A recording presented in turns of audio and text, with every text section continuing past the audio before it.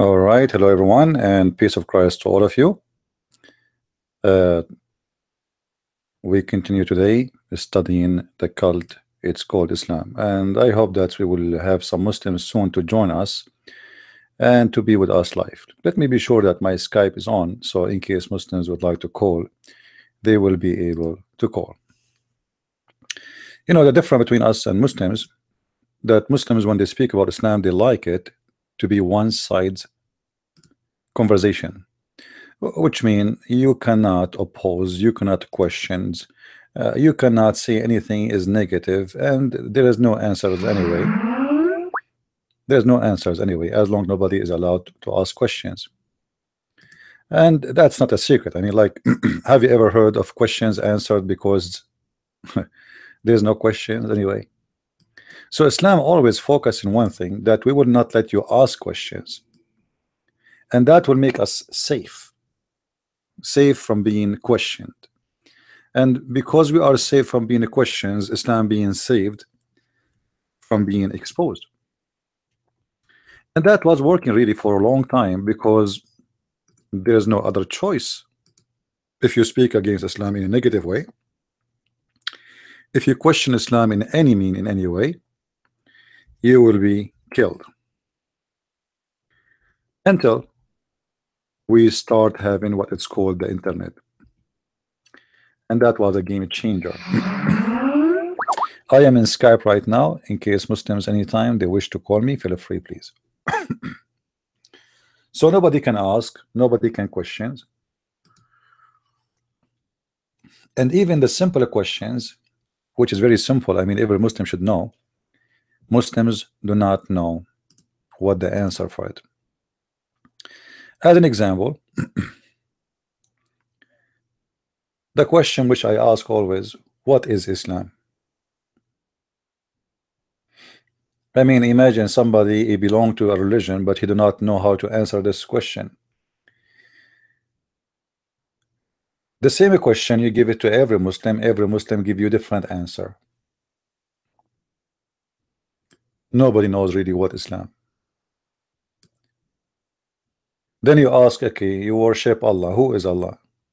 Nobody knows who is Allah. Not even a single Muslim knows what Allah means. And here we go. We are live on air.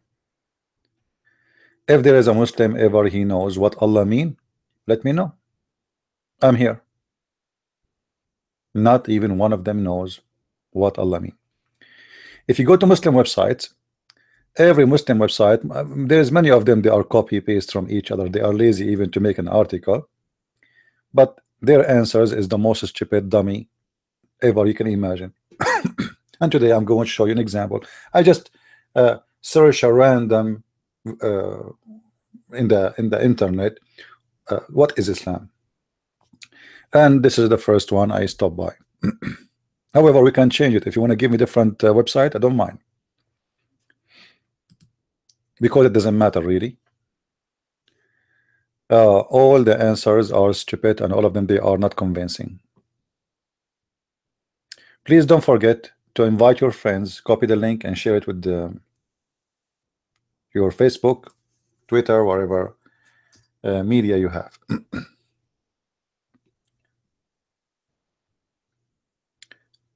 I think my sound is good, isn't it? Guys, if somebody asks, he said there is no sound, tell him to refresh his browser. All right?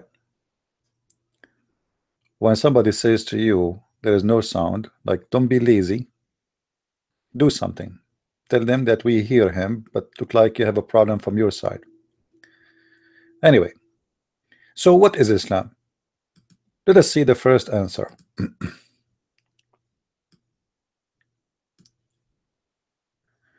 What is Islam? Islam is not a new religion. Guys, do you see? Islam is not a new religion. Did you learn anything? Nothing. But the same truth about God. Okay, how right away you as a Muslim, you give assumption that this is the truth. Are you telling me what is Islam, or you are telling me that this is the truth? The answer is funny. Revealed through all his prophets, Okay, what if somebody don't believe in prophet? What if somebody is an atheist? I want to know what is Islam, what all his prophets, what all his prophets. To every people, you know, this is a stupid answer actually, because the Muslim, they say that Musa was sent only to the Jews. What do you mean to all the people? To every people. Who is the Muslim prophet was to China? At least before Muhammad, because the Muslim, they believe or they claim that Muhammad was international, and the only thing international about him is the woman he have in his bed. He revealed to his prophet to every people. Okay, who is the prophet of India, the prophet of Islam to India? Rama Maharaja Khawaja. Who was the prophet of Islam to Japan?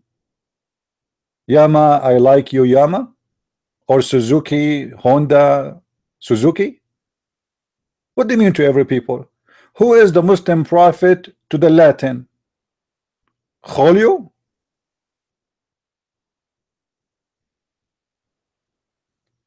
What is the answer? I'm asking who is it, what is Islam, and look what they are saying to me. For a fifth of the world population, hold on. I mean, this is the other lie they say. If you ask the Muslims, how is the Shia Muslim, they will say to you, no. Okay, the Shia is 400 million Muslims. Throw them in the garbage. So how now you count the fourth? You see, when they want, they count those who they are not Muslims. When they want, they don't count them. Is the Ahmadiyya Muslims? No. Is the Druze Muslims? No. Is the Alawi Muslims? No. Who is blah blah blah blah? No.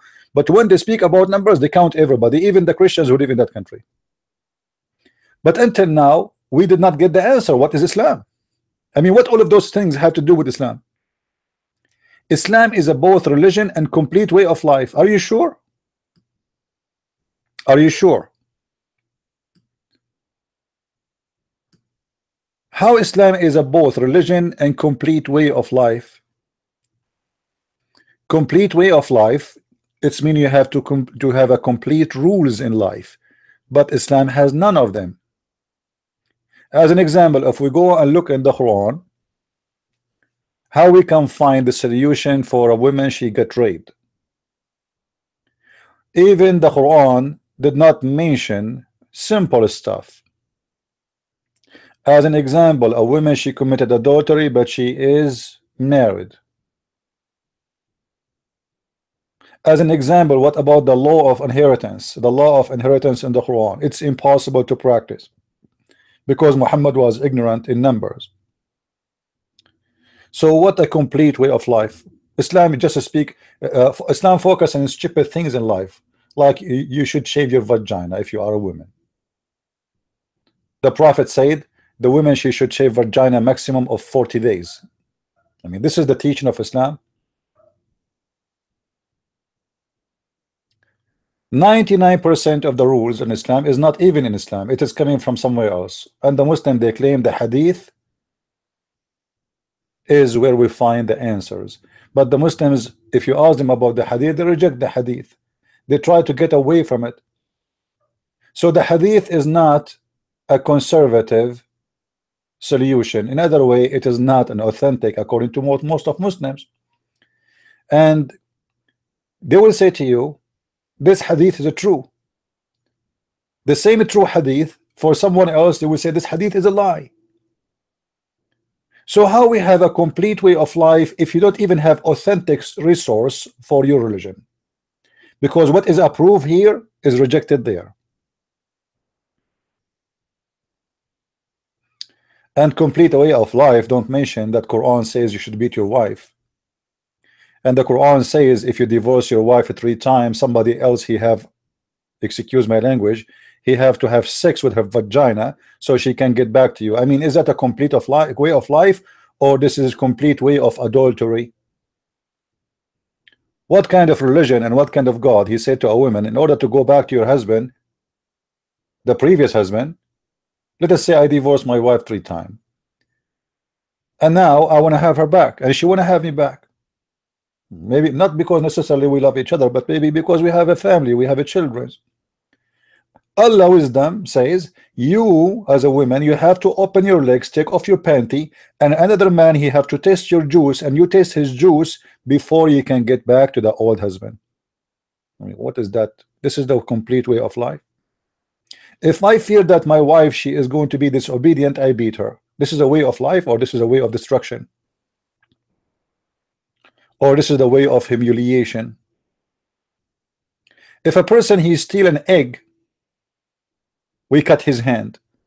This is the way to create a society of disability. If we practice this rule in Islamic words, we will have immediately hundreds of millions of people without hands. All Muslims are thieves. I never saw a Muslim is not a thief, starting from Muhammad. If you practice for real cutting the hands of those who steal, who is left? Isn't it even the Quran have a chapter about Muhammad? He was accused by Muslims of stealing underwear. But until now, they did not tell us what is Islam. I mean, all of those things. What I learned about Islam, nothing. Islam is the fifth of the population. Okay, if this is true, you know, this is, I believe not. It's not true. Islam is both religion and complete way of life. If this is true, why Muslims don't practice Islam in their countries then? What is stopping Algeria from having Sharia law? Tunisia, Libya, Syria, Iraq, Kuwait, Emirat, Bahrain, Pakistan, Turkey. I mean, what is the complete way of life? Erdogan, he gave us a speeches about how beautiful Islam is, but he don't practice one thing of Islam. Number one business in Turkey is underwear, panties, prostitutions. So where is Islam? Where is the way of life? Why Muslims are not following the way of life if this is the way of life? Obviously, they did not find in it after centuries of practicing Islam that Islam is the last one to be a way of life in any way. Now, we continue. Muslims follow the religion of peace. I mean, is that a joke? I just heard the news that they are going to increase the security in the airport because of who? Because of Muslims. I mean, Islam is so peaceful to the point now we have to wait for hours in the airport so we can get in. You see, the religion of peace is causing every country in the world to spend billions of dollars for security because of the religion of peace. So why Muslim they lie? I mean, what religion of peace? If Islam is religion of peace, why people get killed in the name of Allah and the name of Islam, and why people they are fearing for their life for going an airplane? This is not a, I mean, this is not a war. It's an airplane. It's a civilian airplane. Why Muslims attacking airplanes? The first people who started kidnapping airplanes was the Muslims. Actually, in certain time, those who call themselves Palestinians, they were kidnapping airplanes almost every 2 weeks, and the stupid European, they give them ransom, the same as Muhammad used to do 1400 years ago, the same as the Muslim pirate in Somalia they do until now, the same as they do in Taliban, the same they do in Syria. They kidnap you and then ask you your family to pay ransom if they want them to free their children. This is the way of life Muslims they have, but yet they talk about peace. When the last time a Hindu he kidnapped someone, he is a Muslim, and he asked for a ransom? When the last time any other groups, any religious groups, they do that except Muslims? But this is a religion of peace. It is a religion of peace, but every day we hear the news. In Somalia, tens of people get killed. In the mosque in Pakistan, every few days a new mosque is exploded. Muslims attacking Muslims. It is a religion of peace, but they are killing Hindus, killing Christians, killing atheists, killing gays, killing, you know. But this is the religion of peace, my friend. I mean, don't argue. They said but until now we got no answer. What is Islam? What is the answer? Anyone learn anything until now? We went, remember, now we are in a Muslim website to learn what is Islam. Until now they said nothing to us. What is Islam? Nothing. All what they see, a guy, his ass is up and head is down, and then a bunch of rubbish talk. So Islam is a religion of peace and mercy and forgiveness. Where was the forgiveness when Muhammad was stoning people to death? Where was the forgiveness when Muhammad he slaughtered 900 Jews? Where was the forgiveness when you Muslim you slaughter everybody in your country? Where was the forgiveness when the city of Al-Basra have more than 600,000 black slave slaughtered to the last one of them? I mean, we live today, and today is nothing different from yesterday. Where was the forgiveness when the Turkish Muslims they slaughtered the Armenian 1.5 million? A lot of forgiveness, my friend. Mercy and forgiveness, and the majority have nothing to do with the extremely grave event which come and associate with their faith. The majority, they have nothing to do with it. Look like Muhammad was from the minority. Isn't it Muhammad who said, I've been victorious by terror? You see, guys, Muhammad had nothing to do with Islam. Muhammad is not a Muslim, because the true Muslims are peaceful. Isn't it the Quran says, even your father and your brothers don't take them as a friends, in chapter 9 verse 23?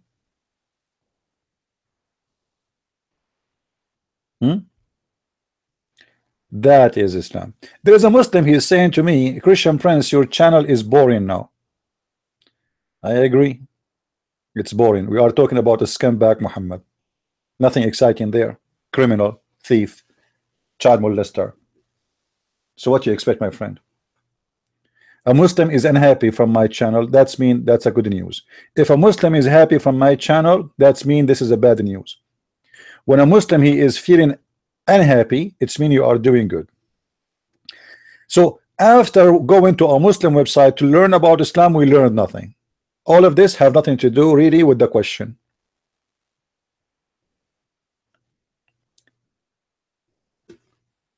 All of this, I'm not sure why the sound is doing bad.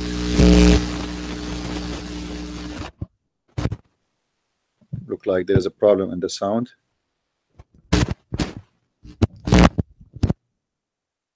Now I think it's better, right? All right, there was a problem with the cable, sorry.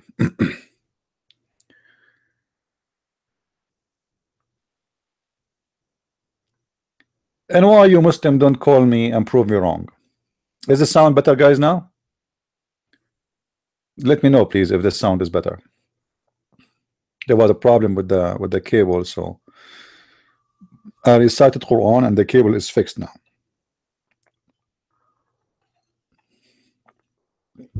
So until now, we have no answer. What is Islam? Any Muslim would like to call me and tell me what is Islam? I keep asking the same question and nobody knows. Now look, we went to the Muslim website trying to find what is Islam, and now that's it, finished. This is Islam. This is the definition of Islam. And now what are Muslims? I mean, what the heck? That's it, we are done. So now this is what Islam is about. We are done. They told us nothing. What is Islam? They don't know. Every Muslim he give you his own definition. One guy he say to you, you submit to Allah. The other guy you say to you, you surrender to Allah. The other guy he says to you, you have to believe in Allah. The other one he says to you, you have to obey the Prophet. The other one he says you have to practice the Sunnah. The other one he says to you, no, don't forget about the Hadith. You have to follow only the Quran. The other one he says, no, the Quran is abrogated by the Hadith. Now, what is Islam?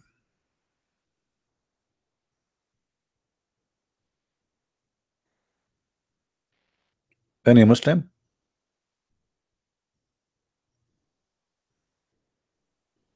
What is Islam? Nobody knows. And then the biggest disaster is when you say who is Allah. Not a single Muslim knows who is Allah. Or what they say to you, Allah is the creator. Hold on. The Quran says Allah is the best of the creators. So Islam admit that there's many creators. If we go to the Quran, and this is, you see, we are using Muslim website. We don't use a Christian website. And we show you the Muslim translation. We will find there that the Quran says that Allah is the best of the creators. So the creator's story is not going to fit because he is the best of the creators. So if you Muslim worship a creator, well, there's many creators. Which one of them? Chapter 23, verse number 14. فَتَبَارَكَ اللَّهُ أَحْسَنُ الْخَالِقِينَ. I mean, how in the world he say that? Simply, Muhammad did not say that. There's a guy, he was the scribe of Muhammad. His name is Abdullah ibn Sarah. Muhammad was telling him Quran to write. Muhammad, he did read this, or let us say he recite this part, and he stopped here. Where? Here. He stopped here. The guy, he liked what Muhammad said, so he said, فَتَبَارَكَ اللَّهُ أَحْسَنُ الْخَالِقِينَ. Muhammad, he said to him, put it there. The guy, he said, put what? He said, what you just said. Then the guy, he said to himself, if Muhammad is putting in the Quran what I just said, well, if he is a prophet, that means I am a prophet too, because this is my words. He claimed that this is coming from Allah. And when Muhammad, he accepted this statement and he put it in the Quran, he got himself busted as a stupid man who believed that there's many creators. When Muhammad, he says, فَتَبَارَكَ اللَّهُ أَحْسَنُ الْخَالِقِينَ, blessed be Allah, the best of the creators. Isn't it? This is an admitting that there is a best of a creator and there is a less than the best of the creators, but there's many creators. Well, I think we have a Muslim. He's trying maybe to contact. Let us see if you want, you can call. You can call me. The guy, his name Ali. So the Muslim, if you ask him who is Allah, they start asking you about his job. They start reading for you his resume. Like Allah, he is the creator, but this is not the correct description. For Allah is not the only creator according to Islam. And in the Muslim translation, just to show you the lies they do, look at the translation here in Yusuf Ali. It says, so blessed be Allah, the best to create, but it doesn't say that in the Quran. It doesn't say that. There's a huge difference between to create and the best of the creators. This is why Islam definition in English is not the same as Islam definition in Arabic. Islam's statement about the Quran or translation about the Quran in English is not the same as the Quran in Arabic. Don't ever believe a Muslim telling you something about Islam, especially when he speaks in English. You see, in Arabic, they cannot lie to us because we are an Arab, we speak Arabic, and this is our first language, so that the lie will be obvious. You know, it's stupid. But they can lie to you because you do not know Arabic, and they knew that. If we change the translator from Yusuf Ali to Shakir, let us do that. Oops, in Shakir there is a creators. What happened? Why in Yusuf Ali there is no creators? In Shakir there is a creators. Any Muslim knows? The person is asking me if I will be live. We are live, my friend. This is a Muslim is asking me if I'm going to be live, when I'm going to be live. I think he want to call me.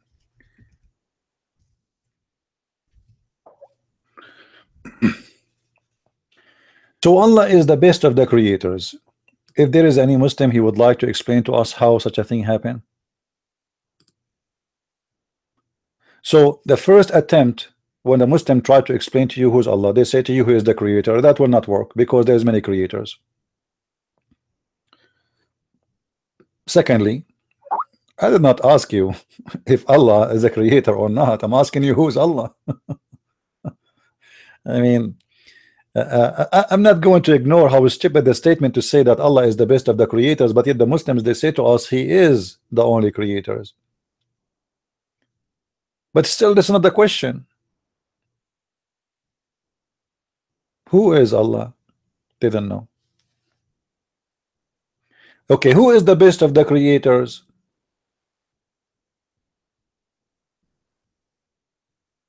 You know, if somebody said to you, I am the best student in my classroom, or he made a certificate, you know, like let us say he applied to you Oxford University, and the certificate, it says that Muhammad Ali Muhammad, he graduated as a best student for the year 2007. Okay, and then you find that this school have only one student.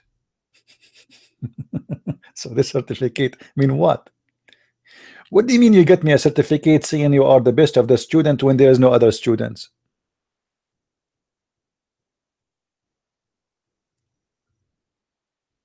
Huh?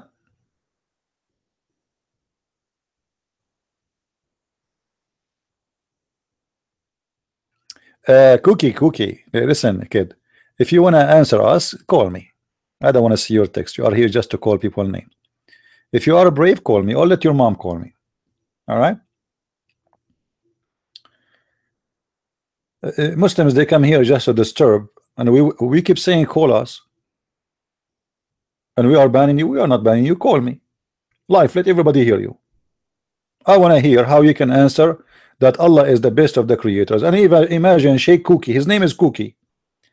Actually, there's a sheikh once he wanted to debate me, and then you know what he called himself in the internet, I forgot, but something like Cookie, something like that, Fifi, Fufu, Cookie. I mean, even your names is funny.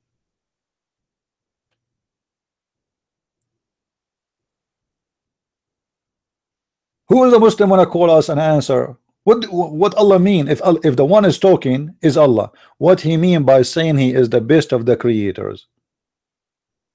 If there is no other creators, it's a lie. Then he's lying. Your God Allah is a liar. There's one of two things: the statement here written by an idiot, or you accept that Allah is an idiot. Which one?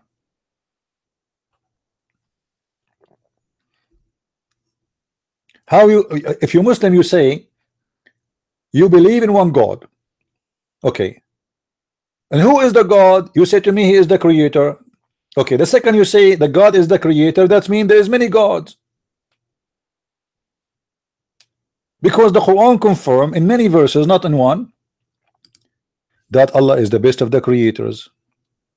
And then the Muslim, to save his ass and the ass of his God, he starts saying to you, oh no, like as an example, don't you create a bicycle?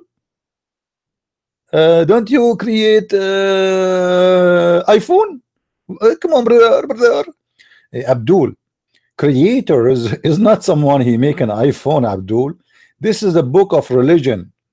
Creator is the one who give life. And the Quran give definition for the creators. When Allah he challenged the non-believers, supposedly, he told them the following. Let me show you the ignorance of the Muslims when they give the false, stupid answers. It's impossible to find a smart Muslim.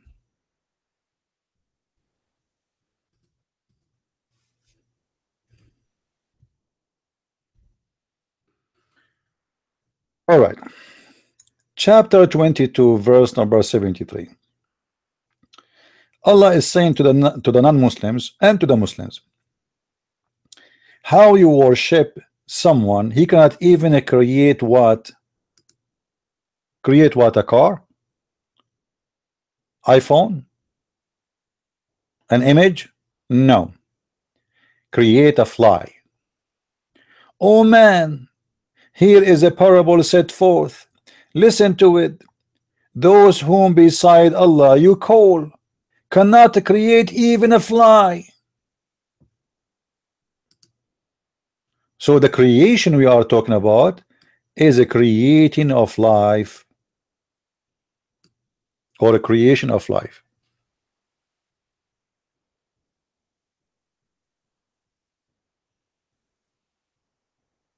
Then how the Quran says that Allah is the best of the creators?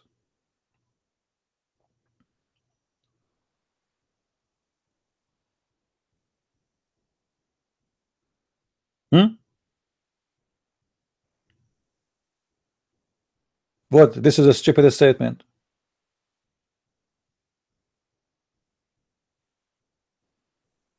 Either this one is a form of exaggeration, and that will make Allah is a fake God. He is just making a figure of speech, exaggeration of a speech, and that which is a lie. You know, if I say to you, who is smarter than me, and then later you find I am not that smart, I mean, this is a stupid, exaggeration. My house is the biggest house in town, and then you find that my house is a small one. That's mean I gave you a false description of my house. If I say to you, my knowledge is amazing, and then you find that I have no knowledge.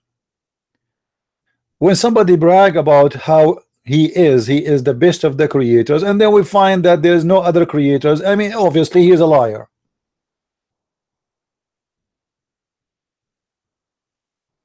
It's like saying I am the best swimmer in the world, but I am the only one who knows how to swim. So why you use the word is best?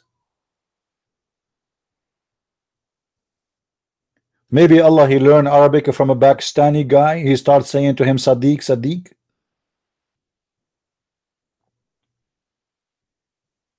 And the Muslim, they say to us that the Arabic Quran is amazing Arabic. I mean, this is stupid. But all of us, we knew the story behind the best of the creators, that Muhammad he stole it from his inscribed man and he put it in the Quran.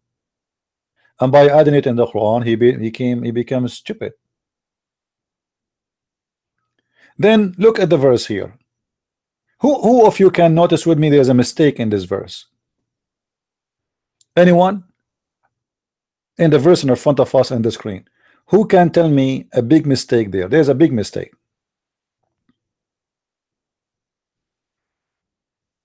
Let me see if I can make the text more clear. Hold on. I will zoom in.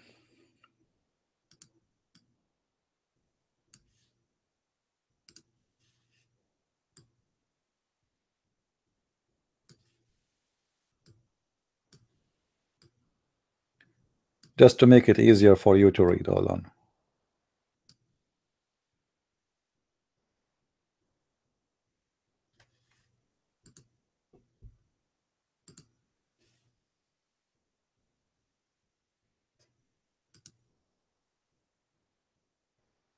All right, I think that will make it better, so you can read it easier. Anyone notice a mistake here? Let's see. There is a bad mistake in the verse number 73. Who noticed the mistake? Horrible mistake.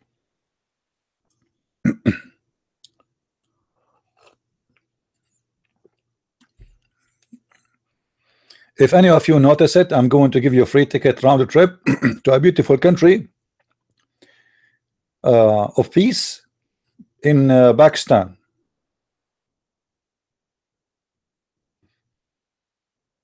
Where you can buy a Kalashnikov for $10 and shoot your neighbor.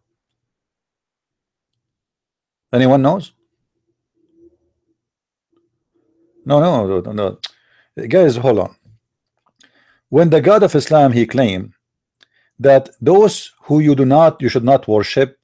Why you should not worship? What is the reason not to be worshiping them? What is the reason not to worship them? Because they cannot create a fly. Correct? Is that correct? So if somebody can create a fly, then we should worship. Correct? That's what the verse is saying.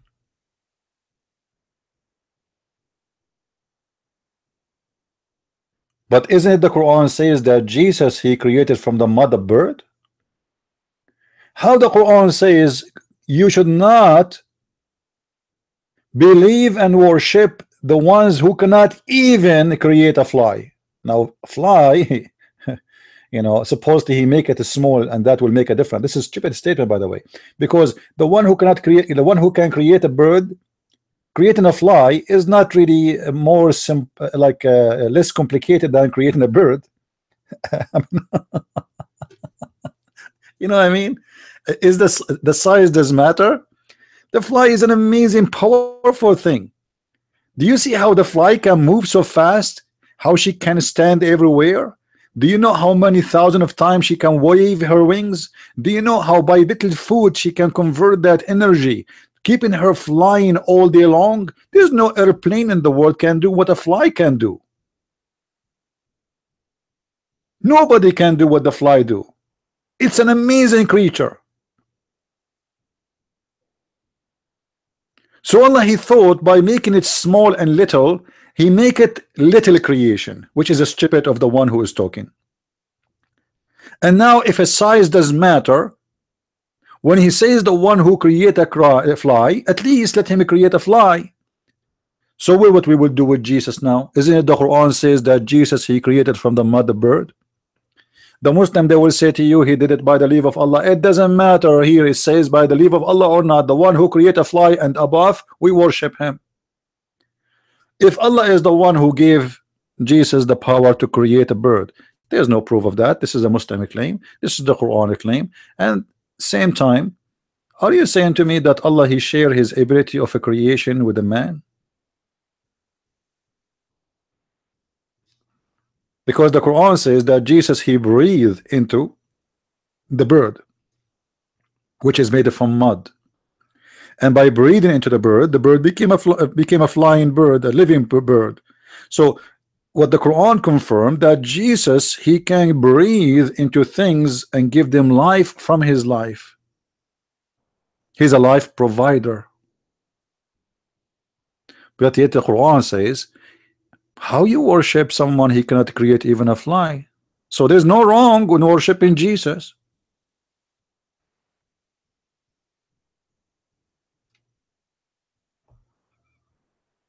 Do we have any Abdul?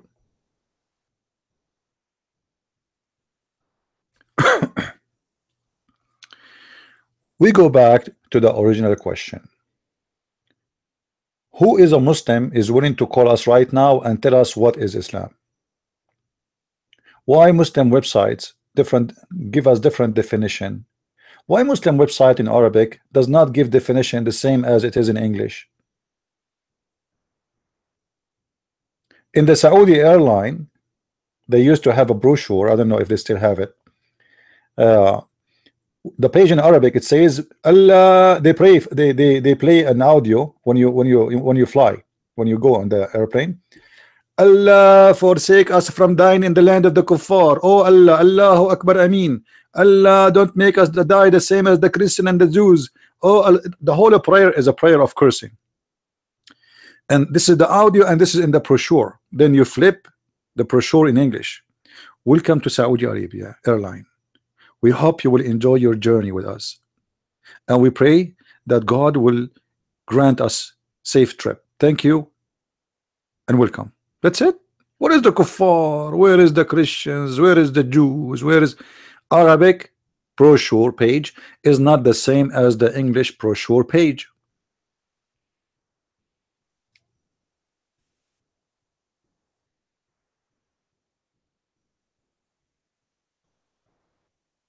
Do we have any Muslim would like to call us? No, we don't have more Muslims in Paltalk. This is not true.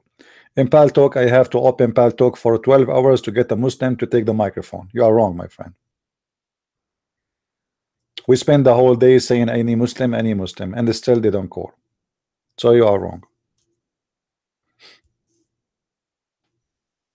Maybe you don't feel the time because you are sitting drinking your tea, but I am the one who's talking for 10 hours. Keep saying, if there is any Muslim, they will call you. If you change a Christian prince and you bring them a blondie woman, her camera is open, her boobs is showing, her skirt is 1 inch, and then every scumbag Muslim in the world, he will call to explain what Islam is about.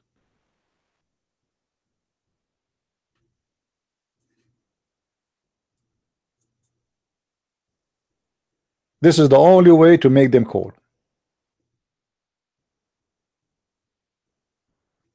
The second they notice that you know more than they do about Islam, it is the same second they decide not to talk about Islam. They talk to you about Islam as long as you are an idiot. You have no education, and they can't fool you.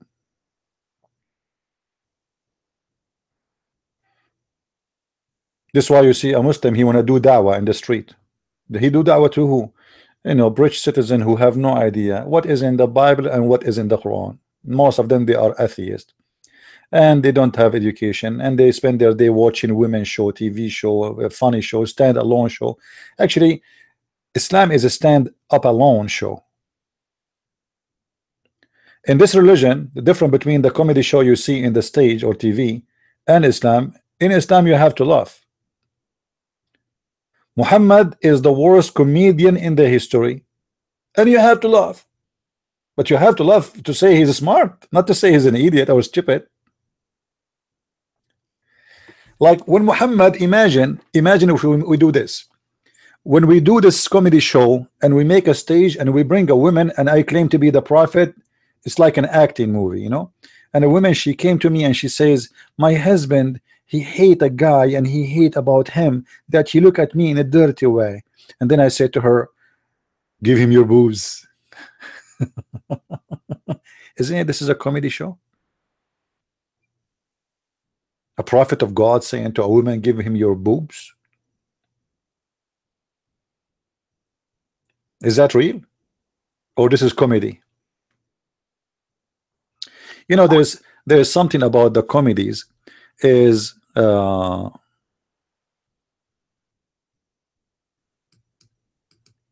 okay, this guy, he's a Muslim, he says he cannot go live.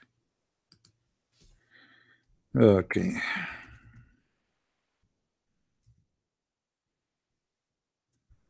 get him to call, otherwise don't text me.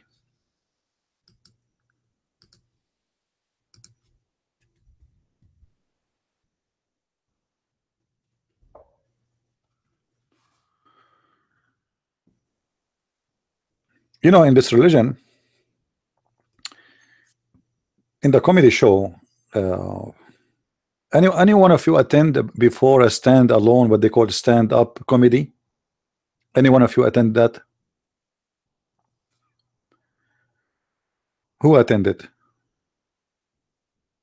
I'm sure many of you, they saw it on TV at least. You see, the reason when you join those comedy stand-alone and you laugh, not because they are funny. Most of them, they are stupid and they are saying nothing funny. Few of them, they are really this, they are, let's say, they are really comedian. But when you are in the crowd and the crowd laugh, you laugh. You know what I mean? Human being is under the let us say the influence of the crowd always. If you walk in the street and you see everybody crying, you will cry.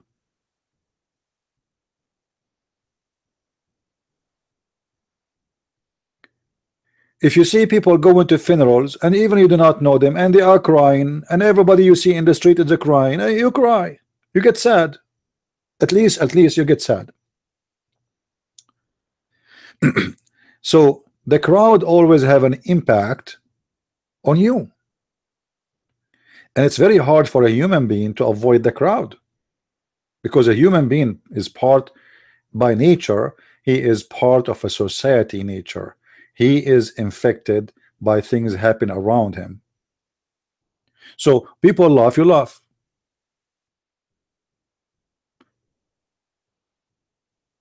You watch a drama show, you cry. But you know it's a drama, you know it's a joke, you know it is just not real. You enter the living room, you see your mother crying. What happened, mom? Oh, in the TV, you know, the guy, he divorced his wife and she lost her son. Like, okay. So a human being can be easy under the influence. And this is exactly what happened to Muslims. You live in a majority of the crowd of Muslims. Everybody praising Muhammad. You praise Muhammad too. Everyone say Allahu Akbar. You say Allahu Akbar too. Everyone say great things about Islam. Well, you do the same, because simply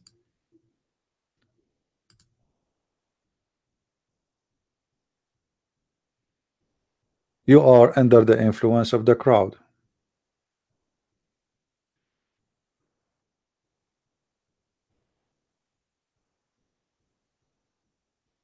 But none of those in the crowd can explain to us what Islam is about and why the Quran is so stupid.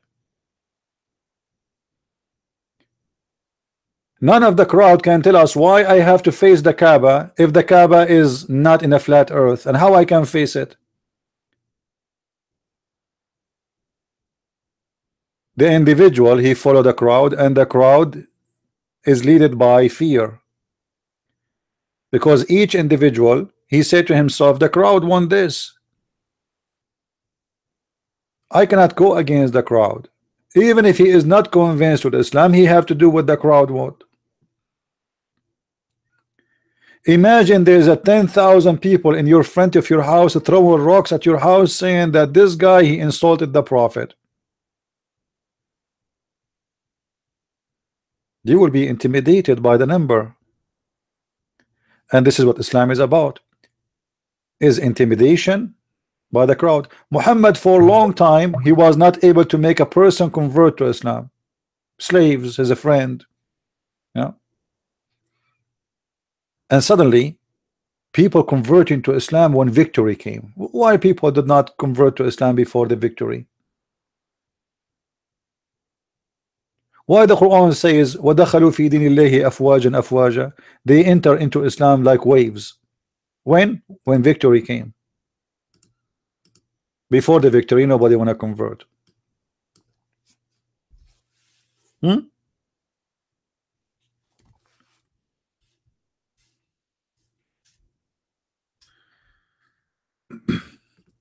We are waiting for any smart Muslim so he can call us and he can give us some smart answers. Any Abdul? In chapter 110, verse number 1 and 2, what this verse says? When the victory of Allah came, I saw people entering Islam by waves. Do you see it? Waves. Crowd. The intimidation of the crowd, fear and intimidation. I mean, look how long this chapter.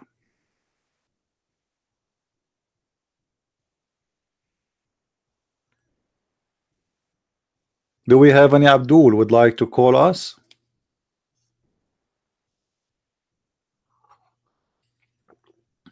Until now, as you see, not even a single Muslim can tell us who is Allah, what Allah mean.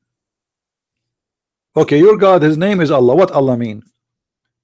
You see, if you ask the Christians what Elohim mean, they will tell you.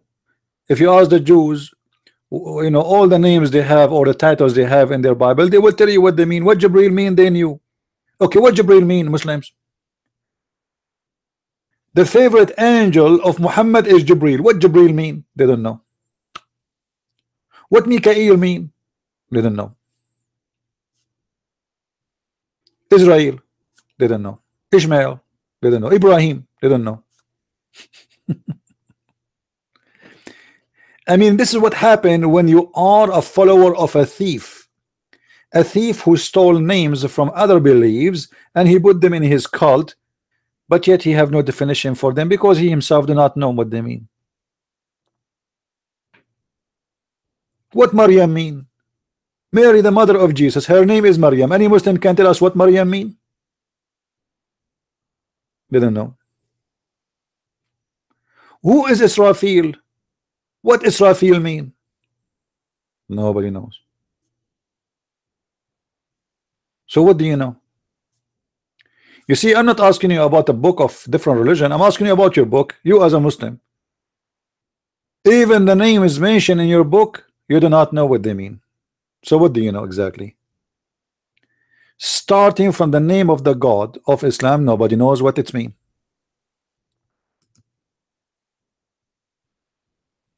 And by the way, the Muslim, when they translate to you, like as an example, they say Bismillahir Rahmanir Rahim, the most gracious, merciful. This is not even correct translation. It's just a theft. Muhammad, he stole Ar-Rahman and Ar-Rahim from other people, from other languages. Same as the name of Allah. This is not an Arabic word. This is why the Muslim do not know what it means. Isn't it weird that we have a religion and we have followers and we have a billion etc. Muslim, but none of them can tell us what the name mean? What is that?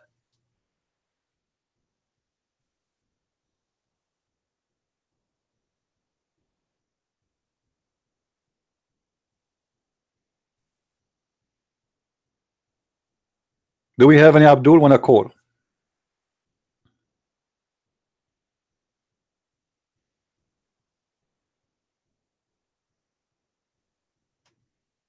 There's a standard answer, Allah knows best. I'm not asking you if Allah knows best or not. First of all, about Allah knows best, we can get that busted easy. Allah knows nothing.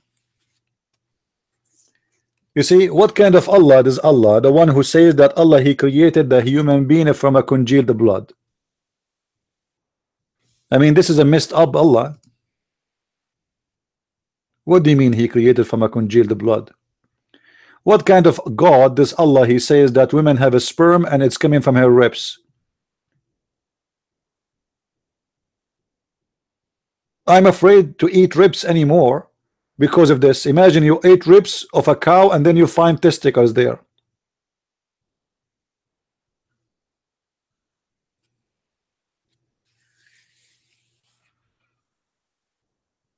So the challenge is here for every Muslim. Allah is unknown. All the names in your Quran is unknown. The author of the Quran is unknown. The Quran does not exist and we don't have Quran. So what we have in the front of us? This is the book of who? Your Quran does not exist. You have no manuscript of the Quran. You have no writer of the Quran. Even you Muslims agree. You say that this one we have right now is the Quran of Uthman.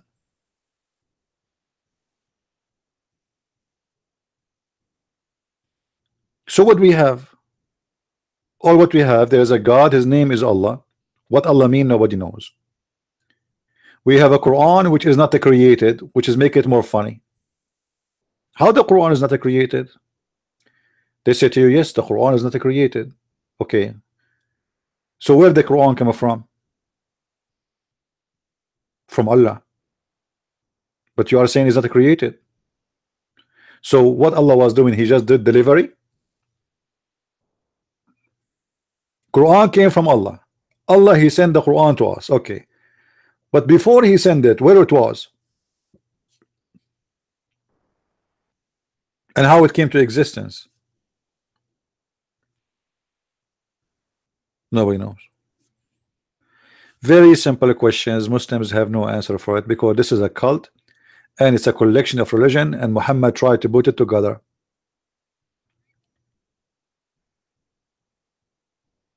It's like, you know, in the old days when people, they were used to be very poor, when they have a pant and the pant ripped off in one side. So what they do, they find any piece of fabric and they stitch it together. So after a year or 2 or 3 wearing the same pant, you will find your pant have many colors in it. And this is exactly what Muhammad was doing. He is trying to be a tailor, and he is trying to make a pant for his naked body, trying to create a religion. So in the beginning, he started fasting the fast of the Jews. If we go right now in the hadith, you will see that Muhammad was fasting the fast of the Jews. And then suddenly he moved to the fast of the Sabians. and the fast of the Zerdusht. So what happened to the fast of the Jews? Is it bad? Muhammad, he said that the one who fasts this fast, Allah will forgive to him the coming year sin and the past sin year, the past sin, the past year sin. So why we don't fast it no more? Oh, it was abrogated by the Ramadan. So why Ramadan was not from the beginning? Allah was not remembering Ramadan. Muhammad was looking for the Jews fasting. He saw a Jews, and he asked the Jews, what is that? He said, this is our fasting. This is the day when Moses he crossed the sea. This is why we fast. Muhammad, he started fasting that day. Allah never told him to fast that day, according to the Muslim books. Muhammad, he knew that he need to have it to create fasting. Religion, they have fasting. Christian, they have fasting. Jews have fasting. Sabian have fasting. Zerdusht, they have fasting. So how come I don't have fasting? I have to create fasting. So he was looking around him. I will grab fasting from who? From the Jews, from the Sabian, from the Christians. Do we have any Abdul?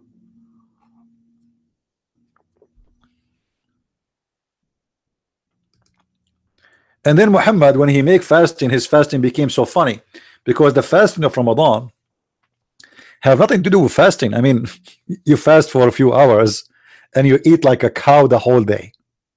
This is not fasting. Honest to God, I eat only, most of the time I eat only once a day. Once a day, once every 24 hours, sometimes even more. What is the fasting? In the month of Ramadan, Muslims, they gain weight and the price of food increase 3-4 times. Go right now and search food price is skyrocketing in Ramadan. I mean, isn't it obvious that they are buying more food? This is why the food is skyrocketing 3 times, which means they are eating 3 times more than normal.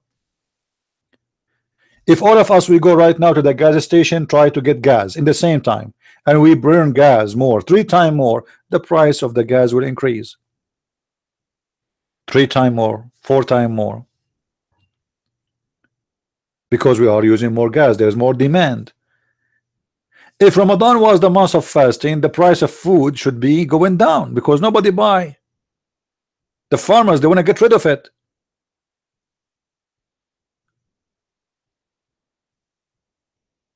If they leave, you see, even vegetables, there's a limit for putting them in the freezers. Vegetables, if you put them for like few days, the vegetables are that is done. That's it. It's to throw it away. And not to mention the cost of freezing them or using refrigerator. There's certain kind of food you can store it in the freezer for a long time, as an apple, like apples. Apples they can.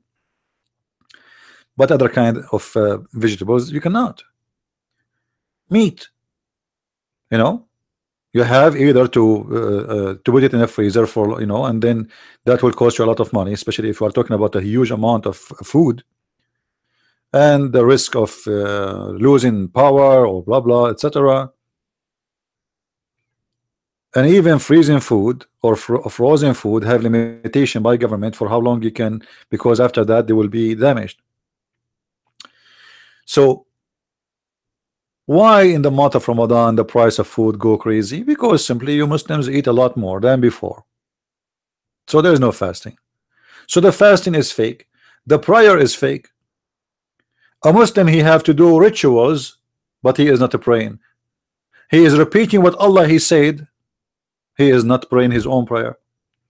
Imagine there's a person call you 5 times a day and he said to you, Assalamu alaikum, Bismillahir Rahmanir Rahim, A'udhu Billahi Minash Shaitanir Rajim, Amna Azim, and bye. And then he call you after 2 hours. You answer the phone, you say hello.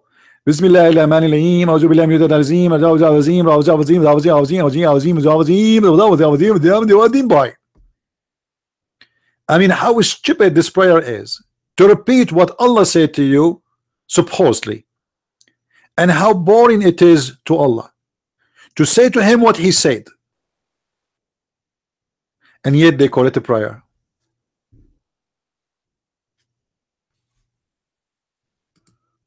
Where is the prayer in the prayer?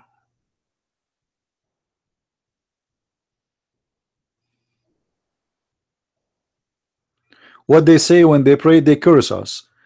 In the last verse in the chapter of Al-Fatiha, they say, Allah, don't make us the same as the deceive the Christian and the cursed Jews. 5 times a day. You see, the Muslims cannot live without you. Don't make us the same as the lost Christians, غير المغضوب عليهم ولا الضالين. Not like those who they are cursed Jews and those who they are the lost Christians.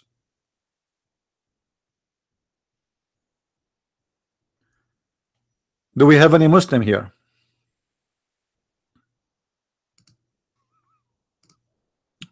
Who is a Muslim? He have the courage and the knowledge. We go back to the article about what is Islam. Until now, no, we got no answer about what Islam is about. You see, as long the Muslims will not give us definition what Islam is, I will give you a definition from the Quran, and I challenge any Muslim to tell me this is not true. Before we go to the Quran, we can go to the Hadith. Muhammad himself, he will explain the Quran to us or explain Islam to us. I mean, don't tell me that Muhammad is not a good Muslim and he do not know what Islam is about. That would be funny, Muslims, right? All right.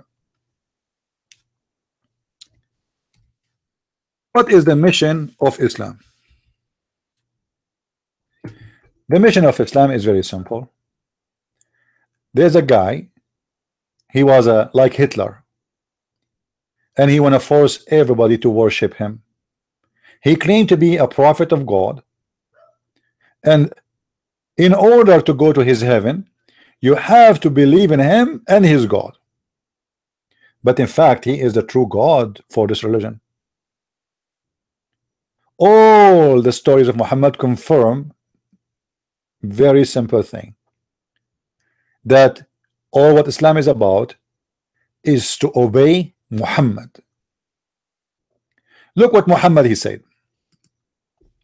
Muhammad, who his name is not Muhammad, he changed his name from Qasim to Muhammad, and that make him the praised one. If you ask anyone what Muhammad mean, they will say to you the praised one. And then we need to ask ourselves a very simple question: if Muhammad is the praised one, so who is praised to? Allah. So Muhammad is the first, Allah is second. So there's no question that Muhammad, even though he claimed that he is just an apostle of Allah, in fact he is Allah of Islam. Look what he said. Allah apostle said, I have been ordered to fight. Here the word fight is coming from the word uqatil. Uqatil coming from the word qatala, which means kill. So fight to kill. I've been ordered to fight to kill the people, which mean all mankind. Tell what? You see, the Muslim, they say to you Islam mean peace, and the Prophet was fighting only those who they are fighting him. Muhammad didn't say that. This is a lie. This is the constitution of Muhammad. This is the summaries of Islam in a few words. I've been ordered to fight and kill all the people until they say there's none has the right to worship but Allah. Actually, here they are missing in the translation something in Arabic. He says, and to say that I am his prophet too. We will show you that in different translation. So until they say there is no one to worship but Allah. If they say so, okay, pray like us, face our Qibla, which means our Kaaba. They face the Kaaba. Slaughter as a slaughter, or we slaughter. That's mean even the food they eat, they have to be the same as us. Then and only then their blood will be saved. And if they disobey any of those sanctions, I will kill them again. Except legally, which means if you break any of those rules, I will kill you. This is the truth about Islam. All the garbage we heard, Islam mean peace, Islam is about worshiping in Allah, Islam, you do not need to believe in Allah. Actually, you have to witness only. Who care if you worship Allah or not? Even the Quran confirm that you as a Muslim The last thing to worry about is to believe in Allah. To the point, Muhammad himself in the Quran, he said the following. Let me show you.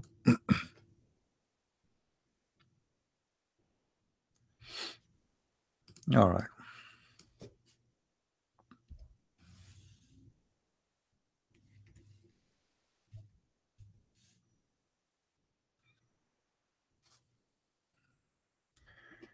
In chapter 49, verse number 14. 49, 14. Okay. Let us make it bigger so you can read it better. Yusuf Ali translation. As you see, I'm using Muslim translation, not my translation. The Arab, they say, we believe. What they say? We believe. I mean, the word is very simple. You do not need a interpretation for it. So the Arab, they said, we believe, which means they converted to Islam. Muhammad said to them that Allah told him to say to them, say, you have no faith, but you only say, ye only say, Allah telling them what to say. We became Muslims. Submitted here is a false translation. It is surrender. Don't say we believe. Say only we surrender to Allah. And the Quran explain why. For no faith entered your heart. So how those people became Muslims then? And how the Quran says to them, say we are Muslims, if there is no faith in Islam yet? I mean, imagine I say to somebody, don't say you are a believer, say you are a Christian. You never believe in Christ, so how you became a Christian if you never believe in Christ? How those Muslims, how those people, Allah saying to them, say we are Muslims, don't say we are believers. What do you mean say we are Muslims who are not believers? Sounds stupid for me. But the fact is not really stupid. This is the nature of Islam. Those Arab, they've been forced to convert to Islam. And because they are being forced to convert to Islam, then they have to say we are Muslims. And Muhammad, he knew they don't believe in him. You see, I'm showing you all the translations.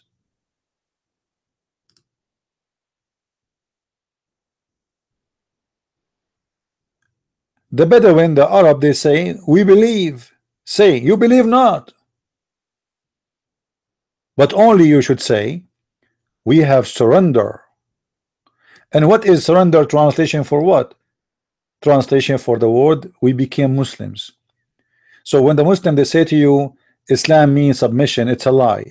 When you see a Christian, naive Christian, even though he is a pastor or a minister in a church, or he is growing a beard and he claimed that he have a PhD, and he said to you Islam means submission, tell him go educate yourself before you open your mouth. Islam does not mean submission. It's a stupid lie. Muslims, they made you believe in it. Submission is something you do it willingly. Islam is not about doing willingly. As we show you in the hadith, Muhammad said it clearly, I've been ordered to fight all mankind until they say we are Muslims. So there's no submission, there's surrender. He is using violence to make you believe. He is using intimidation. That's why in the different hadith he says, I was victorious by terror. And what terror does? Intimidation. And this is exactly what happened to those people here. Many of the Arab, they were intimidated. They heard the news, Muslims are slaughtering people like ISIS right now. ISIS coming to town, what we will do? We surrender. We convert to Islam. In one day, everybody convert to Islam. When ISIS took the city of Al-Raqqa, when they took the city of Al-Raqqa, anyone who is not a Muslim Sunni, they gave him 2 hours to make a decision. Either he convert to Islam, imagine he's a Muslim, but he is not a Muslim Sunni. Either he convert to Islam, which is a Sunni, or they will slaughter him. So they surrender. They say Shahada and we are Sunni, that's it. And then from the Christians, they gather them all. They say, if you don't want to convert, we will do what the Quran says. You have to pay the jizya with humiliation, which means we spit on you, we beat you, we do whatever we want.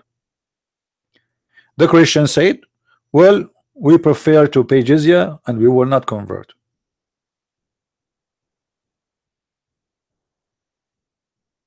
And then the Christians in the Raqqa, they escape, they run.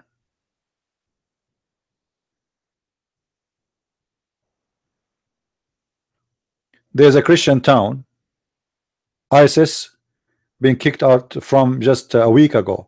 They found 100 head of a Christian men and women in that village. They could not find the body, they found only the heads.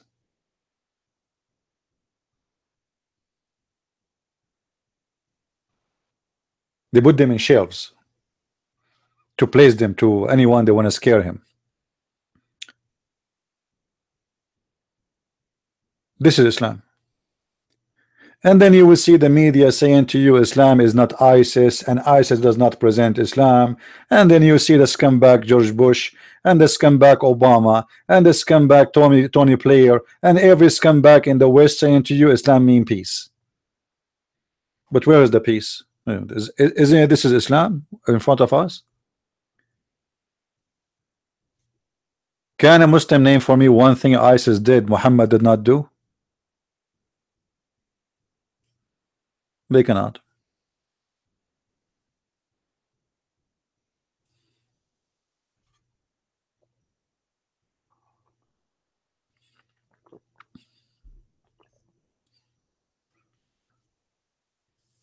Do we have any Muslim have a complaint about what we are saying? Any Muslim can explain to us how Allah says that you can be a Muslim? You can be a Muslim. You do not need to have faith, as we see in front of us in this verse. How this happen? Why Muslims lie to us saying that the Muslims convert to Islam because they believe in Islam? Those people did not believe in Islam. Those people, they never believe in Islam. Actually, to understand what happened here in verse now in chapter 49, if you go to verse number 48, you will see what happened.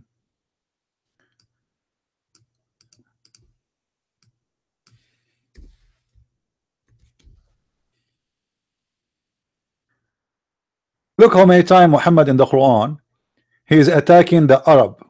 The Arab, they don't want to believe in him.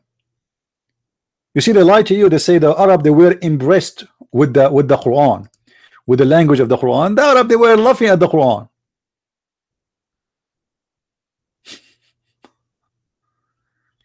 Look what it says.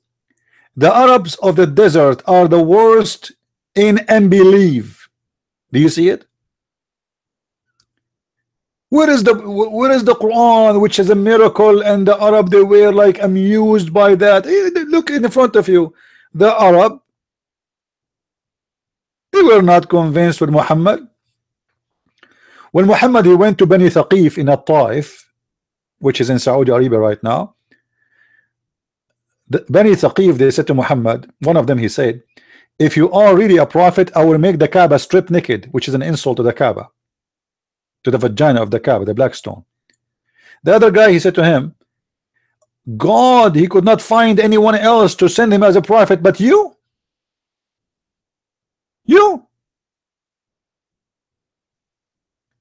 So when the Muslim, they say to you, at that time the Arab, they were amused, the Arab, they were laughing at Muhammad.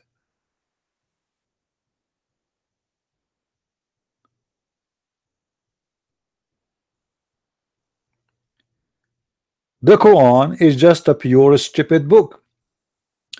And you know, one of the things about the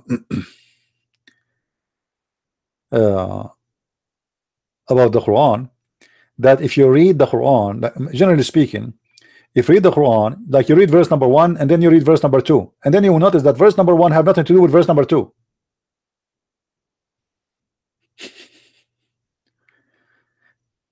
The Quran is like somebody is taking drugs and he's, or let us say he was in a surgery, you know, they give him drugs for the surgery, and now he is in the stage of waking up, so he starts saying things nobody knows, even he starts speaking in different languages.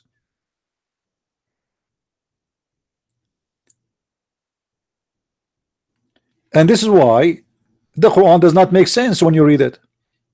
And here we go, my challenge in the front of the Muslims. Who is a Muslim willing to call me right now and show me a one chapter in the Quran makes sense? Any Abdul?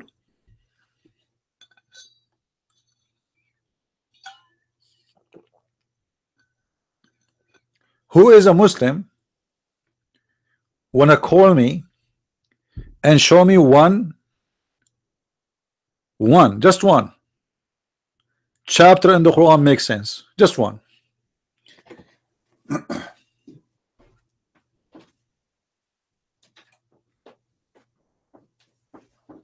Where is the Muslims today? Look like we are short of them. I don't want to choose my own, because people then they will say, well, you know, he is choosing the stupid ones in the Quran. I don't want to choose a stupid one. I want to choose the smart one.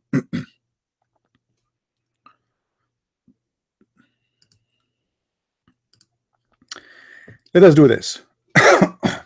As long as there's no Muslim scoring, I will search in Google.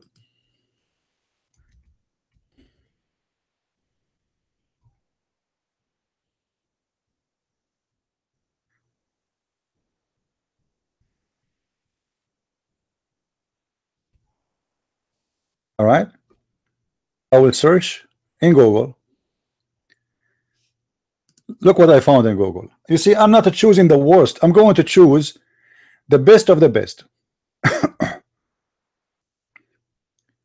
Amazing Quran. Amazing Quran. Guys, which one you want me to choose? Tell me from the screen. Which one you think I should take? You tell me. The first one, it says amazing Quran, why Islam? The second one, 5 amazing scientific miracle in the Quran. Scientific facts in the Holy Quran. Miracles in the Quran 1,400 years ago. This is Facebook, we don't want it. Quran, what? Quran reading.com. Interesting scientific facts about which one? The first one who called me in Skype to tell me which one, we will take his opinion. Who wanna call me and tell me which one we should take? 5? The 5 amazing scientific. Okay, we will take. Don't call. Go. Let us go for it. 5 scientific facts about the Quran. All right. Let us see one by one. By Sharik Hafiz. Look like this guy is a Pakistani guy. At the time it was revealed, Quran described fantastic, marvelous picture of gigantic solar bodies. Gigantic. Excuse my ignorance. Okay. Endless oceans, individual cells, and many other wonders that exist in God domains. Where? I cannot wait to see it. Please, I want to see that. We will show them our sign. The funny, by the way, about Allah in the Quran, he keeps saying we will show them our sign, but he never did any sign in the life of Muhammad. You see, now the signs of Allah is going to appear. Why? Because the American, they said, look, mountains formation, often simplified as collision of two tectonic plates pushing mass upward. Okay, however, it's often overlooked that the collision produce an equal important downward protrusion. This is known as mountain deep rooted, often larger than the above ground portion of the mountain. The root extends into high density composition, sorry, of the mental The shape can be best described as page or as imagined in chapter of Al-Anbiya.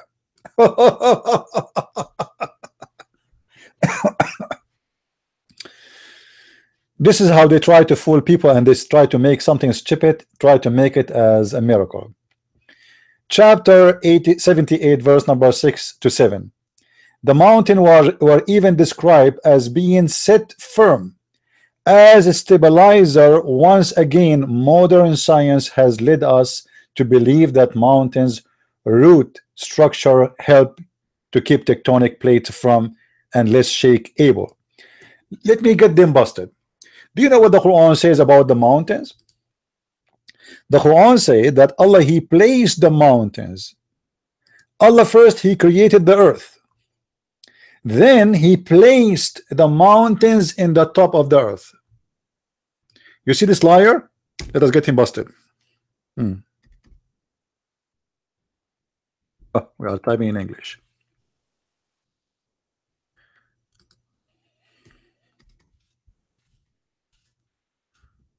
Huh? All right. Let us see. Actually, we should go from verse chapter number.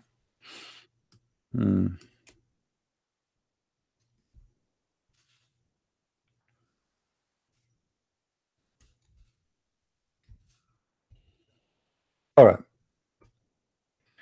In chapter 79, we will read a few verses before 30 and few verses after 30. I will show it to you in English, and then after that, we will go to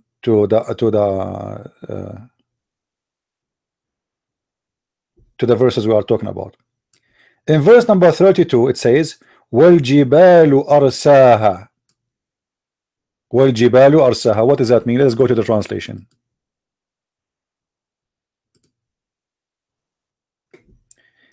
As you see, I'm using Yusuf Ali translation. And the mountains has He firmly fixed. The mountains is firmly fixed. Scientifically, this is absolutely stupid statement, because there is no spot in the earth is firmly fixed, specifically the mountains. The mountains, because they are located in an area which is not stable, which means this area is not stable. This is why there is mountains, and the mountains every day they grow in width and they grow in heights. This is what science teach. The Quran teaching us that Allah, He made the mountains fixed, but that is a lie. In different verse, He said something more funny. I will go back to this. Let us leave this one here. I will open a different page.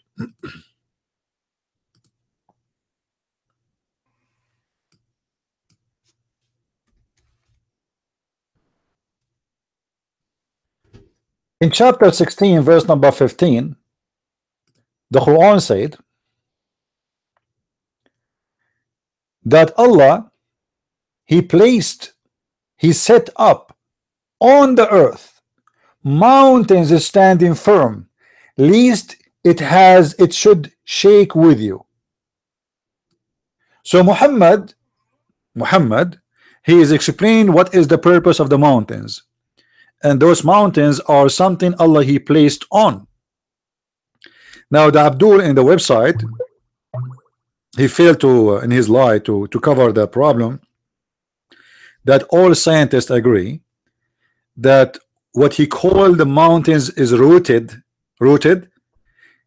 is about the mountain themselves are coming from inside the earth. They are not placed on the earth.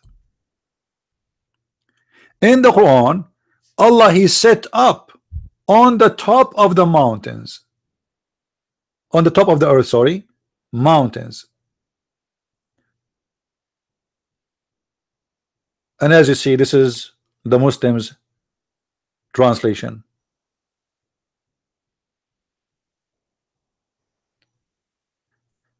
And according to Islam, the mountains was created before even the stars are created, and the mountains are created before even the water is created.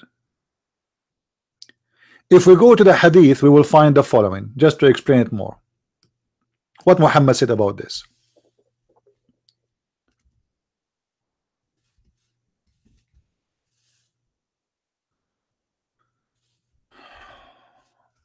All right. Look what Muhammad said.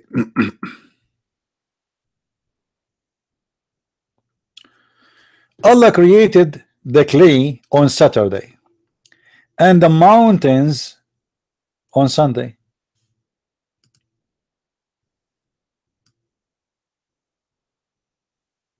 Is that what science is saying? That first the clay and then the mountains, and the Quran explain how the mountains are placed. They are placed in the top of the earth. So the mountains, according to Islam, is not part of the earth. It is something Allah He create as additional, and He place it on the top of the earth. And this is what the Quran, as we showed you, is saying.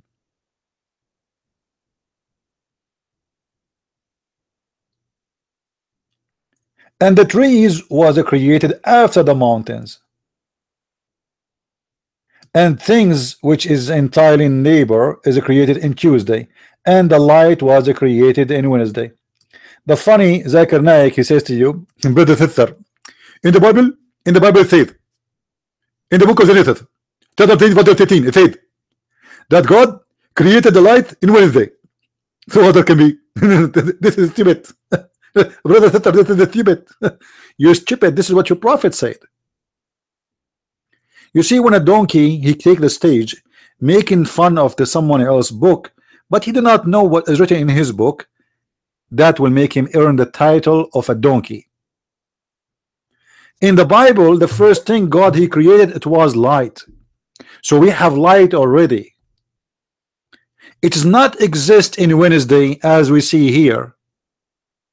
The first thing God He said, let be light, and it was. And He called the day light, and He called the night the dark night. Your prophet here, there's no light except the light was created in Wednesday.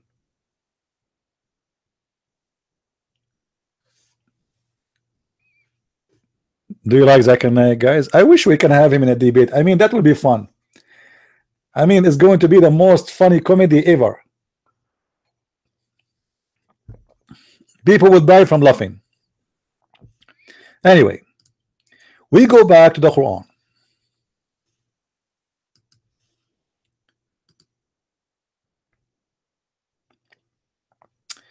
If we go in the Quran, we find more and more stupid things. Let us show you more things. In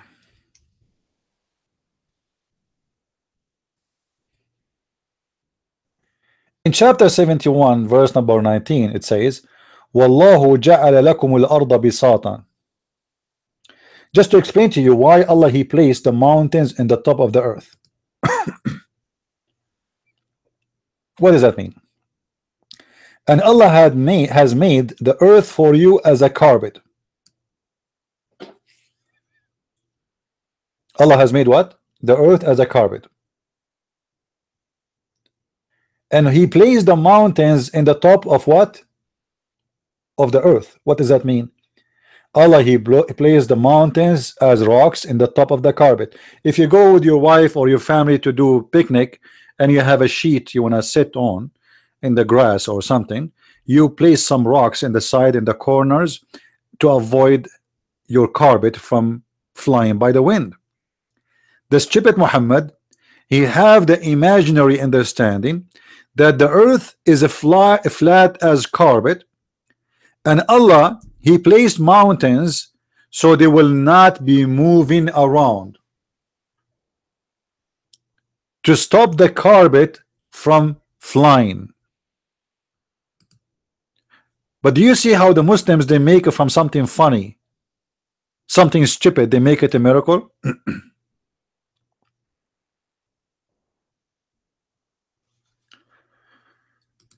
Let us show you more.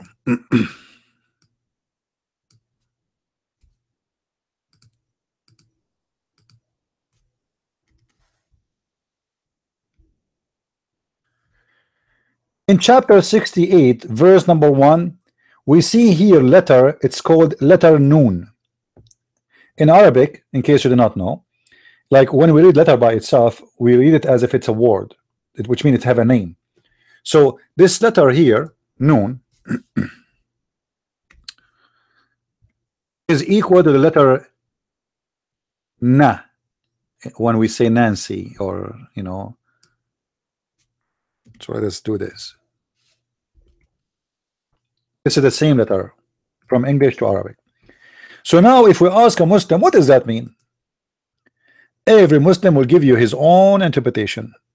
Why? Because this is a religion of confusion. Noon وَالْقَلَمُ وَمَا يَسْطُرُونَ.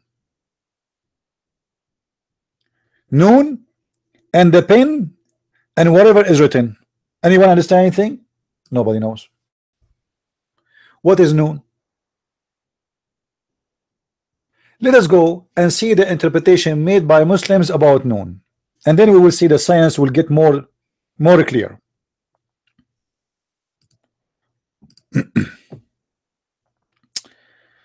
All right, let us go to the book of Tafsir.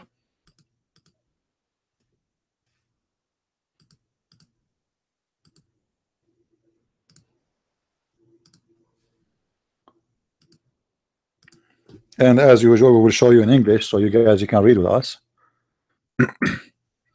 This is the official government website of the Kingdom of Jordan.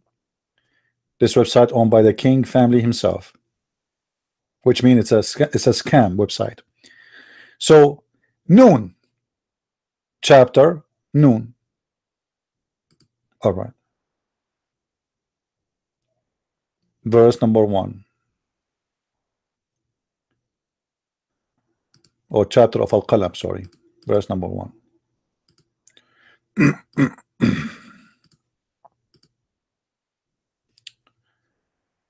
Just to show you the science, the Muslims, which is they are not telling us. You see, the Muslims, they make article of fictions about something written in the Quran, but the Quran speak about something totally different. Read with me. From the narration of his authority Ibn Abbas, he said, regarding the interpretation of Allah saying Noon, Noon, he says, Allah swear by Noon, which is the whale that carry the earth. What? Huh? I mean, the science. I mean, can't you tell that this is a lot of science here? So Noon is the whale which is carrying the earth, and which is the whale that carry the earth on its back. I'm so glad it carried in its back, not in the pocket. In the water, and beneath which is the bowl, and under the bowl there's a rock, and under the rock there's a dust, and none knows what is under the dust. I mean, look at the action, man. This movie is very exciting. You see, the Muslim knowledge is limitation. They knew what is carrying the earth. The earth is carried by a whale, and the whale is in the water, and under the whale there is a bowl, and under the bowl there's a rock. I mean, makes sense. You want the bowl to stand up where? He have to be standing up on a rock. And under the rock there's dust. I mean, this is obvious. And then under the dust nobody knows. Save Allah. I mean, look at the, you see how humble the Muslims are. Their limitation of knowledge is stop here. Like, come on, don't ask us no more, please. I cannot tell you more. Our knowledge is stop here. Why the Muslims who made an article did not show us what the cousin of Muhammad, who is the only named scholar of Islam, said? This guy is the one who Muhammad, he called him, may Allah make him the scholar of the nation.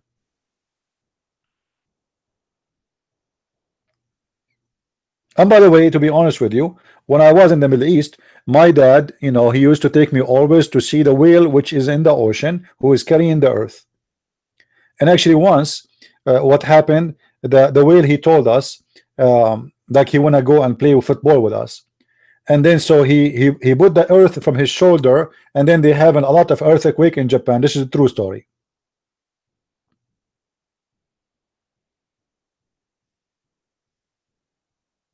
How come the Muslims, they don't put this in their science, and they are hiding this treasure from us of science? Guys, imagine if this interpretation saying something different. Imagine this interpretation speaking really scientific way. The Muslim, they will make a big deal of it, right? But because it's dumb, stupid, they hide it from you.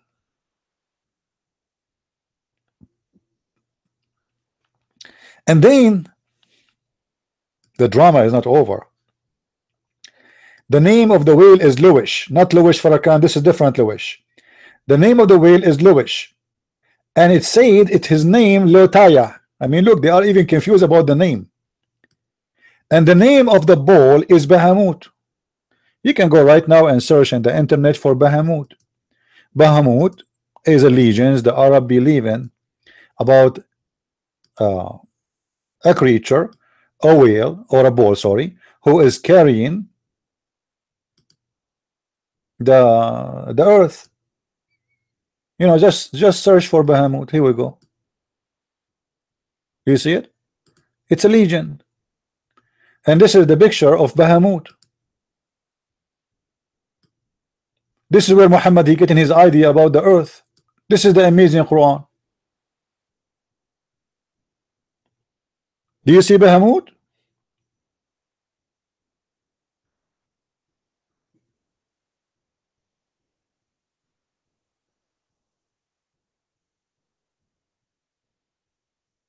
Yeah, it's the whale. It's Adwad too. The other name Adwad. This is the science of Islam. Bahamut. Bahamut, the bull who is carrying the whale, and the whale is carrying the earth. In certain time, people believe that why we have earthquake, because the bull he moved the earth from one horn. He got tired, so he rest. So he moved the earth from one horn to the other horn, and this is why we have the earthquake.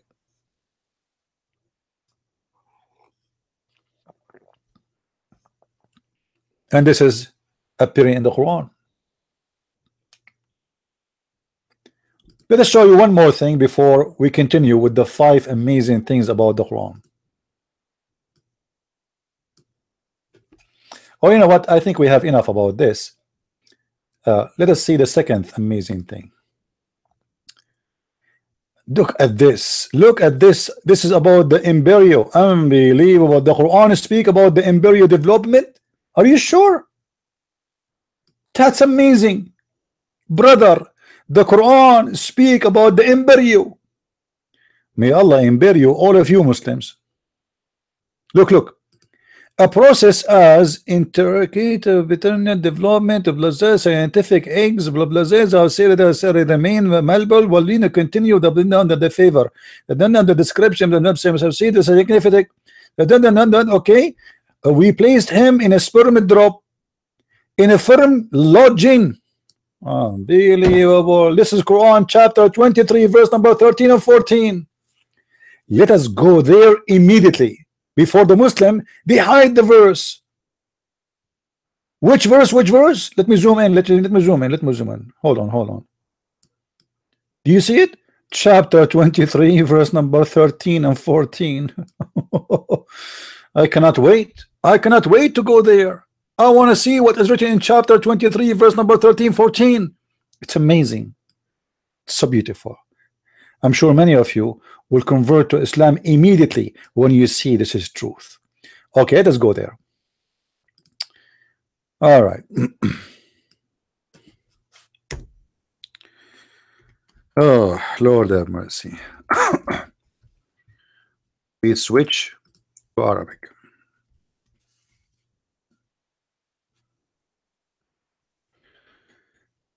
All right. This is a chapter 22. We will not go here. We will go to chapter the one he quote, which is a 23, 14, 13, and 14. Guys, this is what he asked me to read. I apologize. I have to. 13 and 14. We placed him. We placed who? Man is created from a clay. Huh? This is the Muslim translation now. I'm not saying he's saying, I'm not saying it says that. I'm reading for you as it is. Okay. Then we placed him in a drop of a sperm. Everything between two brackets is not exist in the verse. Just even the Muslim translator is saying that to you. He's trying to explain. Sperm in the place of rest, firmly fixed. I will go back to the Arabic and see how truthful this is. Then we made the sperm into clot, congealed blood. Hold on. I'm not going to continue. I will go back just a little bit. All right. I will change the translator, Shakir. I will show you all translations, so Muslim will not say his favorite translation upon the other, because you know. And we made him a small seed, a firm resting place. Small seed. Does it say that? It doesn't say that. It says nutfa. Then we made the seed a clot, and then we made the clot a lump of a flesh, and then we made the lump of flesh bones. Okay, I will stop here. Take different translator. The third one, Biktal. Then placed him as a drop in safe lodging. Then fashioned him, or we fashioned with the drop a clot, and then we fashioned the clot into a little lump. The last translation, and we are done, and then we will go in details. I'm giving you all the translations so the Muslim will not say he chosen one. Thereafter we made him as a nutfa. This guy supposedly is smart. He's nutfa. Mixed a drop of male and female. It's mixed a drop of female and male. This guy, he added a big bracket. Nutfa, my friend, is a sperm, the sperm of the man. Then there's no male, there's no female, all of this. Look here, actually. Look how stupid the translation. It says nutfa, then he put a bracket. Mixed drop of male and female sexual discharge and lodge in it, or legit, in a safe lodging, the womb of the women. Things is getting complicated. Then we made the nutfa into a clot, a piece of thick coagulated blood. And then we made the clot into a little lump. The word alaqa in Arabic, I showed you now all the translations, so Muslims have no excuse to run away from the stupidity of the Quran. If we go in Arabic,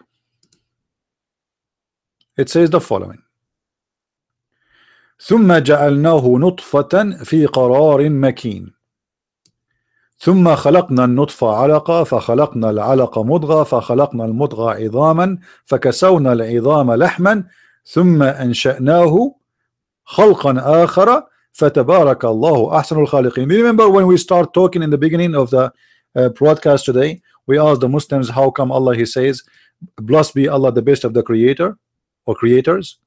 Do you remember? Here we go. We are here. Allah is the best of the creators. Now, go into the first translation.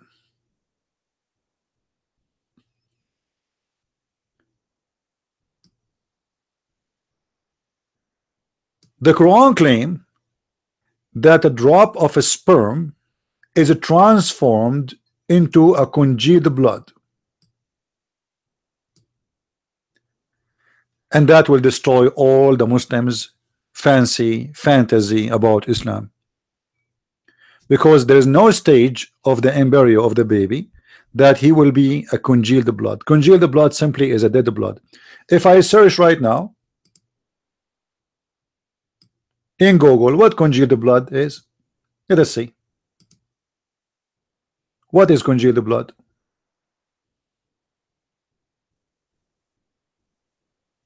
Let us see a definition. Let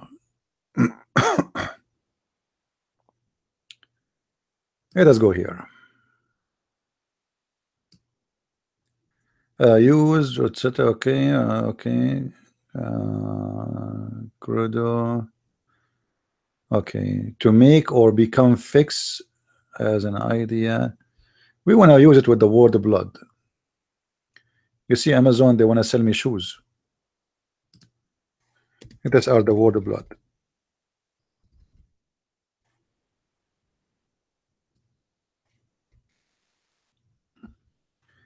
To give it the actual meaning. Hey, hold on, this thing is not coming.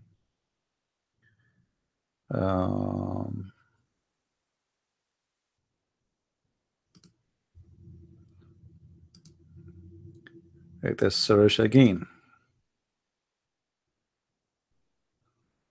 Congealed blood. What is congealed blood?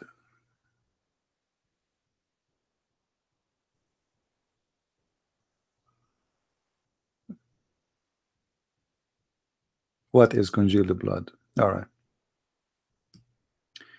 Congealed blood is an item dropped by many monster what? Maybe use the blood substance into a charge. No charge. None of those is giving us the correct.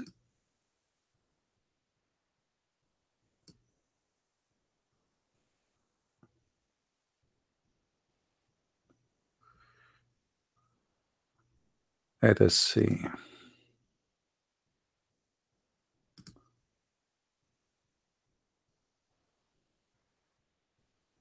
Okay. Okay, so when something congeals, it goes from a liquid to solid form. This is what the word congeal mean. You see, I'm trying to search in English to show you what even according to the Muslim translation it mean. Now the same is in Arabic actually. Alaqa is when somebody have a cut in his body, like you say you know, you were playing, you are hiking, or you fell down in the ground when you were a kid, or etc., and then you cut yourself. Then there is a piece of a blood, or a blood is going to dry and will make like a cover for your skin to protect it from being infected. In the same time would do the process of healing. That is the congealed blood. That is the dead blood. It is a dead blood. The Quran is saying that Allah, He made the sperm into a congealed blood. So how in the world, you Muslims, you say Quran is teaching science?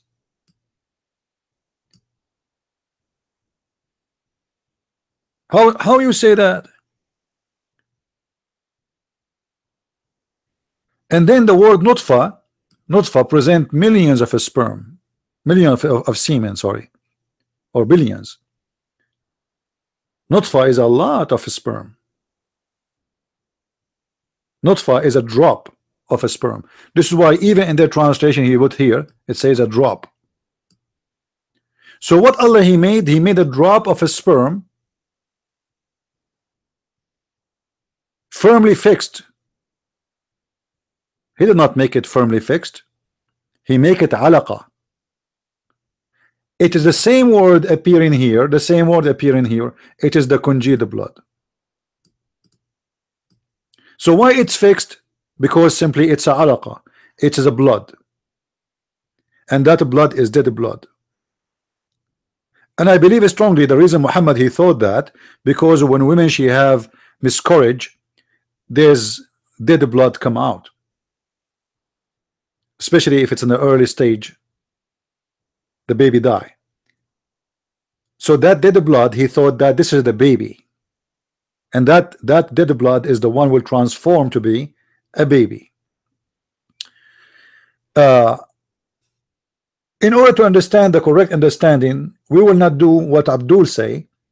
We will not go by their articles. We will go by the article written by Muhammad himself. I believe the best one to explain to us this verse is Muhammad. I think the Muslims have to agree about this, unless you say Muhammad is stupid. All right, let's see what Muhammad said about it.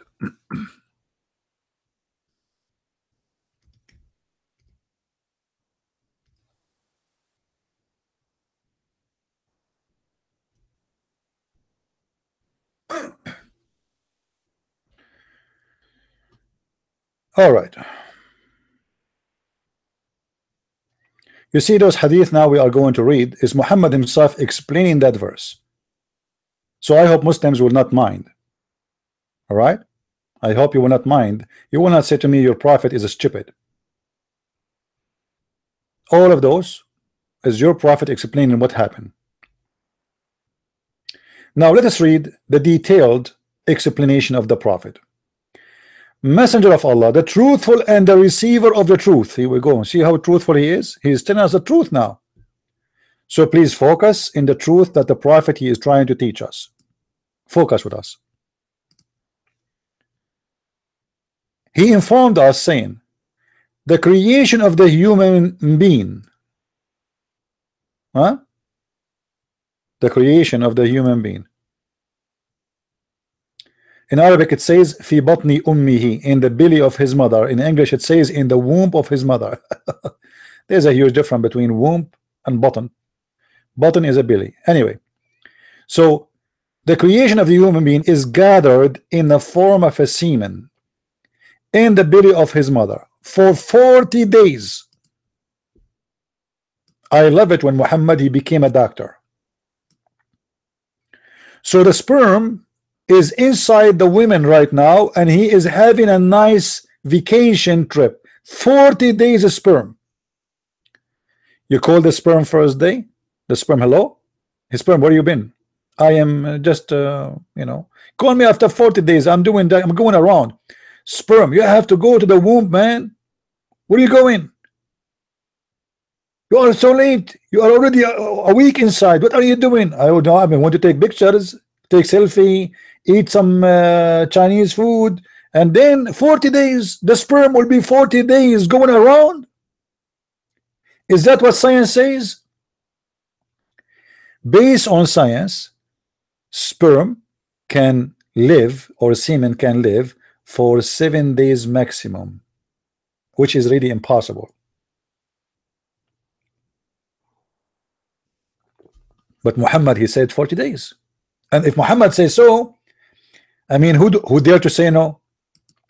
And look, in the beginning it says the messenger, the truthful and the receiver of the truth. That this is a truth he received from Allah.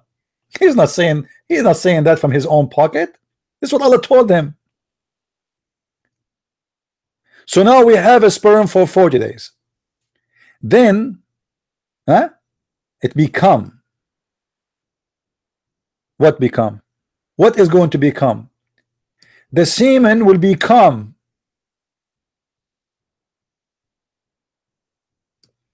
a clot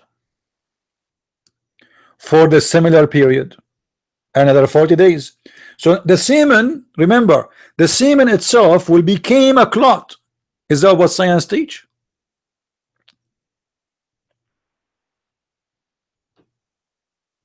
Muslims, is that what science teach?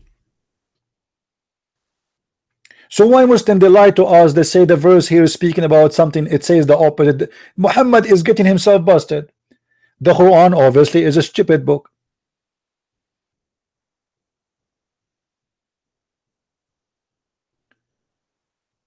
No, the word in Arabic is alaqa. You see, when the Muslim, they are fast translator. If I read the same story in different let me show you. If I move a little bit, see, look for different translator. The same story, you will see how the translation change. Read with me.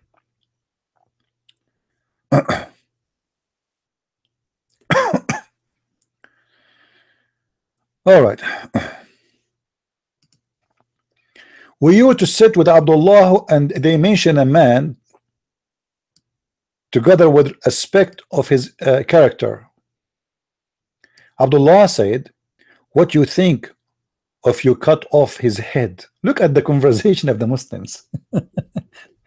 I mean, you know, like you said to your friends talking about watching TV, watching movies, let us play chess, you know. Muslim, they sit together, what do you think if we cut off his head, huh? You would be able to put it back again? No, they replied. He said, and his hand and his foot? They said no. He said, you cannot change this character until you change his physical form. Really? The drop, look, science now, science is talking. The drop remains in the womb for 40 nights, and then it became a blood of congealed blood. It became a blood clot, and then it became a lump of a flesh. I mean, who is the stupid here?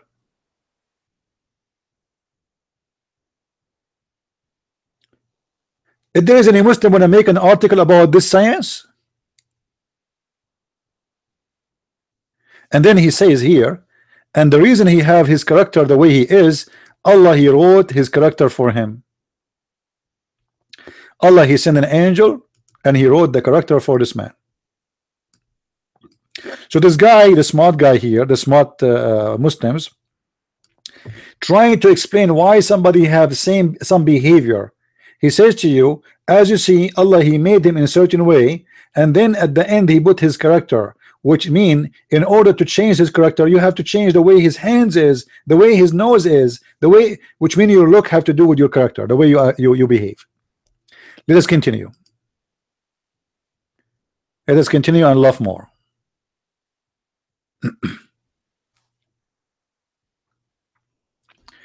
The Messenger of Allah, SAWS, which mean like South Africa, West Sudan location, and he is the truthful, the believed, narrated to us. Verily, the creation of each of you is put together in the belly of his mother for 40 days. From nutfa, what nutfa is? A drop, nutfa drop, which a drop of semen. Then he become a alaqa. What is alaqa?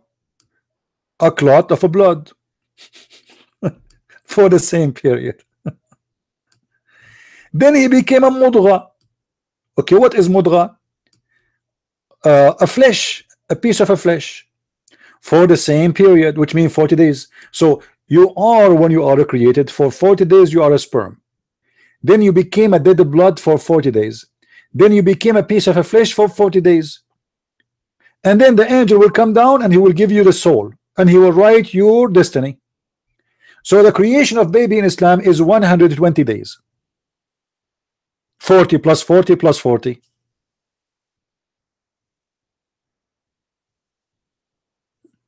Any Abdul have a comment? Is that the science of Allah? I mean, either you have to admit that you Muslims are stupid, or your prophet is a stupid ones. Which one of you is the stupid in this story?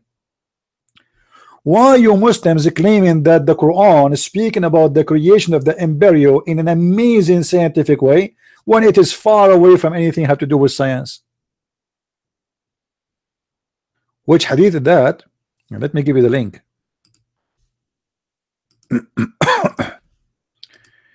You want the link? It's a long one. This is from the book of An-Nawawi.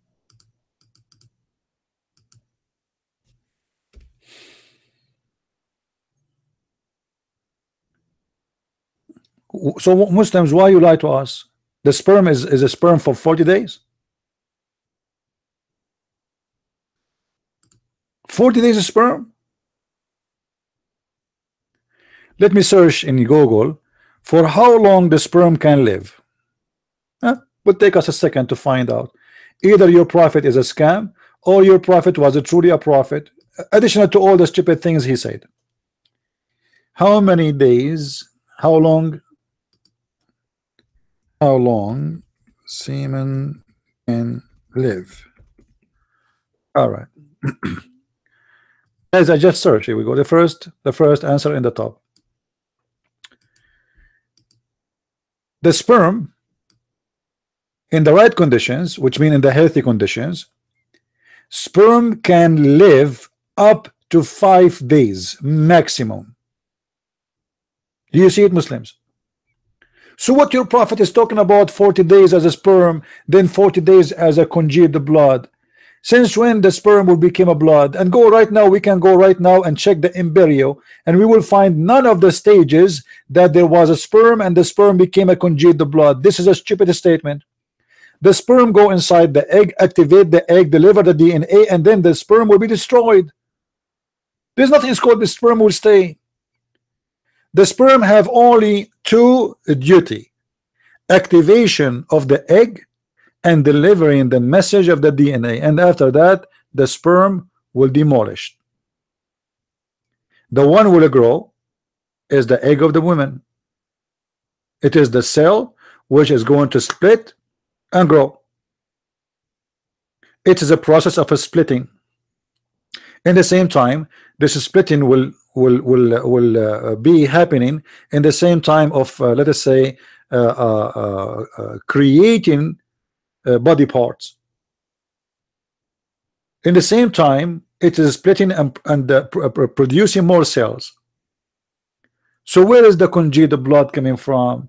And where is the 40 days coming from? What are you talking about? If I go right now to the Muslim website, which we are reading from, about the embryo, I will go right now to Google and search for the embryo development, and we will see. Here we go.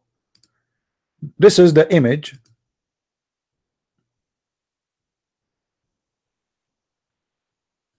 Where is the image? Here we go.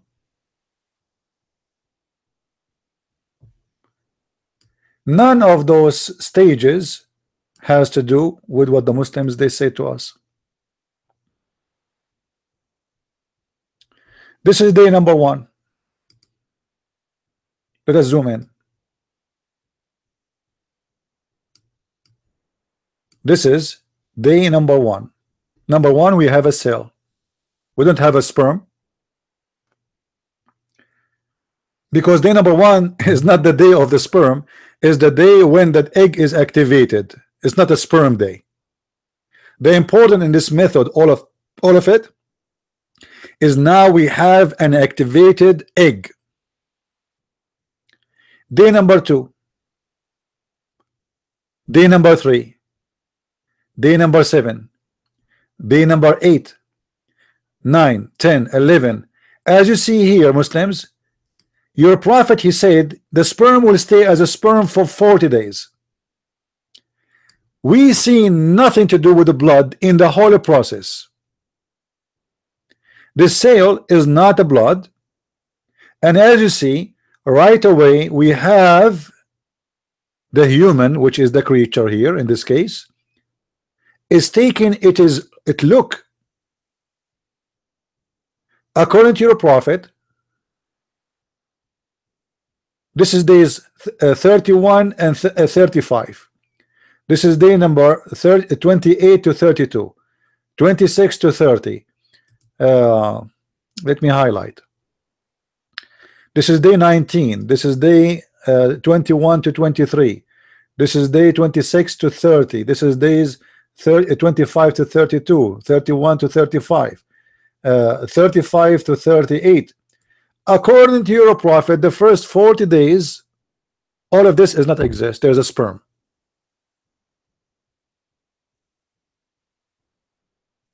Which is stupid, because in the whole process there is no sperm. The woman, she got the breastnet when the sperm enter upon the egg. It is not the sperm when the day of creation started, or the creation of the baby started, because the sperm alone will do no creation. It is the egg who will grow, not the sperm. Now, additional to this, I want to show you something additional, which is going to show us how stupid Muhammad is when he speak about science. Let us go back to the hadith.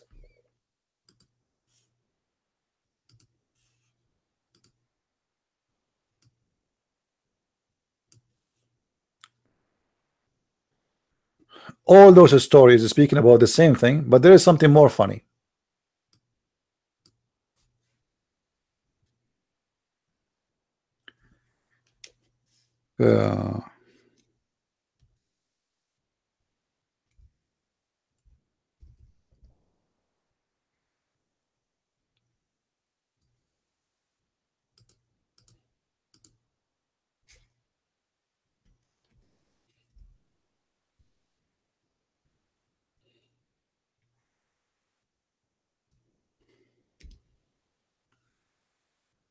Muhammad here, or sorry, Dr. Muhammad is going to explain to us how the baby will become a boy or a girl. How the baby will become a boy or a girl. And obviously this is science too. And I hope the Muslims, they will make videos about this amazing science. But obviously they will not, unless I get them, I force them to try to answer me, but they will never talk about it voluntarily. But can they? Here we go. I'm live on air. Who wanna call me? Any Muslim wanna call me and get me busted? If there's any Muslim would like to call me right now and show everybody that this guy, he do not know what he's talking about.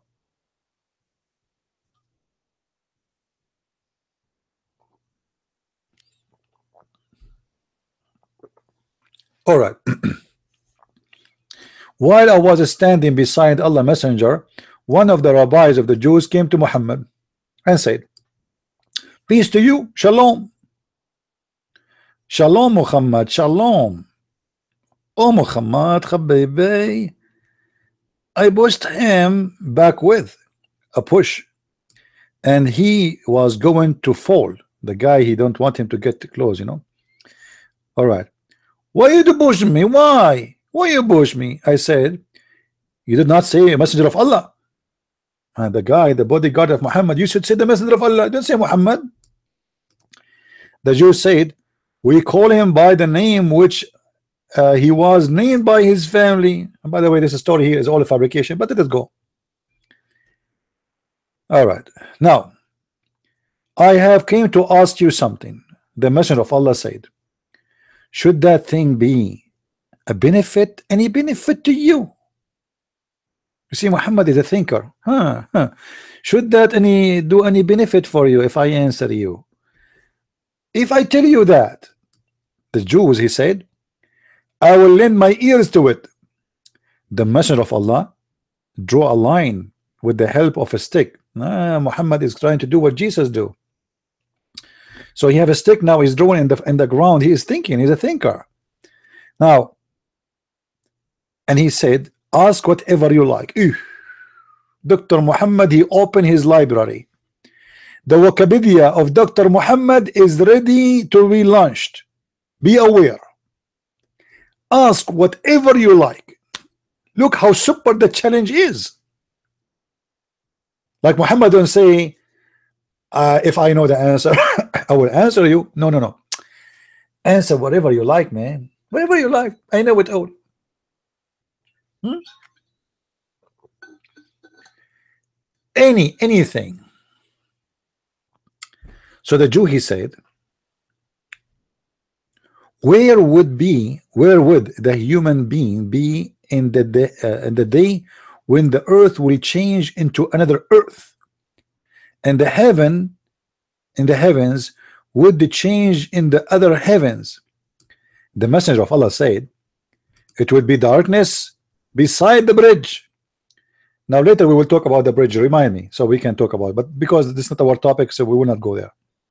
He, the Jews, again said, who amongst the people would be the first to cross the bridge? He said, Muhammad, it would be the poor amongst the refugees. Okay, if you are a refugee, you are the first to cross the bridge. That's normal. The Jew said, what would constitute their breakfast? Look at the Jew, man. He want to know even what they will eat in the breakfast when they would enter paradise. I mean, look at those stupid questions, man. I mean, what is that? The holy prophet, he's holy, child molester, replied, a coal of fish liver.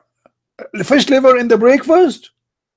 Okay, I mean, this is paradise, is a hell paradise. Fish liver from the morning. The Jew said, what would be their food after this? I mean, what kind of interview this interview? Food channel? Is that the food channel? This rabbi is so much interested in the food. I mean, this guy look like he is hungry and he's trying to get food somehow. The prophet said, bull look which has fed in a different quarter of the paradise. It's a bowl. Allah will feed them a bowl. Huh? A bowl. Allah, he put him in different paradise. He eat from the grass of paradise, and he's so big they will feed him from the bowl. One bowl. You can imagine how big he is.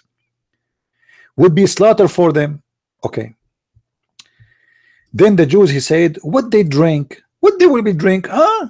I mean, this guy, he's trying to make a menu. It's like interview with Fox News or CNN. The Holy Prophet, he said, they would be given a drink from the fountain which is named Sansabil. Man, there's a fountain in heaven, and everybody will take a drink from the fountain. Zamzam, Zamzam. He, the Jew, said, I have come to ask you about a thing which no one among the people on earth knows except apostle of Allah, or one or two.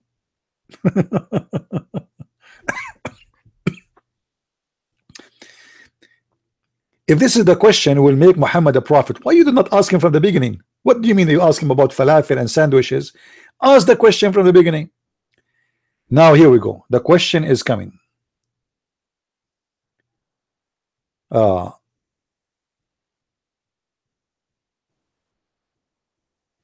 prophet said, would it benefit you? Again, you just said that to him in the beginning.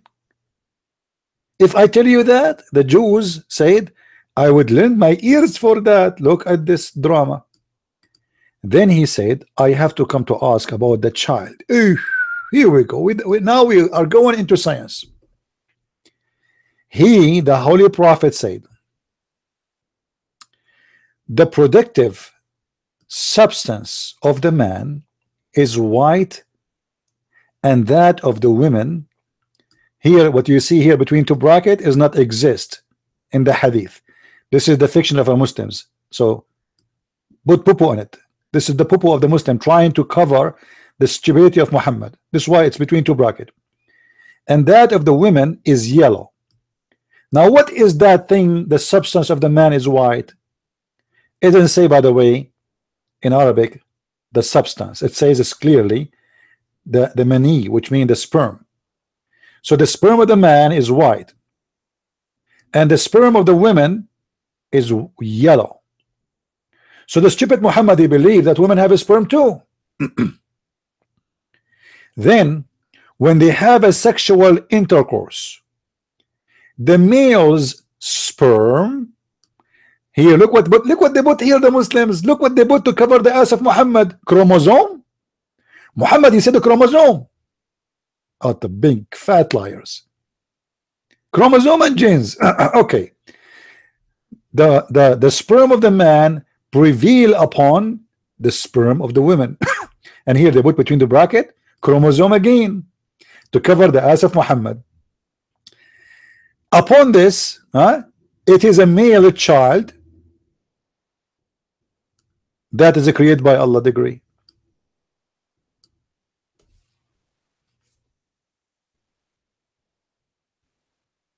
If there's any Muhammad here want to explain to us, is that true that if the women she have a yellow sperm and the man he have a yellow sperm? And you see, guys, when the Muslim they try to fool us, you see, even they put here the chromosome, but because they are dumb, they forgot that Muhammad he just said that the women, based on their translation, their translation, not mine, the women's substance is yellow. In Arabic it says ma'ur rajuli abyad, the water of the man is white and the water of the women is yellow. And if the sperm of the man overcome the sperm of the women, the baby will be a boy.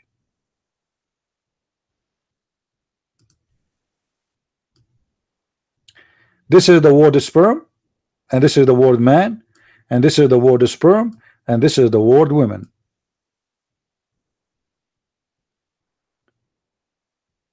The water of the man is white and the water of the women is yellow, and if they mix together or they meet, if the water of the man came first, which means the one who have orgasm first, the baby will be a boy. If the women water came first, the baby will be a girl. The Muslims, to cover the ass of Muhammad, they start adding the word chromosome. However, this is even after the chromosome is false, because the man is not the one who decide if the baby will be a boy or a girl. Sorry, the woman is not the one who decide that.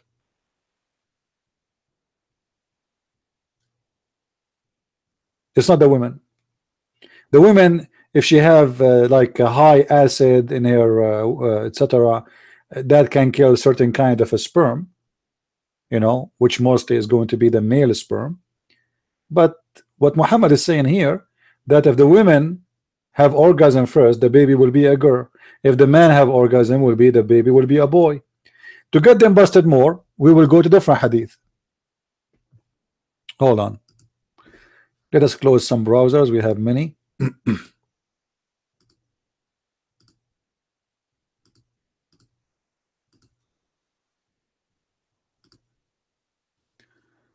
We will go to different hadith.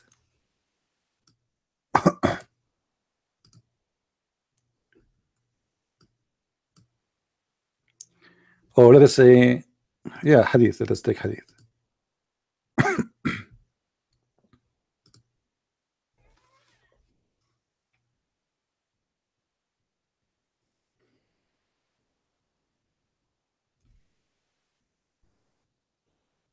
Let us see الشبه.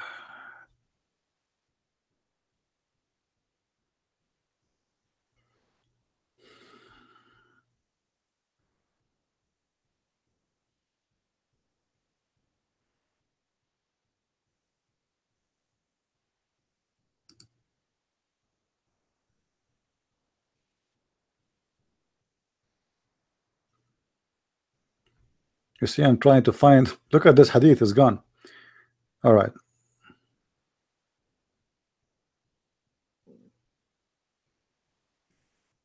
I mean, what happened to the hadith is gone. Let me search for the big one. The Muslim, they have a diet of the hadith.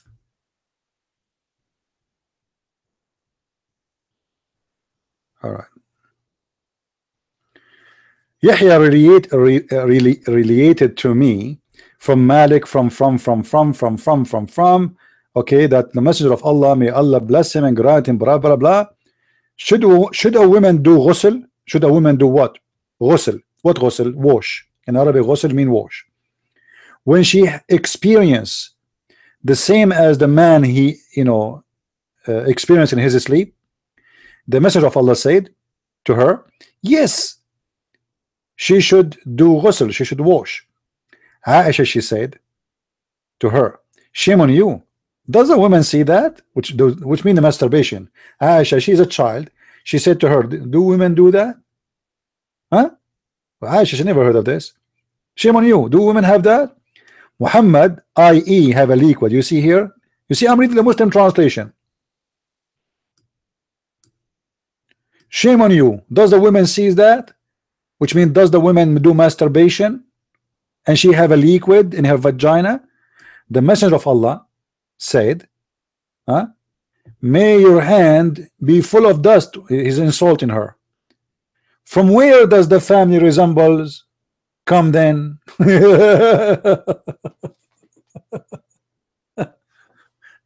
You Muslim, do you see the science? Do you see the science?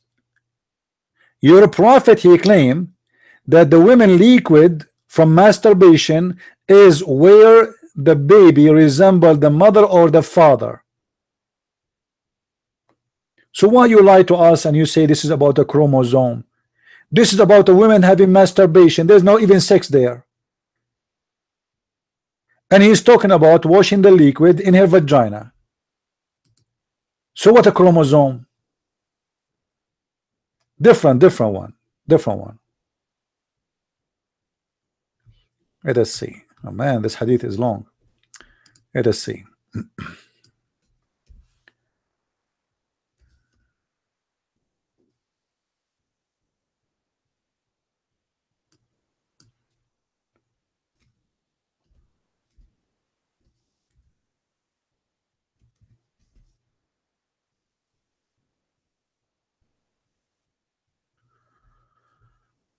All right.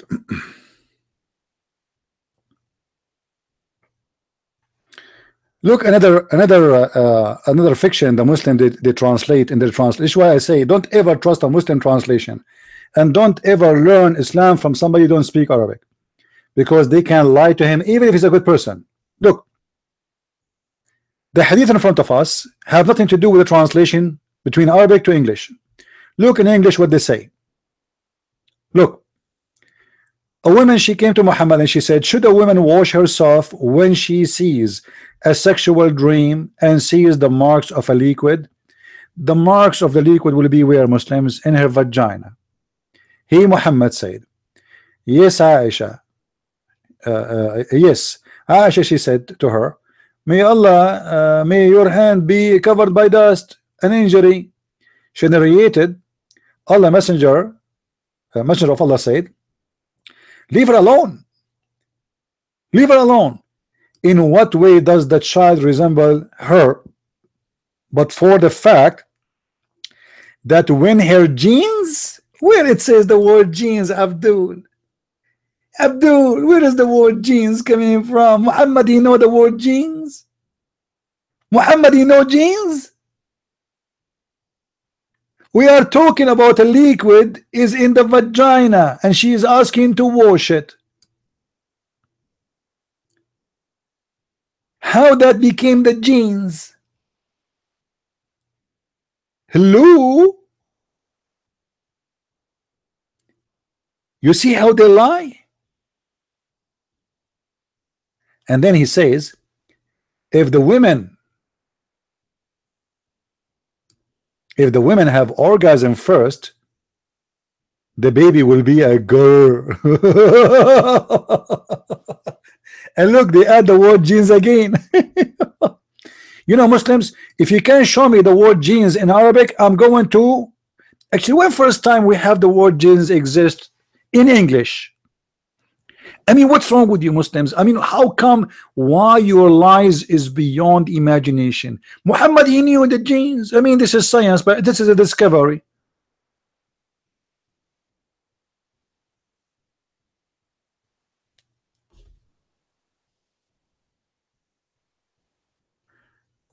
Let me show you more and get them busted.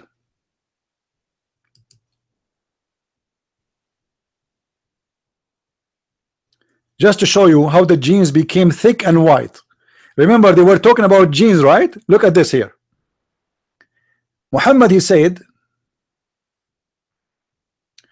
Salim asked Allah Messenger about women who sees her dream, something like witch in the man. So this woman, Salim, she is obviously she's a woman who have no shame, going to Muhammad, telling him, I was masturbating, dreaming about you. Maybe the Messenger of Allah says, if she sees that and she has discharge, what genes, Muslims? Do you see the discharge? Muslims, have you ever heard of a woman she is discharging genes?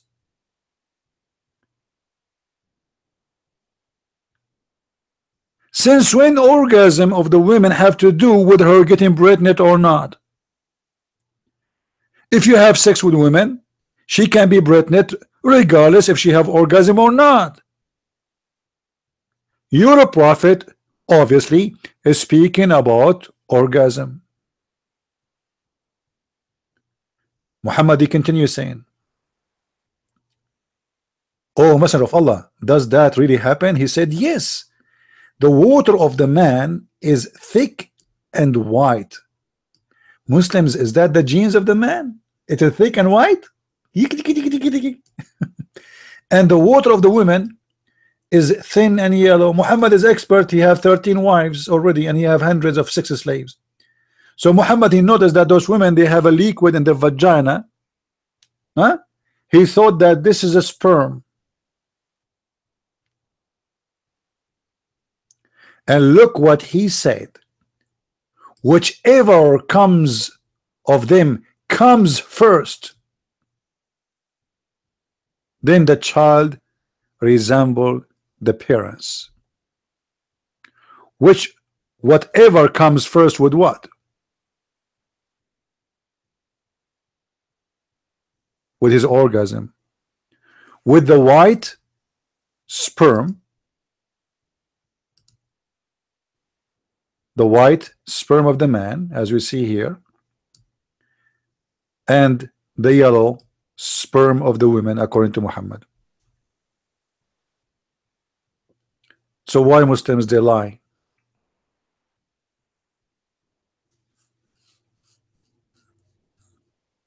And by the way, until now we are waiting for a Muslim, even we are talking about this topic, we are waiting for a Muslim to tell us who is Allah.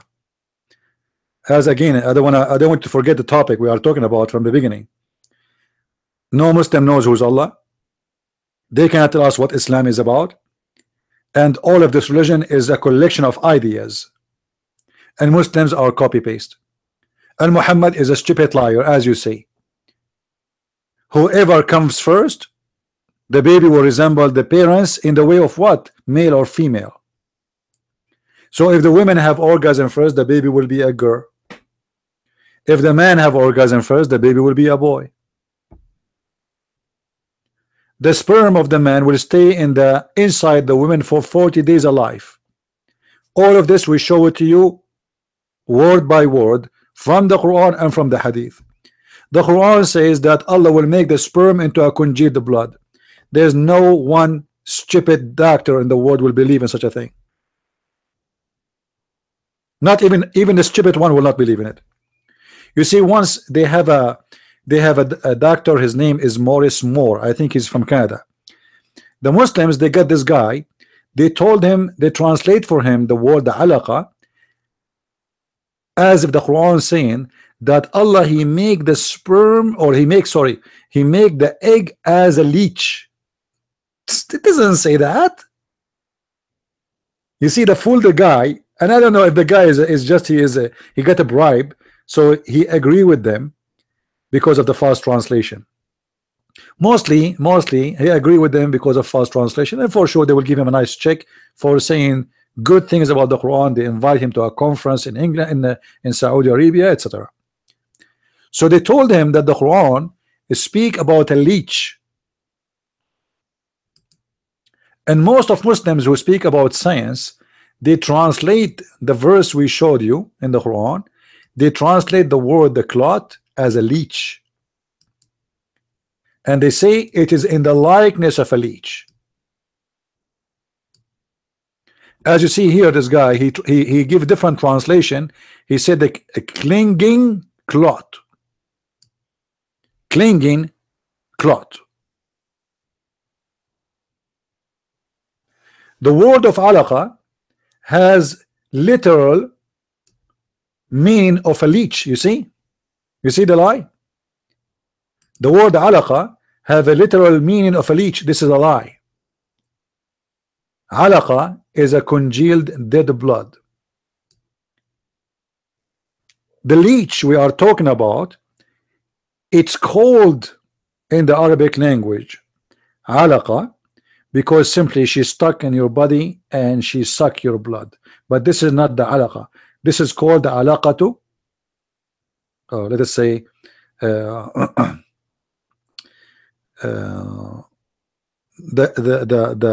creature alaqa, the one who's alive sucking your blood. This is not the alaqa we are talking about, because the Quran is speaking about that the sperm will transform into a congealed blood, the alaqa. The Quran is not saying is going to be the likeness of that creature which is called alaqa.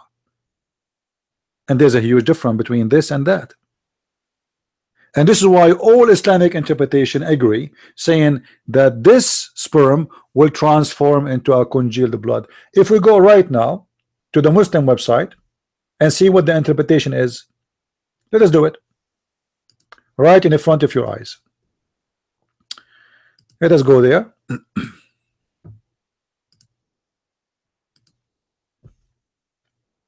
And then you need to ask yourself always a very simple question: why Muslims' interpretation does not fit with Muslims' articles is made today? You know what I mean? This is the Muslim website again in English, chapter 23, verse number 13 and 14. Okay, let's do that. I'm not even choosing. I will show you all the interpretation exists in English. This is Tafsir al-Jalalain. Al-Jalalain is a new interpretation compared to the rest. So I will start with the first one, the new one.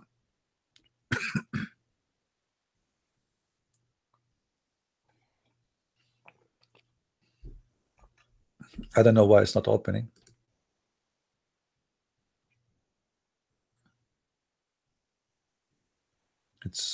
There's something wrong with the website. White page. All right. Then we made him, namely a man, progeny of Adam, a drop of his sperm in secure lodging womb. Okay, now this is verse number 13. Let's go to verse number 14. Okay.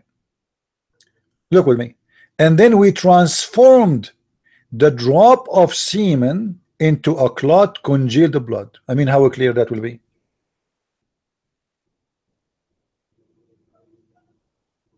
Do you see it? They told the Canadian guy that this is the Quran saying, if you receive, I made a video a long time about it.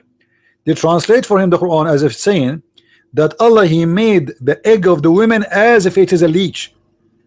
But the whole verse doesn't say the word egg of a woman. What egg of a woman is the same as a leech? It is really amazing how they lie and they have no shame in the way they say things.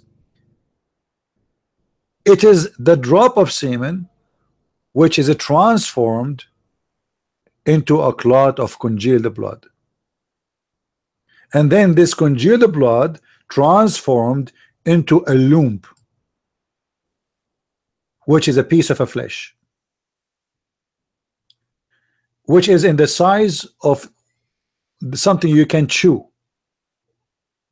And this is when? This is after the first 40 days and the second 40 days, because 40 days for the sperm to be a sperm, as Muhammad said, and then 40 days to be a flesh, and then the flesh will be closed with bones.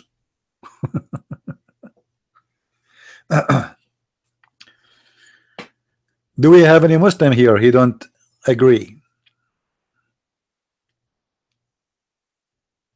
This is science. There's no eggs. By the way, the Muslim, they try to make it eggs, but as you see, this is why I showed you what Muhammad said, because Muhammad obviously he think that the woman, she have a sperm, and that sperm is her yellow liquid. This is why if you go to chapter 86 verse number 7, let us go there. Chapter 86 verse number 7, it says it clearly that the woman, she have a sperm, and the sperm coming from her ribs.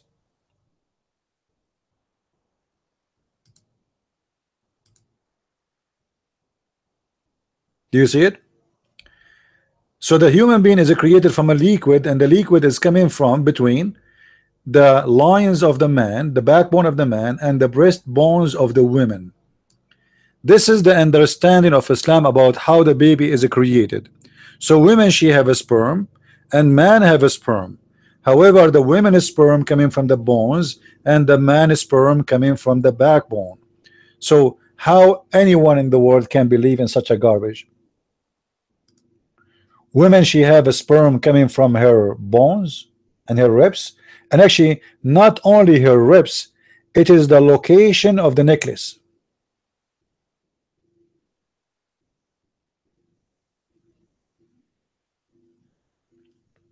Do we have any Muslim who would like to call us? Maybe you don't agree with us. Any Muslim want to correct us?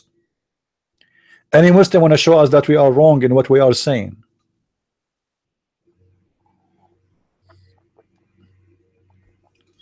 You see, in a human being is created in a certain way, so there's no need to say yuck and yuck.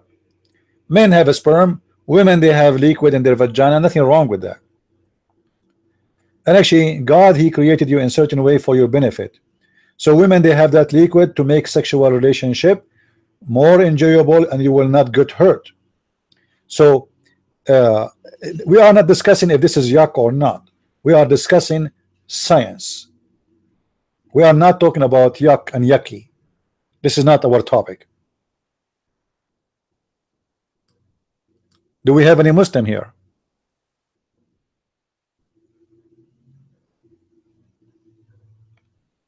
If there is any Muslim would like to call us. So why Muslim, they lie and they say the Quran is full of science? In the Quran, the earth is flat. The women have a sperm. The man have a sperm, and his sperm, the one who comes first, the baby will be resembling him. The sperm became a congealed blood. The congealed blood became a chewing piece of meat. The sperm stay for 40 days as a sperm. I mean, everything is wrong in the Quran. Why Muslim, why you lie, claiming that you have science in the Quran?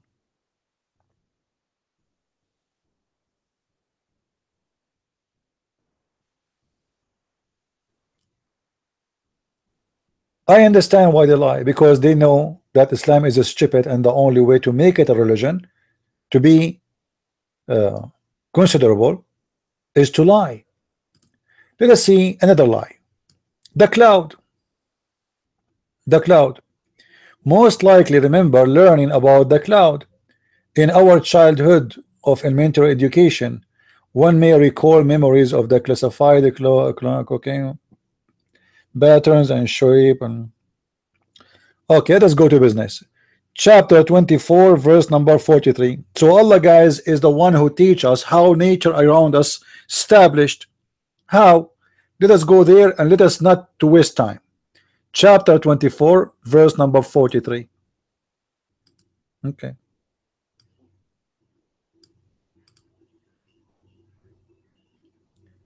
we will do that.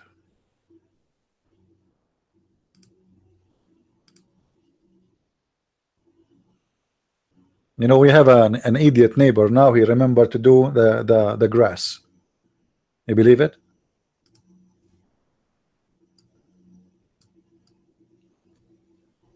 It's night time.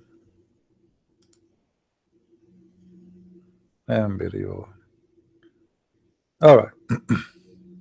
So this verse is the one who the Muslims asking us to read, because it's going to teach us about science.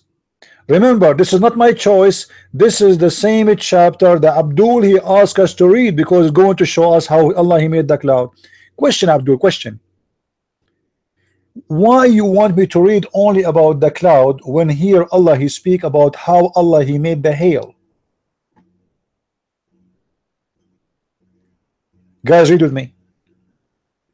Have you not seen how God drives the cloud, moves from along gently upon the upon compass, then joining some with others and making separate pieces, as then piles them up, some on top of others, where you see the rain issuing from the midst of them. And this is the miracle that the cloud is gathering, and that is a miracle. Okay.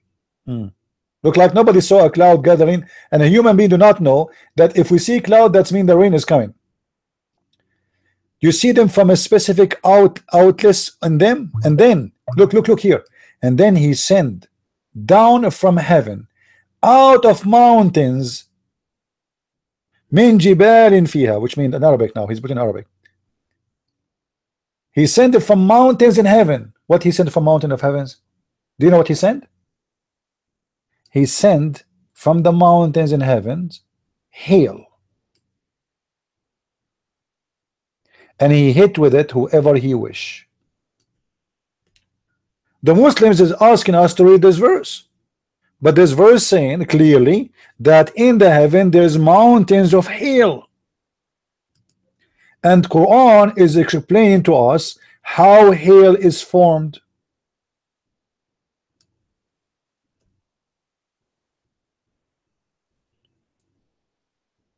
Any Abdul? In the heaven there is mountain of hail. By the way, I bought it. I bought that mountain, just to let you know. In the Muslims translation, they try to cover the ass of Muhammad. So what they do in English, they say he sent it from the heaven, from a cloud like mountains. It doesn't say that. It says وَيُنْزِلُ مِنَ السَّمَاءِ مِنْ جِبَالٍ فِيهَا, and he sent down from the sky, from mountains in it, not like mountains. Let us change the interpretation. Let us do it. Maybe different interpretation will give us better explanation, fit with the science. Has you not seen, or blah blah blah, okay, and he set layers, okay, and between, okay, from between the cloud, okay, and then he sends down from the heaven mountains wherein hail. Do you see it? Muslim, do you see it?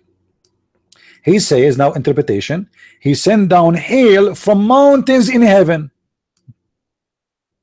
Abdul, do you see it?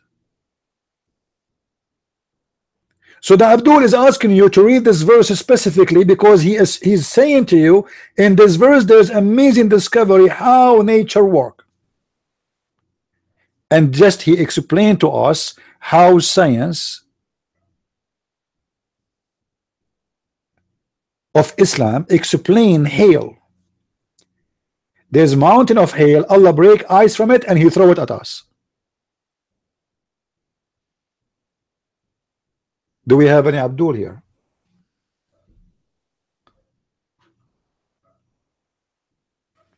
Do we have any Abdul?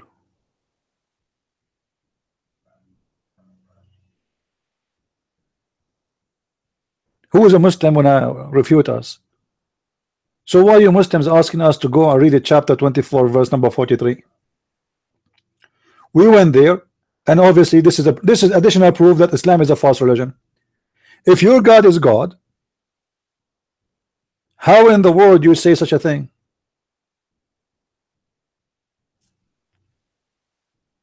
How your God says in the heaven there's mountain of hail, and Allah he sent it from there to his hail? Is that what science says?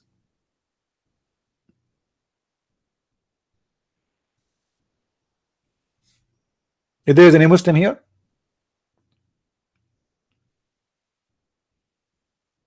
And remember, this is not my interpretation, and actually I do not need interpretation because the verse is so clear. Here it says clearly that Allah وَيُنْزِلُ مِنَ السَّمَاءِ مِنْ جِبَالٍ فِيهَا بَرَدٌ مِنْ بَرَدٍ فَيُصِيبُ بِهِ مَنْ يَشَاءُ. And Allah, He sent from mountains which is in the sky hail to hit with it whoever He will.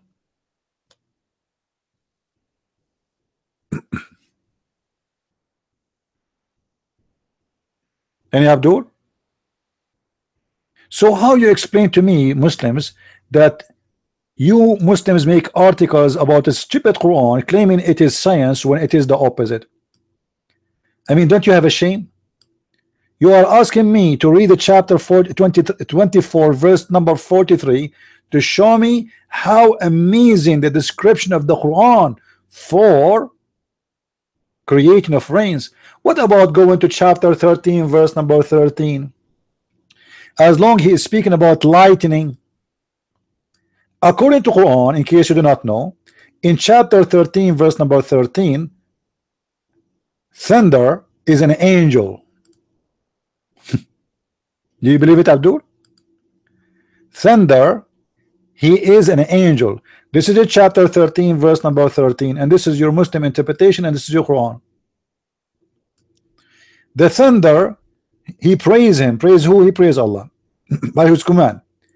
It is an angel. Who is an angel? Muslims, who is the angel? Hey Abdul, the one who speak about science. Who is the angel? The thunder is an angel?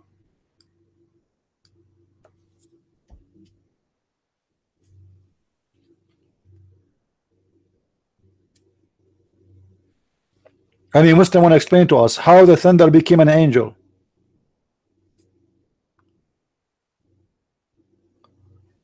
Huh?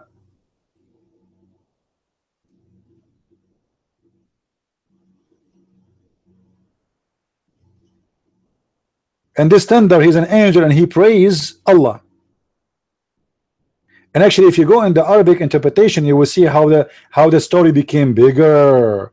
They asked the Prophet, okay, what is that fire we see in the sky? He said this is his belt. He beat the cloud with it. He beat what? He beat the cloud with it. They said to him, what about the sound we hear first time and the sound we hear second time?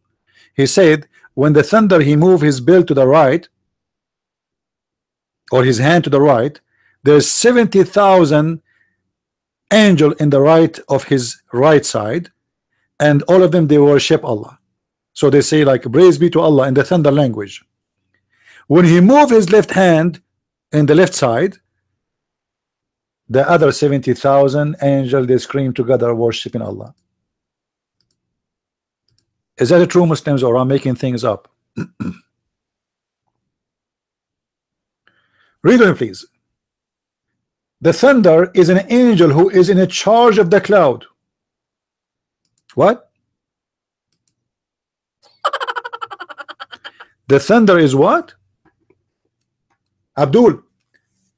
So you told us that Allah told us how he explained the nature of us. And now the thunder is in charge of the cloud. What do you mean he charged in the cloud? What he do? And the voice or the sound we hear is the sound of the thunder. And look, guys, when you hear the thunder, do you know what he's saying? Look what he says. Read with me, please. He praises. He said, you see, I have no problem if the Muslims saying this is a metaphorical thing. Honestly, I have no problem. But no, they are not saying it's metaphorical. They are saying he is an angel. And the sound you hear, this is what he's saying. Look what he's saying. The glory be to Allah through his prize. Okay. How he said, he said in Arabic, Subhanallah wa bihamdihi. Subhanallah wa bihamdihi. I want to know how they were able to translate the sound of the thunder to Arabic to be Subhanallah wa bihamdihi. Any Abdul have an idea? And so too the angels proclaim his praise in a way of him that is of God. He unleashes the thunderbolt.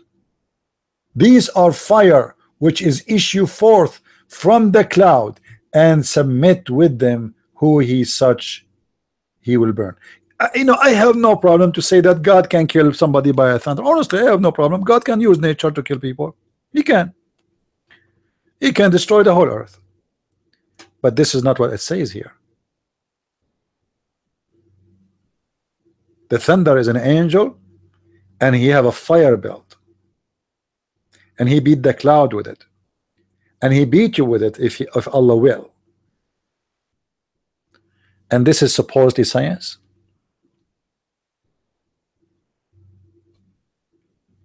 Do we have any Abdul have a comment? If we go to the Muslim interpretation in Arabic, things will go more crazy. You know what? Let us see Ibn Kathir. Ibn Kathir, he is a lot moderate from the Muslims, the old Muslim scholars. So he might have a more smart, because Ibn Kathir always he tried to fix the law. You know, let's say he tried to make the lies look better, the Muslim lies, to make it look better. So let's go to Ibn Kathir and see what he want to say. So this is Ibn Kathir, chapter 13, verse number 13. Let us go there. 13. All right. All right.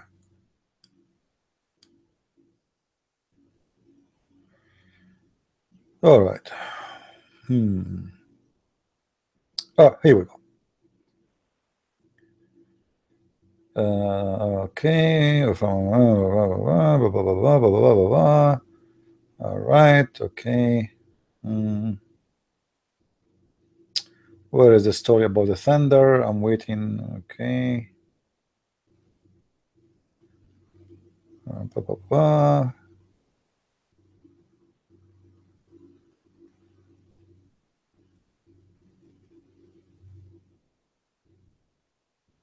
I'm just trying to find out where he is. He didn't say much about the thunder. He sent the thunderbolt, but he didn't say really much. Where is the thunder? It looked like he did not say much here about the thunder interpretation.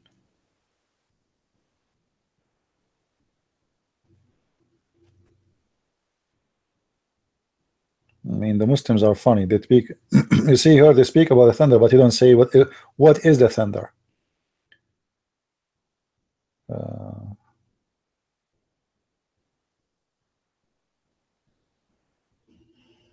Yeah, he didn't say anything really. This is why I said, like Ibn Kathir, he tried to avoid all the dumb things Islam believe in his interpretation. He was a person who lived in Syria. You know, he associated with the Syrian educated people, so he knew that there's a lot of things, stupid things Islam believe in, so he tried to cover it up. That's why we see, like, he is really avoiding those stories. Now if we go to the same chapter 24:43 and see what Ibn Kathir want to say about 24:43. Hold on.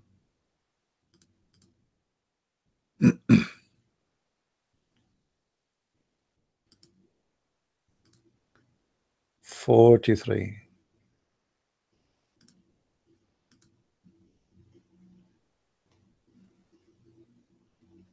All right. All right. Okay. He sent down from the sky, from mountains in it, of minik. I don't know what minik. What minik mean? I'm not sure what that English word mean.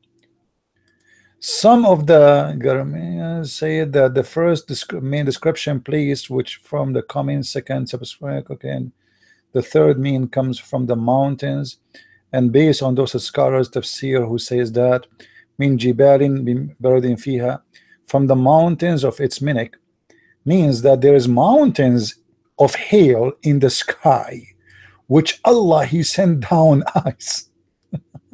And remember, this is the moderate Muslim scholar who is trying to cover the stupidity of the Quran. You see, this is the moderate one. This guy Ibn Kathir is a big fat liar, by the way. He always try to cover, you know, the interpretation is not it's not really meant to give interpretation. It's meant to defend Islam. That's why when they say interpretation, I love. There's no interpretation for the Quran. There is a statement of defense. The Christians, the Jews, everybody is laughing at Islam, and especially those who speak Arabic. So those who make the interpretation books in Arabic, they made interpretation to fit with the accusation. You know what I mean? Not what the truth is.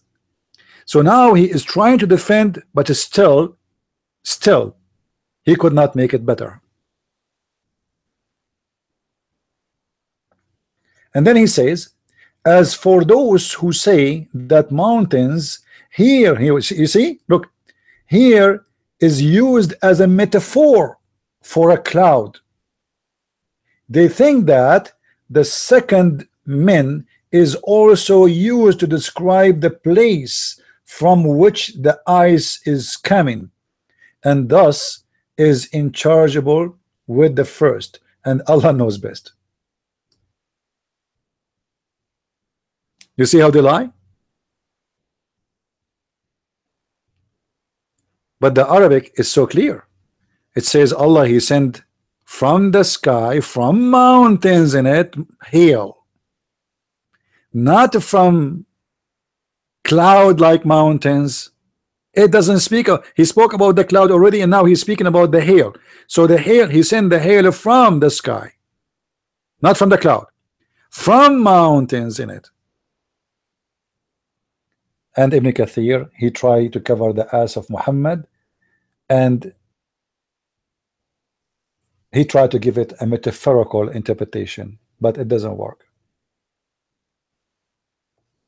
This is why always you see that the Muslim interpretation, which is a new interpretation, is far away from the old interpretation for the Quran. Why? Because Muslims are getting more educated and try to cover the ass of Muhammad.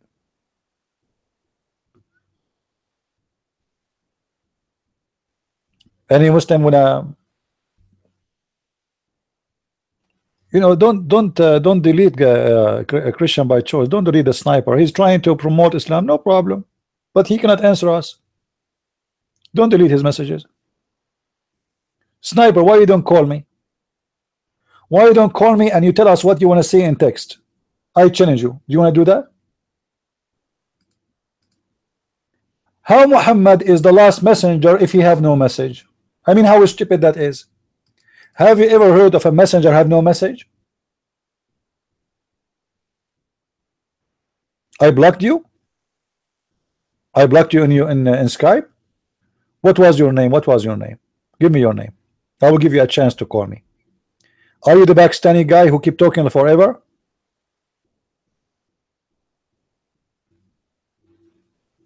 What's your name in Skype? How Muhammad, he is a messenger, but he never met his God. He never spoke to his God. You are the Pakistani boy? Okay, what was your name? I will unblock you. What was your name? Give me your name. I will open the preference and take your name off, so you can call me, even though you are a kid, but it's okay.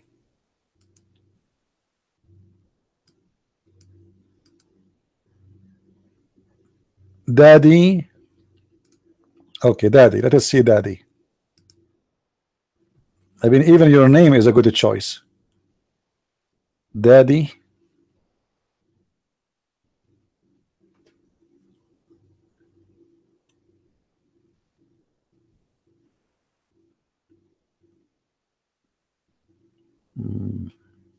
I don't see anyone. His name is Daddy.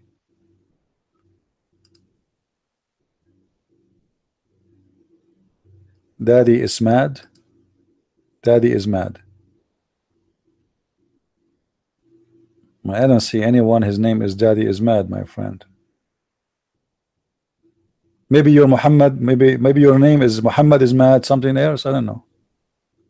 I don't see. I don't see such a name.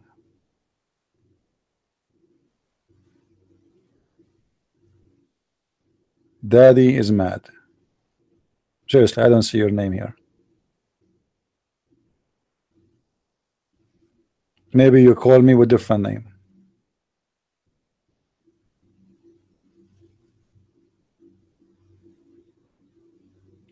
Not even a single number. There's live mode Muhammad. There is yeah, I don't see you.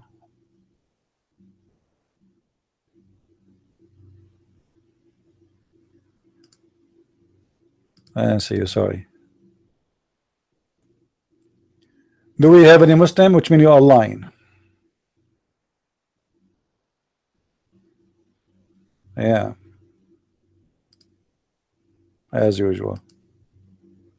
Nothing new. Do we have any brave Muslim would like to call?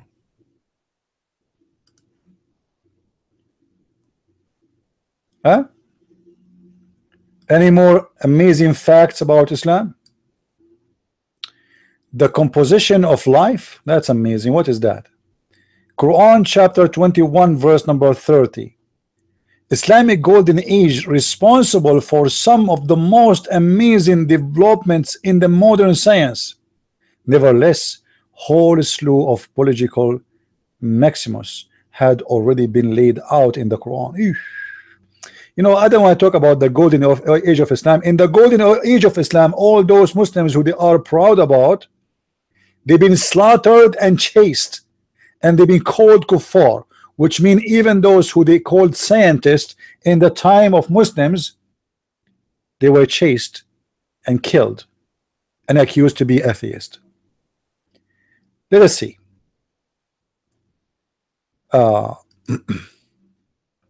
Some of those amazing truths cannot be only found regarding general body science, but it's also level of cellular biology in the time before microscope and x-rays. Unbelievable. It was revealed in chapter of Al-Anbiya. We made from the water every living thing. I mean, Abdul, I mean, this is the most stupid statement. First of all, there's a lot of things is not made from water, and they are alive. As an example, bacteria. This is why you cannot kill the bacteria by freezing it. Do you know why? Because it does not contain water. Because if the cell have water, that cell will explode, will be destroyed. But because bacteria don't have water, freezing the bacteria will not do anything. You can freeze it for 1,000,000 years. Water get warmer, bacteria is alive again. So it is a stupid statement from your God. Not to mention that any human being can say from everything, from water everything is living. This is because this is the normal statement to say and to believe, but this is not scientific. Everybody knows wherever water goes, there is life, and especially for us as a human. Cattle live by water, grass live by water, trees need water, human need water. So everything created need water, but this is not scientific. So it's very stupid to say what this guy is saying. This one is easy to bust. Now, number 5, the orbits. It took many centuries till the scientists could even agree that the earth rotates around the sun. And where we can find that? In Quran chapter 21 verse number 33. Are you sure? Are you sure that Quran 21:33 says the earth rotates around the sun? If this is what the Quran is saying, I will go to class to learn belly dancing like Muhammad. Let us go to chapter 21 verse number 33. 21:33.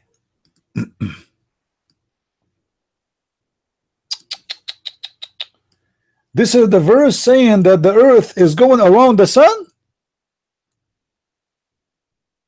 But Abdul, hold on. Abdul, wait. What? The Quran, what? Around the sun? Did he say the sun? Oh, hold on. Or around the self? And he agree. Okay. Okay.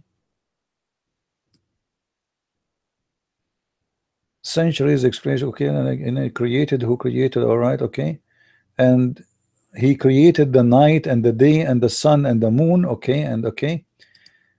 To think about people will be for so many years would confidently send it by the truth, etc. Okay. So before that date, nobody ever believed that the earth is rotated around the sun. And this is what chapter 21 verse number 33 saying, according to this guy. We are going to investigate if this is true or not. However, if it's not true, that is a proof that Islam is a cult and Muslims are not to be trusted, and Muslims are a bunch of scammers. They have no dignity when they speak about their religion. This is the chapter he asked us to read. And this is the Muslim translation, and I have nothing to do with it. It is he who created the night. Abdul, first of all, from the beginning, your prophet, your prophet, sorry to say that, is being stupid. How you can create the night?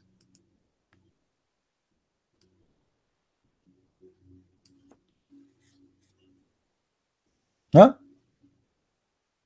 When you say he created the night, it's mean the night is something to be created. It is something physical. What is creating the night mean? This is the stupidity of the one who made the Quran, because the Quran is made by a stupid person who think the night is a person and the day is a person and the sun is a person and the moon is a person.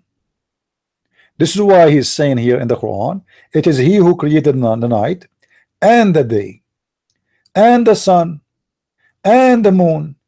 So now we have 4 physical objects: the night, the day, the sun, the moon. If the God of Islam, he is little bit of educated, or the one who made the Quran, first of all, he will not say he created the night, because you do not create night. Night is nothing but the absence of light, so it exists already. Night simply is darkness, and you do not need to create darkness. As simple as that. So you will notice here that the Quran is claiming that night and day are two to be created. The night is created first, the day is created second. Then he created the sun. Then he created the moon, which means the moon and the sun have nothing to do with the creation of the day and the night. For each one of those individuals are independent. They are not one. And then all of them, kullun fi fulkin or falakin yasbahun, all of them, they swim in a boat. All of them, they are swimming in a boat. I don't know if you see any of those zodiac drawing where you see a boat for every month. In the old legions, the Greek, the Persian, even the Indian, they have an imaginary that every month, which present a new moon, is living in a new boat or different boat. So they are boats and they are swimming one after one, and this is what the Quran is saying.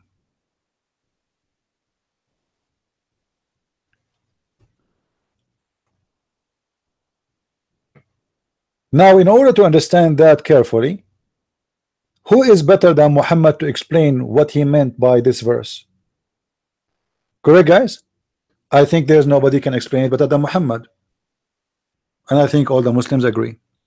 Let us go and see what Muhammad he says about it. Is it really saying that the earth is cycling around the sun, this verse, or it's saying that the sun and the moon and the day and the night are going from the east to the west, not circling, swimming.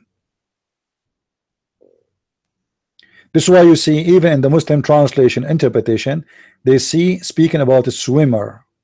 They swim. This is what the word yasbahun mean. They swim. So if we go, actually, let us see different interpretation before we continue. Hold on. This is Tafsir al-Jalalain. Let us see Ibn Abbas. Just before we go and see what Muhammad said. And it is he created to the night, the day, and the sun, etc.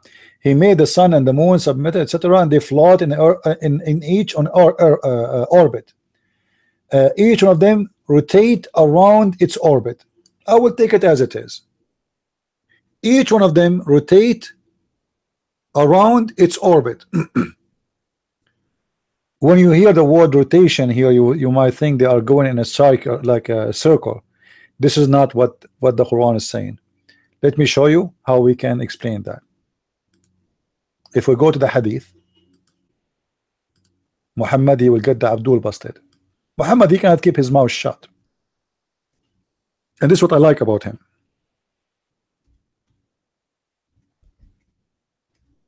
But the more he talk, the more he do poo-poo.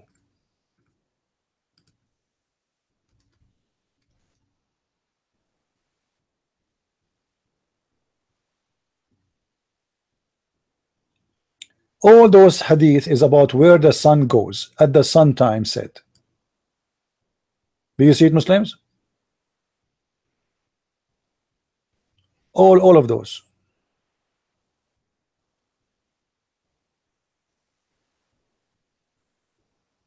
Let us see. I was sitting behind the Messenger of Allah, SAW, who was riding in a donkey while the sun was setting. He asked, do you know where the sun set, where this set? I replied, Allah and his apostle know best. He said, it's set in a spring of warm water. Where is the orbit? And that, by the way, is a verse in the Quran.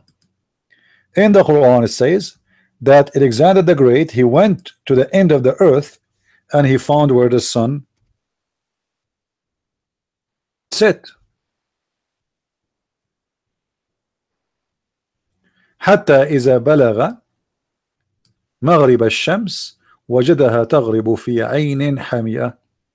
Until he arrived where the sun set, he found the sun set in a murky water,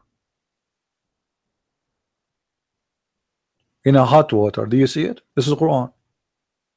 So Muhammad is explaining the Quran by saying that the sun set in the murky water. So this is not only the hadith saying the sun set in murky water, the Quran confirmed the hadith and the hadith confirmed the Quran. So there is no contradiction. And he found near it, near what? Near where the sun set, people. And by the way, he went where the sun rise too, not only where the sun rise in a set.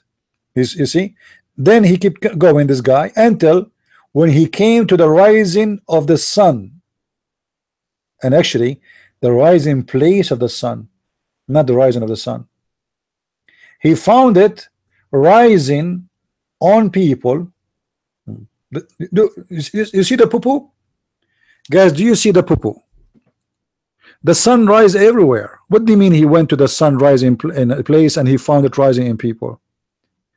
I mean, do I need to travel to China to see the sun rising? Everyone live on earth, even if you live in Alaska, you will see the sun.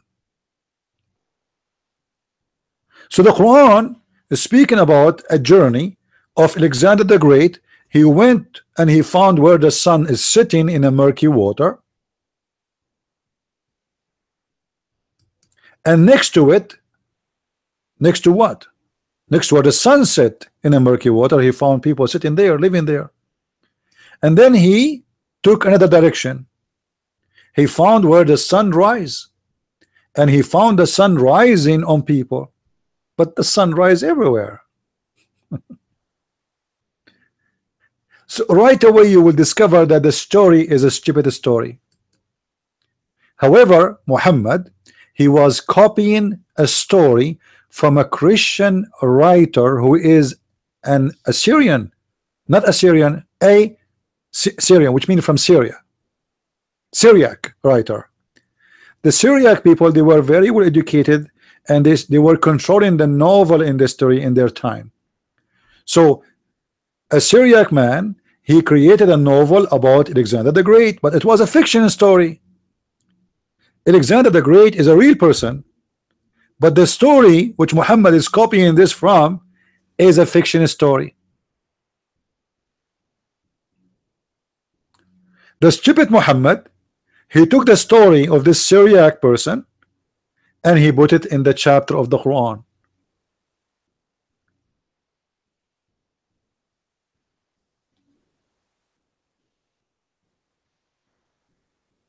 Do we have any Muslim want to say something?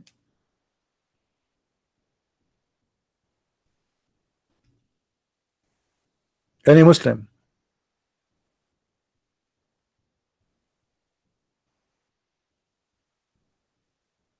Who is a Muslim here would like to say something?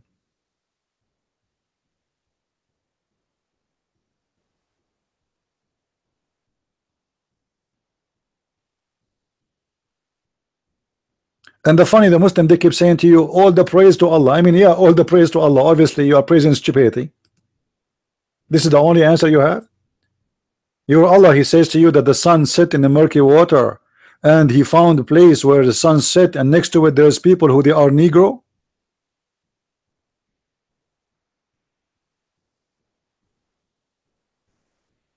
Praise Allah, my friend. Praise Allah.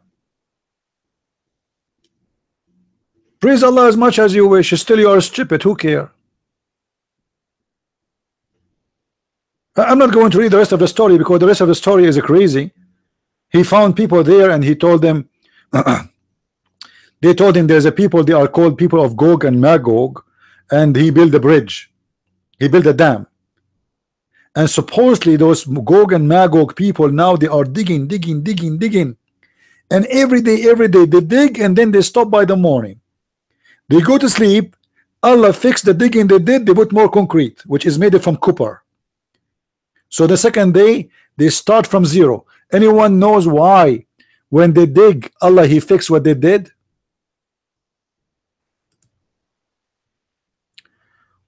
What is the relation between comparing creations and the creator? Yeah, Amir, I don't know who is smart here, Amir. I don't know what you are saying. It's your Allah who is comparing between the creation and the creator, and he is making them all equal, because obviously creation or creatures, which is us, a human being, we can be stupid and ignorant, and as you see Allah himself is ignorant and stupid.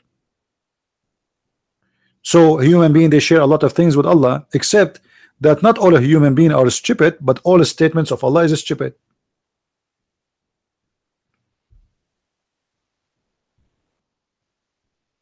Any Abdul?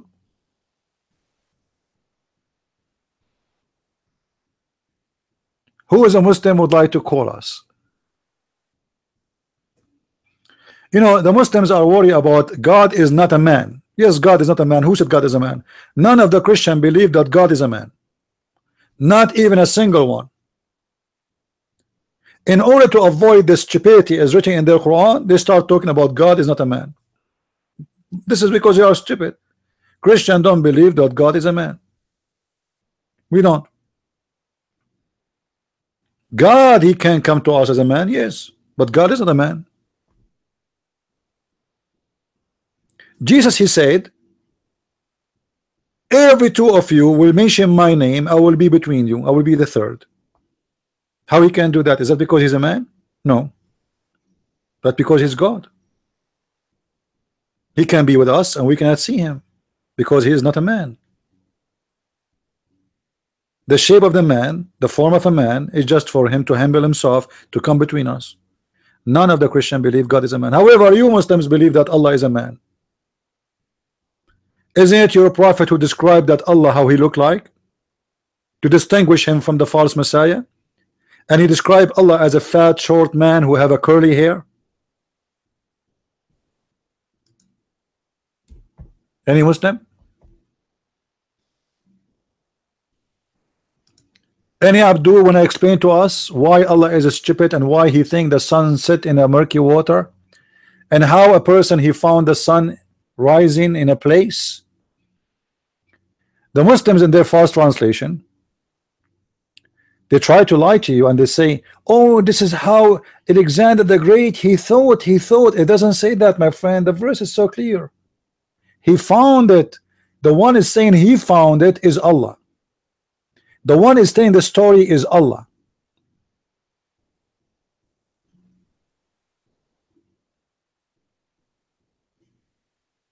Who is Abdul would like to call? And then we find Muhammad is doing more poo-poo. Let us read more of the poo-poo of Muhammad. Additional to the sunset in a murky water.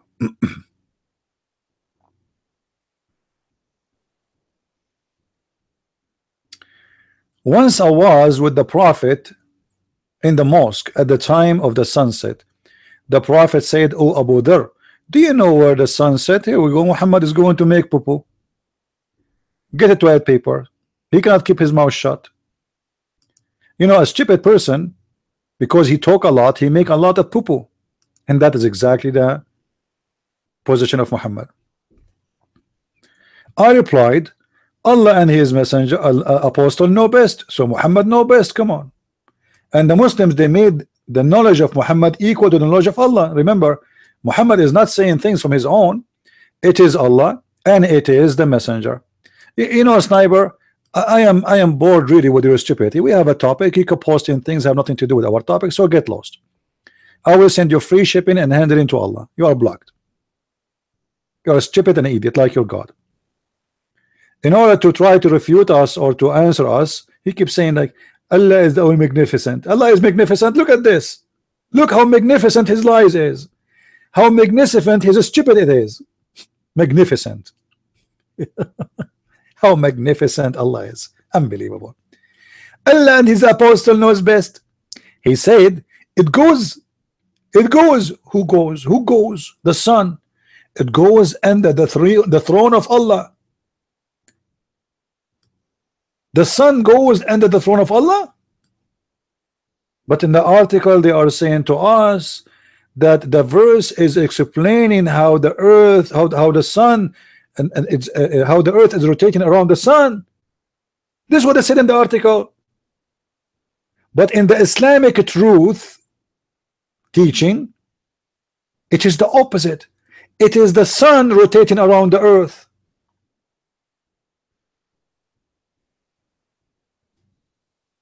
Do you see it, Muslims?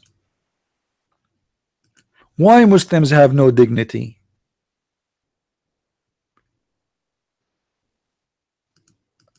Why? Read with me the article. The article saying the opposite. It's saying it took many centuries till scientists could even agree that the earth rotates around the sun.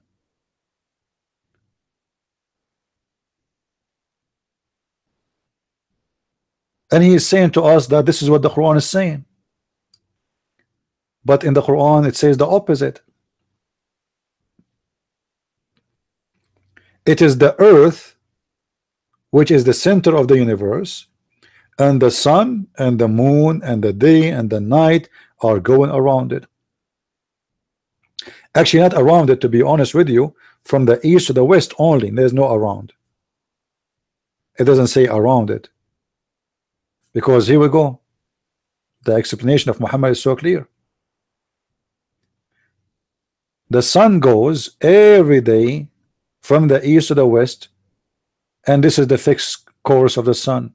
And then he quote for us chapter 36 verse number 38.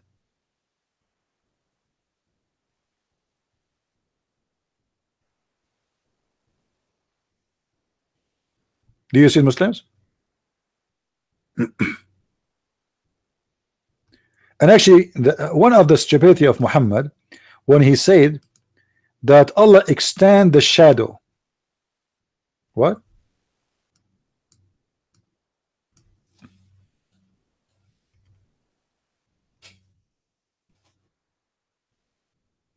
Chapter 25, verse number 45. Don't you see how Allah extended the shade? What?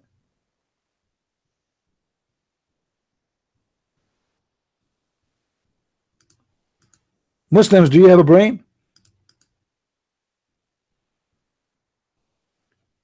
Allah extended the shade? How that happen?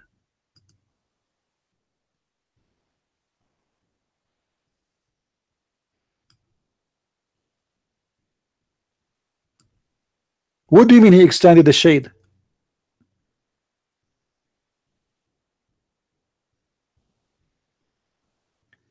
That is supposedly to be a miracle?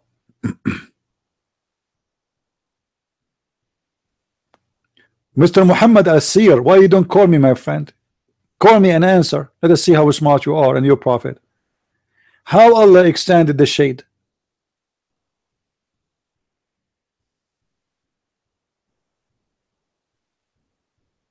So the sun goes every day from the east to the west, sleep under the throne of Allah, and then Allah give it permission to go back where it's coming from. And Allah extended the shade. And the sun set in the murky water.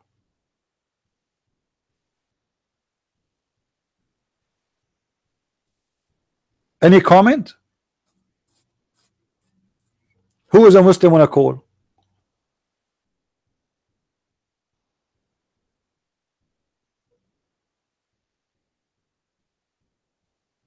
The Prophet of Allah, he do not need to be defended. That's a lie. The Quran says the opposite.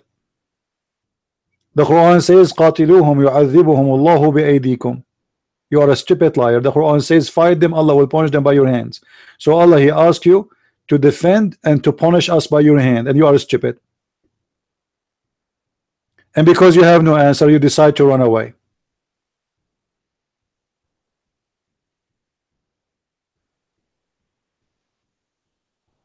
It's an excuse, because what you can say? What you can say about God who says I extended the shade? what do you mean you extended the shade? Who is dumb here? Do you know that Allah he challenged even the people to save water?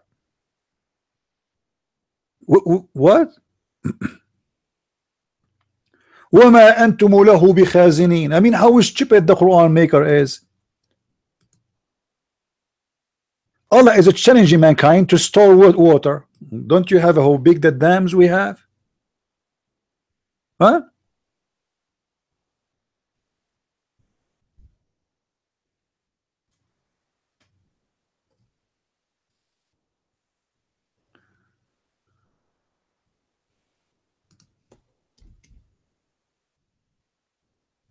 Chapter 15, verse number 22.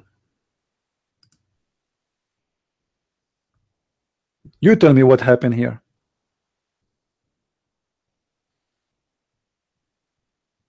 And look how fast the translation. It says وَمَا أَنْتُمْ لَهُ بِخَازِنِينَ. This guy here translate, he says, though you are not the guardians of its stores. What stores? He's saying, and you cannot store it. You cannot. Your God is challenging the humans to store the water.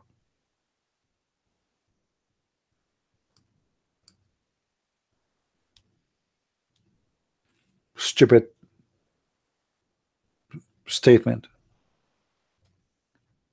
Every phrase in the Quran is a stupid story.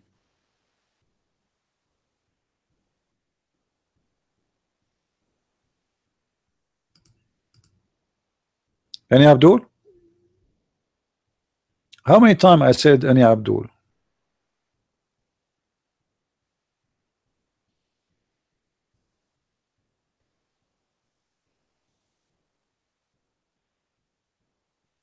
Anyone?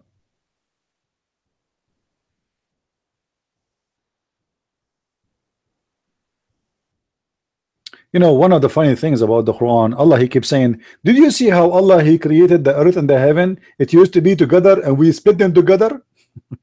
What do you mean, did you see? They were there.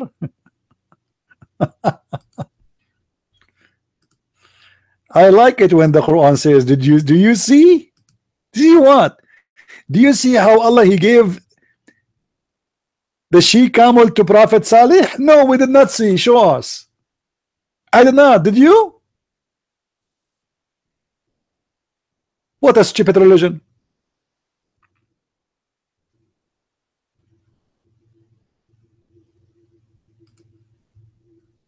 Any Abdul?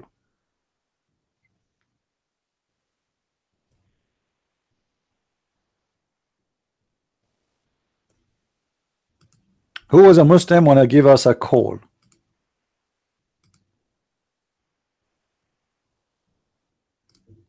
We are waiting for a brave hero Muslim who is really brave and he is willing to show us the science of the Quran.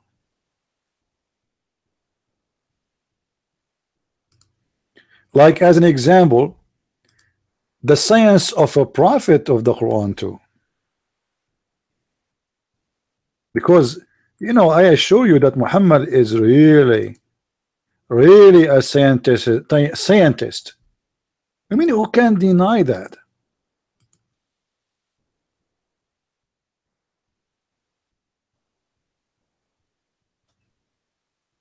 Any Abdul? What about the prophet said that the black dog is the devil? Who is a Muslim can explain to us how this happened? Is that scientific? Or this is the stupidity and the madness of the racism of Muhammad, who hate anything is black? Why the black dog is the devil? Do we have any Abdul? I am seriously interested of the science of Islam, because obviously this is science. I mean, until now, no scientist, no science was able to prove that dogs, black dogs, are the devil. What do you say?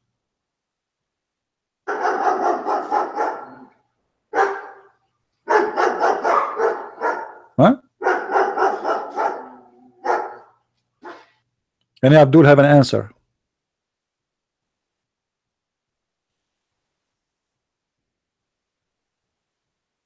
If there's any Muslim there, the black dog is a devil. This is scientifically to be true, must be, right? Is that because your prophet is an idiot, or because you Muslims are a bunch of idiot? Because one of you have to be an idiot, either the one who made the story and the one who, actually both of you, the one who made the story and the one who believe in it must be an idiot and racist too. And the funny, they try to convince the African American that Islam is not against the black people. Are you sure? Really? Amazing. So why we need to kill every black animal? What about the blonde animals? Huh? What the poor black dog? It's a dog. He is just a dog like the rest of the dogs.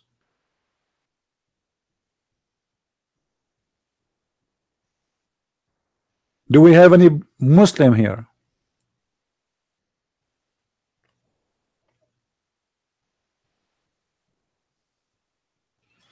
I know today we have a little noise in the microphone. I'm trying to fix it. Oops. Okay, I think now is better. Sorry for that. I had to read Quran to fix it. I will unblock the cables after I finish, see what's wrong. Do we have any Abdul? So to make it simple, everything about this religion is stupid. Those people, they have no idea what Islam is about. They do not know even who's Allah. They do not know even what Allah mean. And here we go, witness with me. We have 100 something people listening, right? Who is the Muslim who can tell me what the word Allah mean? Who is the Muslim? He will, I will send you a free ticket, one-way ticket to Afghanistan if you can tell me what Allah mean. Any Muslim can tell us what Allah mean? Are you searching Google? Search Google. Who is a Muslim can tell me what Allah mean?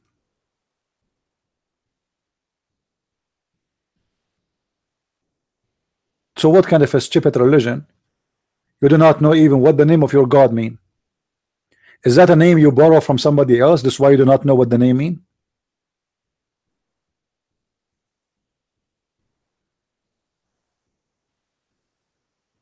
Huh?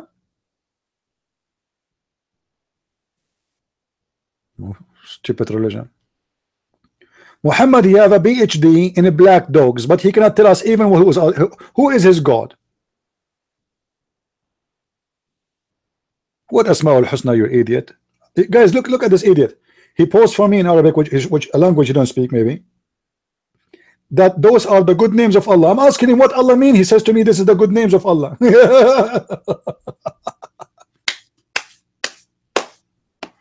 Stupid, dumb religion. You Muslims have a diarrhea in your brain. You don't have a brain. You lost it all in your anus. Your diarrhea took everything you have. I asked you what Allah mean. You said to me, this is the good names of Allah. I mean, why this cable is doing noise? I hope it's not broken. Huh? What the good names? I'm asking you what Allah mean.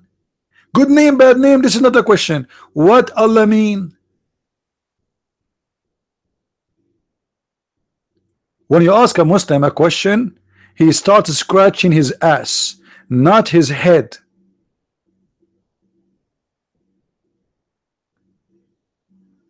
A person, he grew all his life in a religion, he worship Allah 5 times a day, he do not know what Allah mean.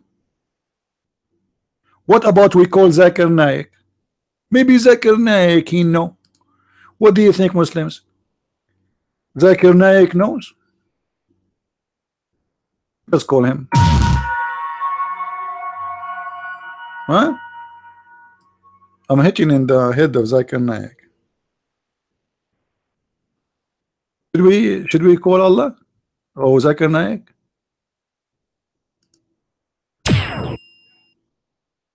What do you think, Muslims?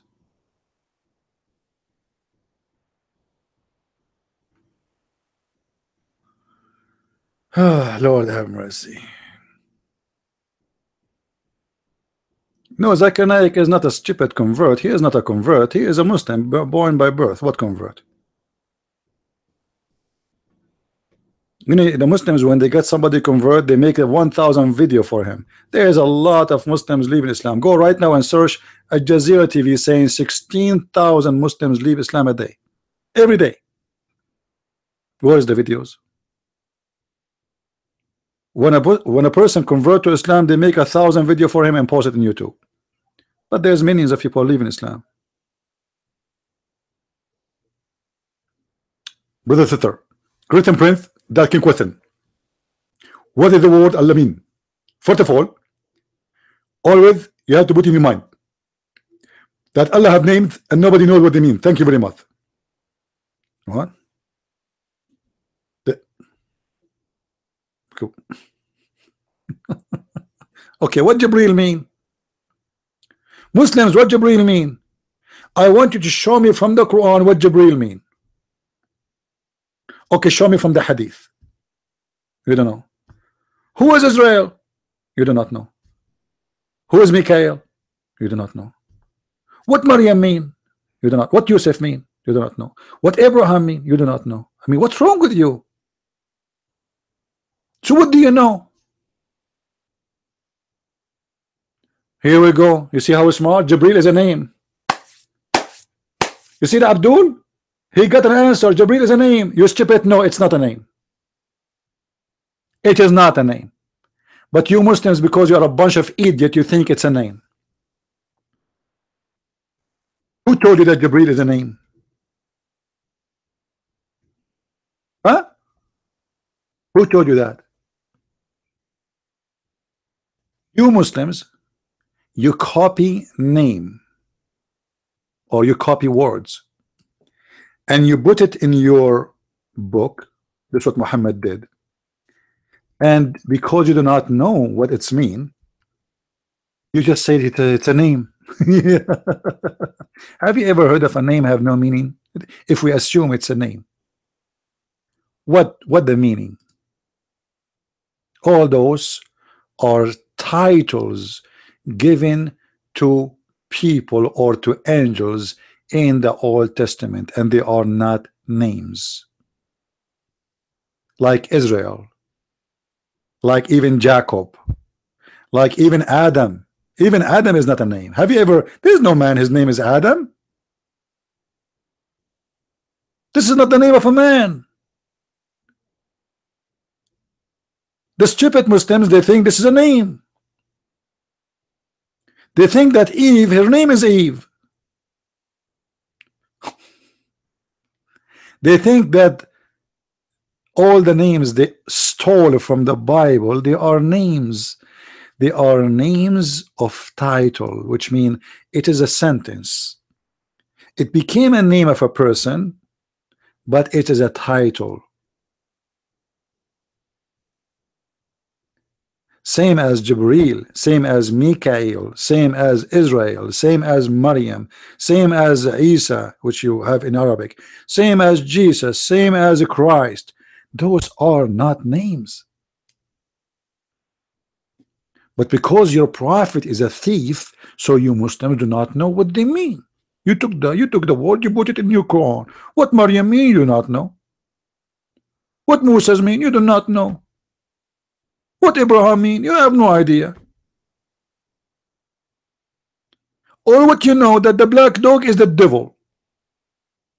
Because your prophet, he have a PhD in black dogs colors and devilish. Anything else? None of your business.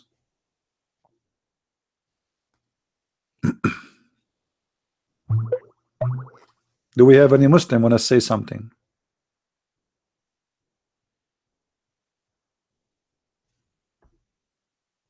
Any Abdul, he have a comment. Any Muslim here have a PhD in black dogs? Anyone? Dr. Zakir Naik, do you know why black dogs, they are evil and they are dogs of Satan? They are Satan himself. And my name is Tony from Italy. Brother Fitter, it's very well known, according to scientific discovery. As an example, there's a scientist from Italy. His name is Tony Pizza. Tony Pizza, sorry, the name is Tony Pizza. You know, eat pizza? Okay, his name is Tony Pizza. I mean, come on, go to Italy, say Tony, everybody, his name is Tony. So Tony Pizza, he said that it's true that black dogs are the devil. As an example, have you ever heard of a black dog is not devil? No, all of them they are devil. Go right now and look at the black dog. What he will do? He will bark at you, ho ho ho. Do you know why? Because he's devil. If you see a white dog, he will not bark at you. He will say meow meow. Zakir, this is not a dog. This is a cat. It doesn't matter. It doesn't, my friend. It's proven by science. It's true that the black dogs are devil. And you are trying to cover the truth. It doesn't work this way.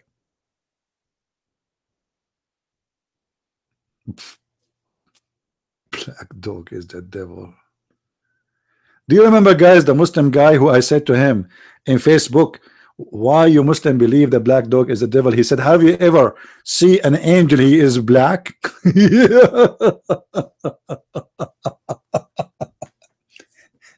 I answered him saying to him, stupid Abdul, have you ever seen an angel anyway?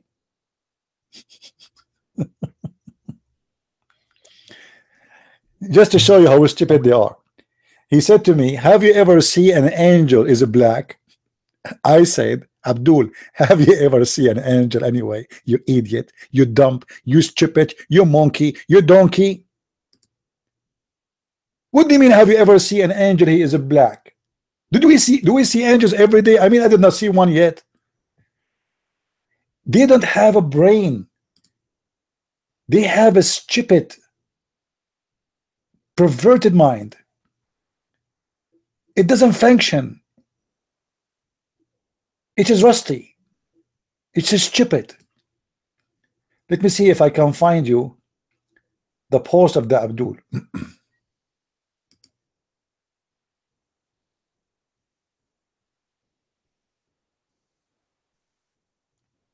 Let us see. I'm trying to find you the post.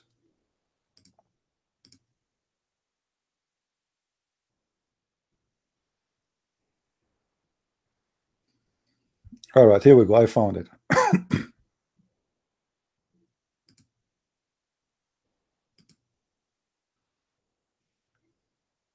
This is the post I made in Facebook. Look what the Abdul he said to me. Let me show it to you on the screen. I asked Allah, messenger of Allah, about the black dog. He said it is the devil. This is the Muslim guy is answering. Then he says to me down in the end of the page, let me be sure that you can see it. Let me see the, okay, let me take this one off. Do you see at the end what he said? Do you see it? Have you ever seen an angel? He is black. Unbelievable. Unbelievable how stupid you Muslims are. And you know, the funny, sometimes Christians, they say to me, if you don't say Muslims are stupid, they might come and listen to you. I mean, I have to say stupid. I mean, can you give me a reason not to say stupid? Give me a reason not to say the word stupid. I will stop using it. He is trying to refute me that this is true. How he refute me? Have you ever seen a white devil?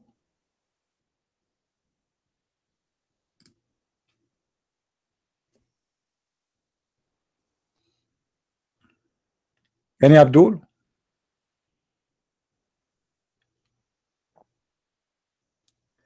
And by the way, I posted in Facebook. I don't know if you saw the post. The Muslim, they have a video about the descendant of the Prophet, peace upon him. The descendant of the Prophet, peace upon him. Do you know how they look like? All those in the videos are blonde, red head, and even some of them, they look really, with no respect to the blonde people, I don't mean to insult, but they look disgusting. Look like they are using bleach to make themselves look so white.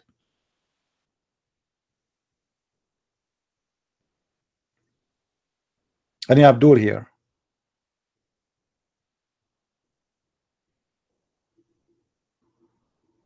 I mean, what's wrong with those people? They are possessed with the blonde. You know, even Muhammad, when he promised them the women, the virgin, those virgins, you can see through their bones because they are so white to the point they look like a jellyfish.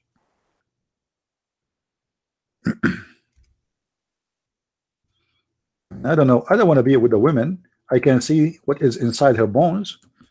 If I can see what inside her bones, I will see what inside her ass.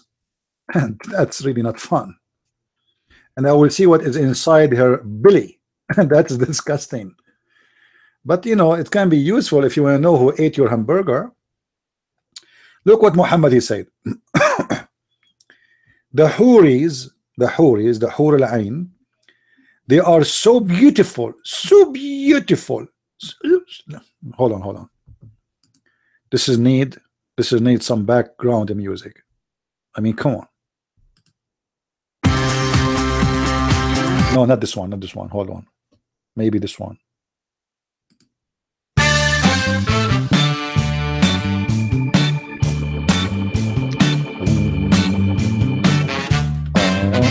Women, beautiful, white,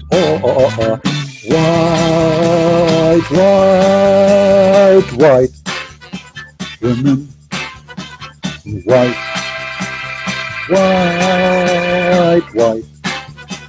Allahu Akbar, how beautiful they are. They are so pure, transparent. You see, the stupid people in the West, they celebrate something is called the Halloween, which is a pagan practice.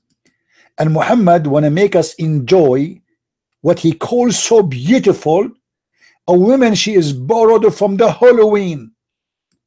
Who in the world want to be with a woman she is a transparent?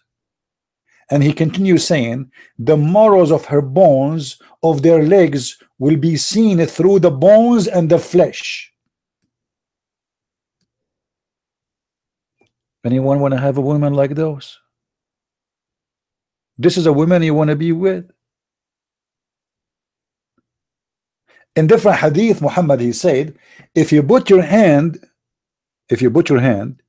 between in the back of her shoulder and her shoulder, and you look from the front, you can see your hand.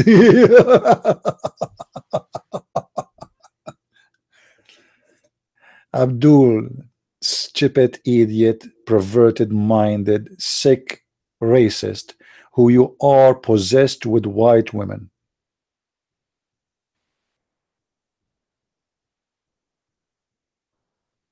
This is have nothing to do with the beauty. This is disgusting. But because you are possessed, poison-minded about having sex with white women, so Muhammad, he is exaggerating in his lies, saying to you that those you can see through their bones. And actually, Muhammad is borrowing this from the Indian Hindus believe. The Hindus, they have creatures they call apasarata, who they are women who they welcome you in heaven, and those women you can see through. They have a body but not physical, to the point you can see through. And they are supposedly so beautiful, and they have a black eye, white around it, and their skin is so white to the point you can see through.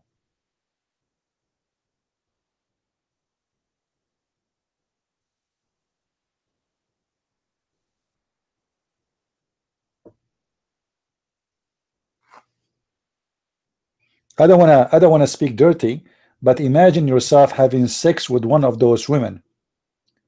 And I don't want to speak dirty, but imagine you put your, and you see it there. Because that can go to a lot of things.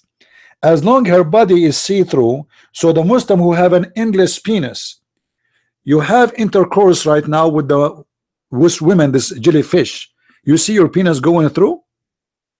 Really? Huh? I mean, that's amazing. If you want to do what Muhammad used to do, Aisha, she said, when I was fasting, the Prophet used to kiss me and suck my tongue. So now, if you put your tongue inside her mouth, we will not see her tongue. We will see yours moving along. What about, imagine you have sex with her, and because she is a jellyfish, we will not see her. We will see you only.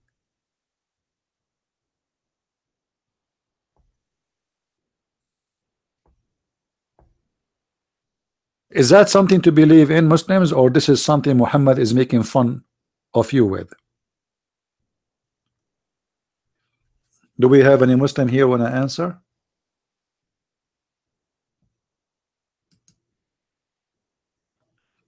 Let me pray to Allah to provide me with women I can see through, so I can see how much money she have in her purse before she leave the house. Oh boy. Oh.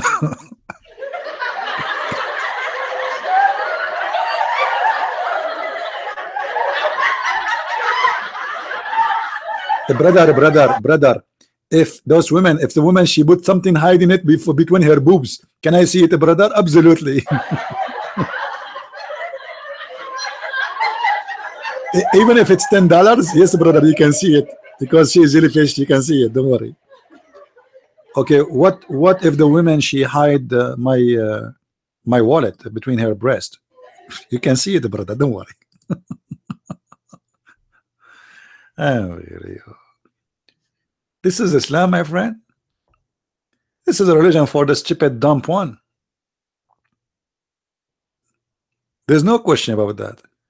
You have to be stupid, dumb, fool to believe in such a garbage.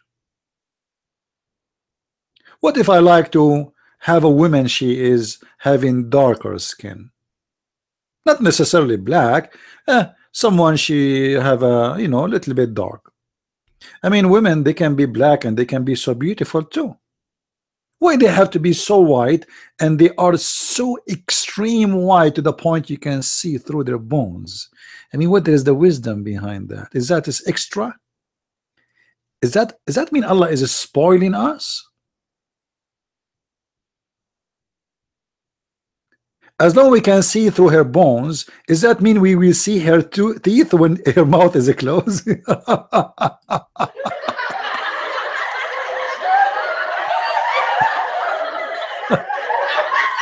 Imagine, guys. Imagine you have a wife, you can see her, you can see her jaw, you can see her teeth before she even opened her mouth. Oh Lord. Oh man, I mean, this is so beautiful. Who can resist this beauty? Nobody. Nobody.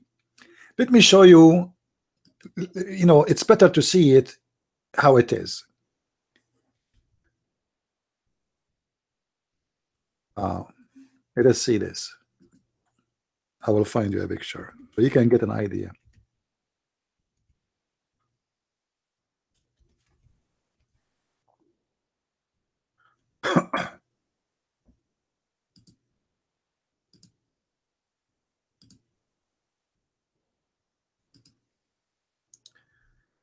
All right.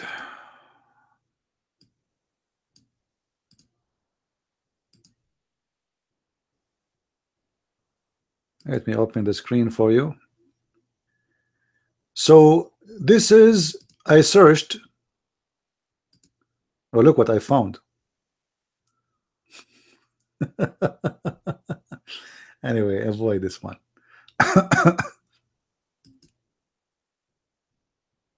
My friend Abdullah. Hey, Abdullah, listen to this. This is your wife in heaven, my friend. You can see the marrows of her bones. I mean, this is so sexy and so beautiful and so attractive, my friend. You can see what she have in her mouth, and you can see the bones all the way. What do you want more? I mean, are you excited or you are not, my friend? I mean, this is so beautiful and so hot. Look here. Your wife, she is wearing a necklace, my friend, and you will see the bones all the way. I mean, this is so beautiful.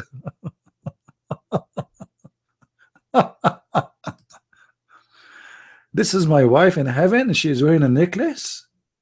I mean, this is so sexy, man. I cannot resist the temptation. I was refusing to get married for a long time, but now, sorry guys, I have to go. I'm getting so excited. I cannot hesitate. I need a woman immediately. We will see through the bones.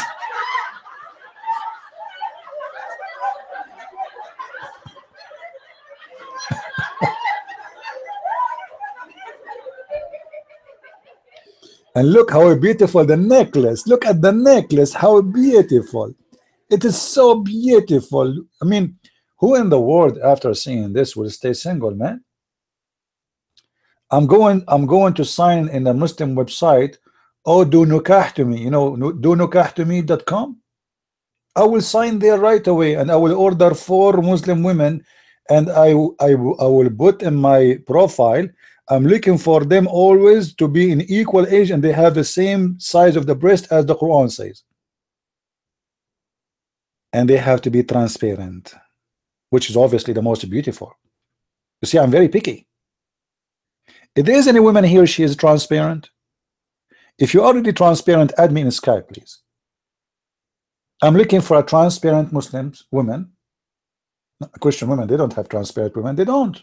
I mean, they don't. I look, I've been Christian all my life. I never saw a woman she is transparent. Obviously, only Muslim women they have that. So if there is any Muslim women, she have transparent chest, transparent jaw, transparent mouth, transparent brain. Oh, sorry, did I say brain? I don't mean it. Sorry, the Prophet says women they have no brain. Forget about it. Huh?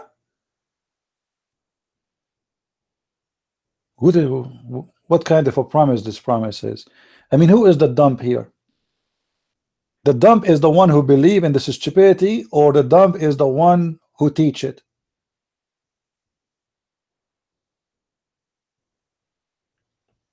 By the way, am I going to see the organs? As long as I can see through the bones.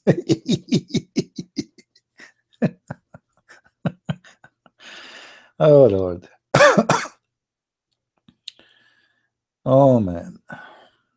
I mean, Islam is something we have to admit. And guys, some men they like the feet of women. Look at this. Look at this. I mean, ooh, wow, so beautiful. So beautiful, unbelievable. Imagine your wife, she put her feet in the front of you, and you see this. Actually, you see through the bones here. We're gonna here in the picture we are not seeing through yet. And this picture is not really good. Let me look for a different picture. Oh, this one is better. I mean, this is sexy. This is so sexy. I mean, this is so beautiful. Who can resist this? Nobody. And imagine your wife in heaven, she is going to do Buddha Kir. Buddha what? Buddha what? Buddha Kir? Did I say Buddhist? No. Buddha Kir. Your wife, she have those feet and she would do Buddha Kir. And this is supposedly the most beautiful thing in heaven. I'm scared to go there, man.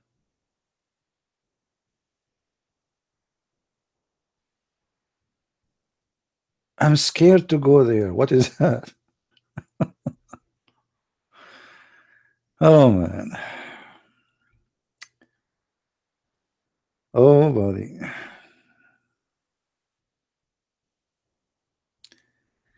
Do we have any Abdul? Look at this. How beautiful. I mean, this is beyond imagination. I mean, we're not going to see everything here, right?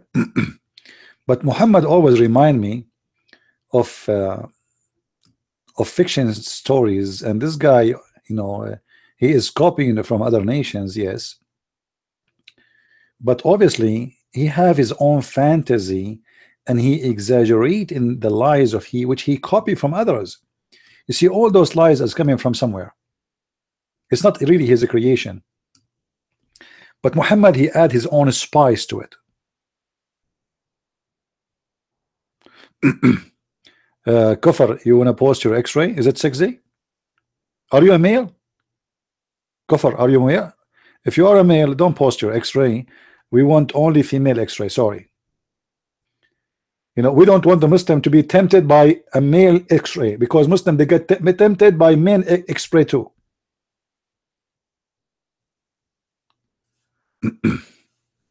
No, there's nobody trying to call me.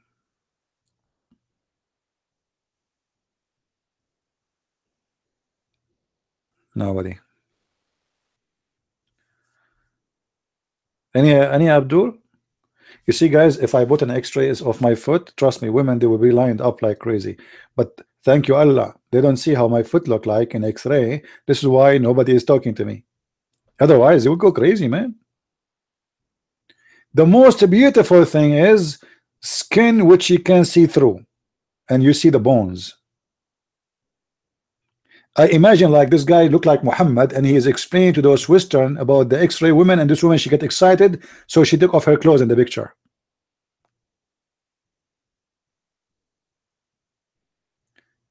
Do we have any x-ray Abdul here?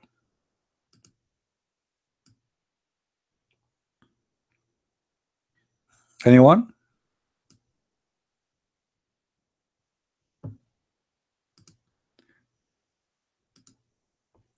So why you Muslims are Muslims? I mean, you have no answer for anything. We ask you who is Allah, you do not know. We ask you what Jibril mean, you do not know. What Israel mean, you do not know. What Maryam mean, you do not know. Yusuf mean, you do not know. So what do you know? Seriously, Muslims, what do you know?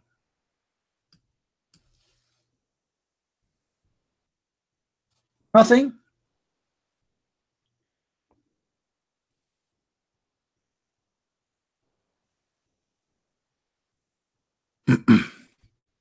Hold on, I'm trying to find women.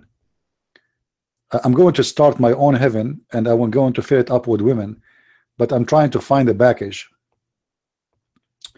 Let us see. I'm looking at a website here to find women they fit to be in the heaven, which is going to be my creation. Oh no, this is too much. This woman, if I put it there, the Muslims will not sleep forever. Hold on.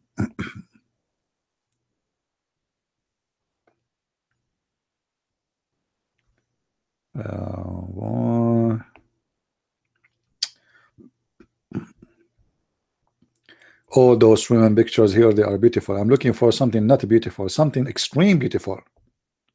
I don't accept in my heaven to have just normal women. I mean, this is not what we are looking for.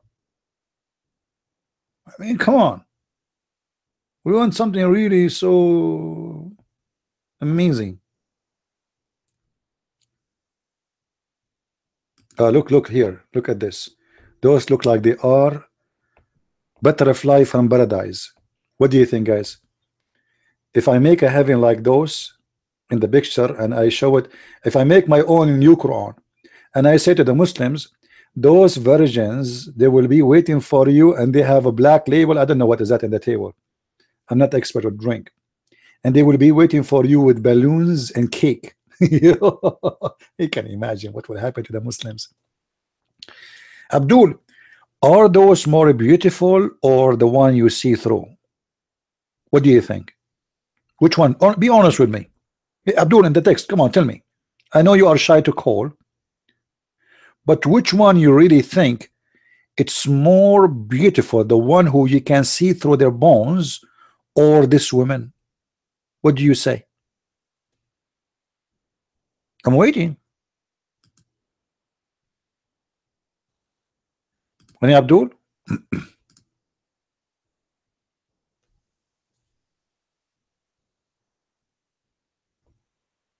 No, you do not need to take a shahada to take my paradise. You take a ticket, you buy a ticket, and you make a donation. Allahu Akbar. You see, Al-Asir, you are trying to insult mother. We did not insult your mother. Answer. This is what your Quran is saying. This is what your prophet is saying. So you are ashamed of your stupid prophet. So you insult my mother. Why? Don't talk about mothers. Otherwise, you are asking people to insult your mother. A man who respects his mother, he don't insult the mother of somebody else. Correct, guys? But a person who don't respect his parents, he insult the parents of somebody else, so he will return it back. Obviously, you are not a good son, you know, and your mother is not a good woman, because if she is, she will teach you not to insult the mother of somebody else, because the second you do so, they will return it back to your mother. But obviously, you are not the son of a good woman. This is why you don't care. Now answer. Is that better than those women you will see through their bones? Which one you prefer? Be honest. I'm not going to ask you why in the heaven anyway Allah will provide me with a bunch of whores, and why I have a lot of them. What about he give me a woman, she love me and I love her? Is happiness about how many? Is your prophet is a person of fantasy of having a lot of women, and that will make the man feel like I'm unique? Look how many women. God himself, even in your religion, created supposedly Adam and Eve. Why Allah did not create for Adam Eves? So why your stupid heaven is not the same as the beginning? In the beginning it was Adam and Eve. At the end it's Adam and Eves. They are a bit skinny. Don't worry, we are going to feed them, my friend. Those are just moved from Kuala Lumpur. This is the new batch. We just received them in the container.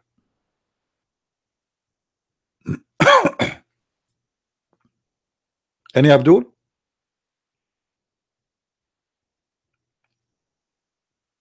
And yeah, Muhammad, he promised them that the women in the heaven, their ass will be 1 mile size. Why? Because in the time of Muhammad, the Arab, they like, excuse my language, I'm not insulting again, fat women.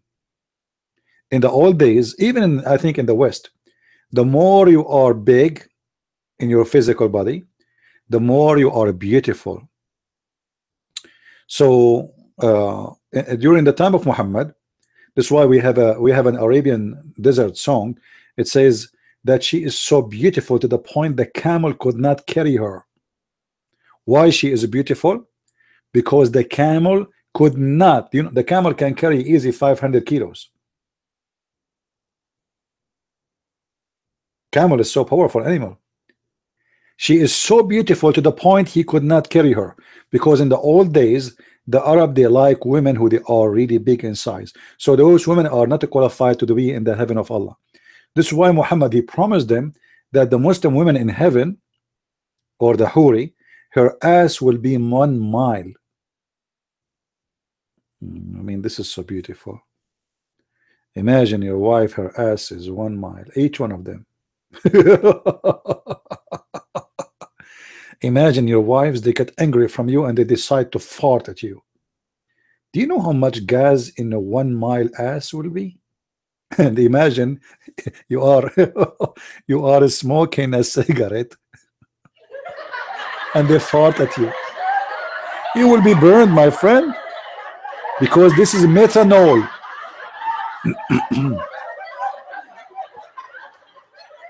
Okay, hold on. Show respect. Show respect.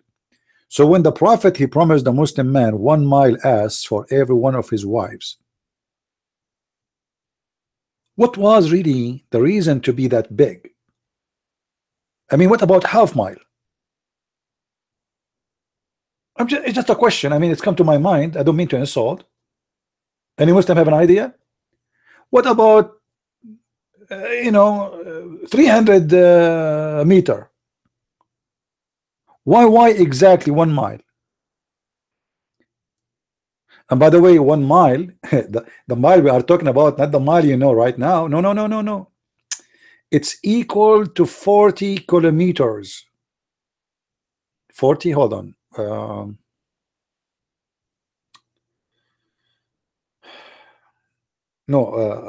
on. Let me remember. I did not use this term for a long time, so I forgot really the equal number of it.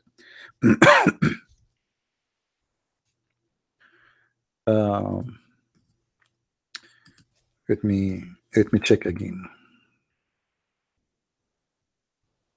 I don't want to give a wrong number.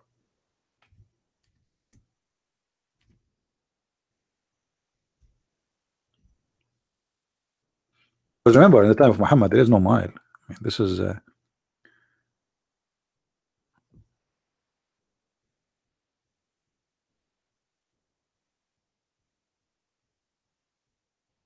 yeah, I need to find what is the exact, but it was like, it's not the same as the mile we know. It's like a couple of thousands of meters, you know, so it's a lot bigger than what we know.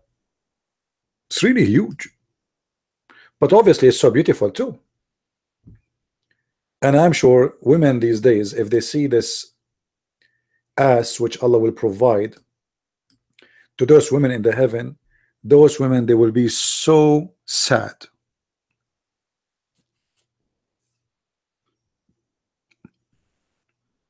Do we have any Abdul would like to call?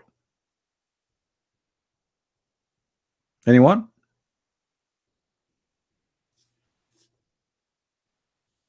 And by the way, there is something missing in the picture. You see here, there's no river of wine, there's no river of milk, and those girls are not see-through, and there is something more important. There's no river of sperm. No, Kardashian will not be, they will not fit at all there, because she don't have really big one. It have to be really huge. I mean, what Kardashian? There's no porn star where she will fit in the heaven of Allah, because he is extreme in his promises. Those girls that look Korean, I don't know where they look from. I have no idea. For me, I like it because of the cake. The only thing I don't like about the cake is pinky. I don't know how women they like pink. I mean, for me, I don't like it at all. The second I see pink, I go pinky. Do we have any Abdul?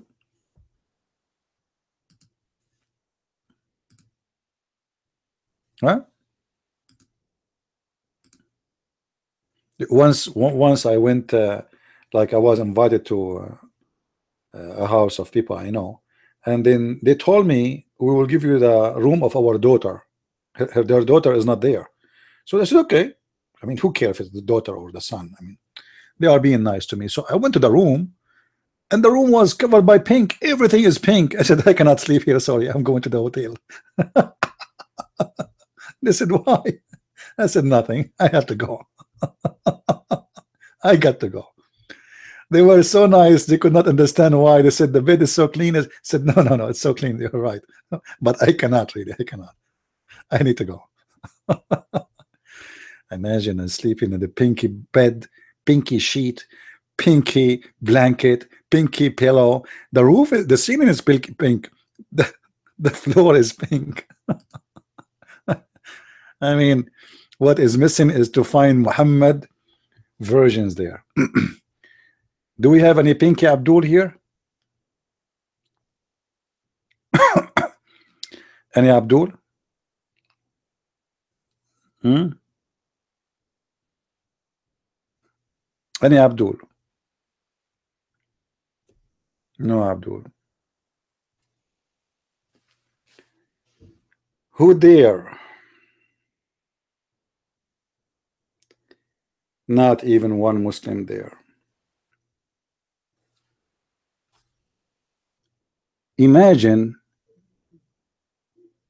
if you analyze every information Muhammad he tried to provide for you about his heaven, you will see how stupid he is.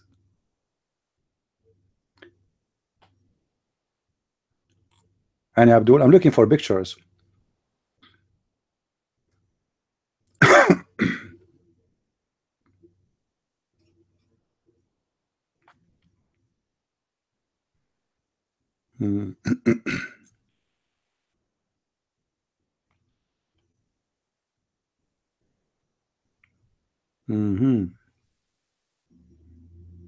No, this one is not good. What about this one? Oh, this is a blonde, but she is covering her hair, so I don't know if it's fit.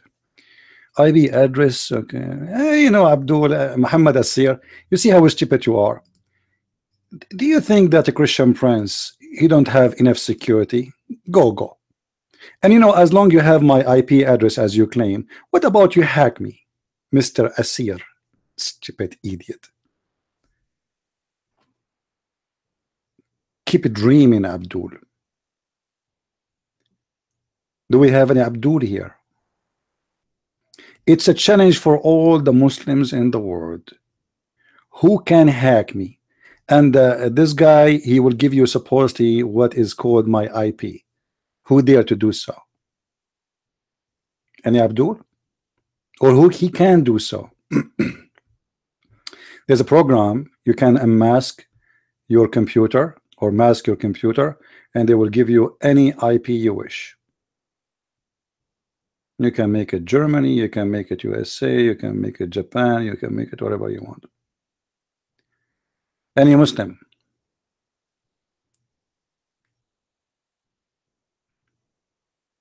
Yeah, still doesn't work. Any Muslim? This is why I welcome them to contact me in Skype, because they cannot get anything. Any Abdul?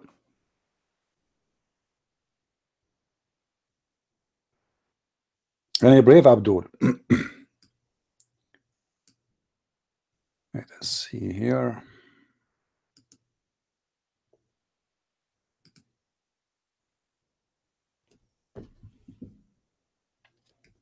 This is where you see I have this website. It's really good. They give you a lot of free pictures.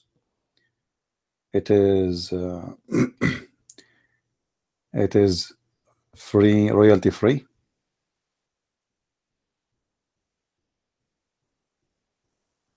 Here we go. Muhammad, if he see this girl, he will make a chapter about her. I guarantee you. But still is not qualified. She have to be see-through. But I assure you, if Muhammad he saw a woman like this, he will make Quran, he will make chapters, he will make whatever he can make. Those people are obsessed with white women.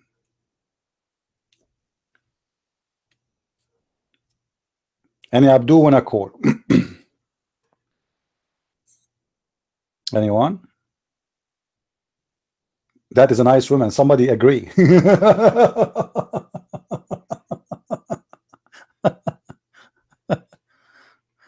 Okay.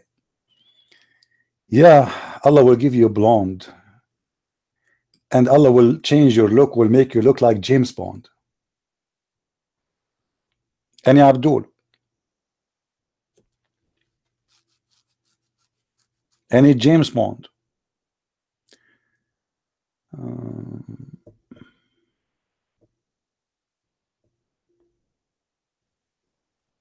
Not even one. Okay, what about two?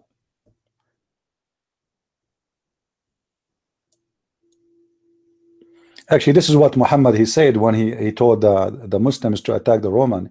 He said, let us attack the Romans so we can get the blondie. You remember? Attack the Roman so we can get the blondies. Who is the Muslim when I attack the Roman so we can get the blondies? Anyone?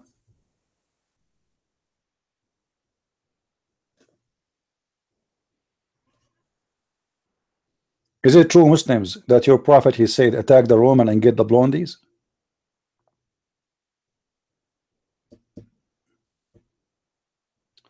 Am I heard?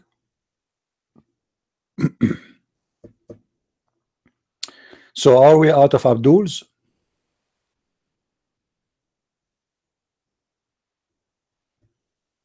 No more? Sadly, you know, I mean, they are stupid and they are rude and they are dummy. And then we block them and then we are out of them. And then we have to unblock them back.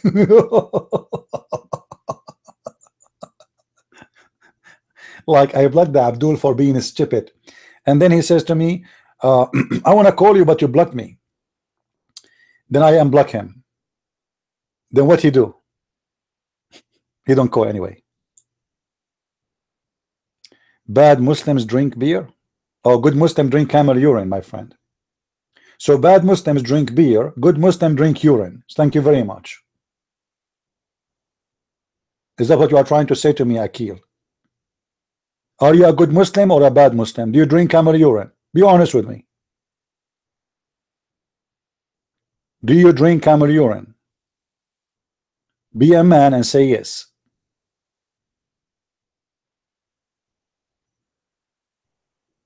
Be a man and say yes. What an idiot. See how quiet he is now?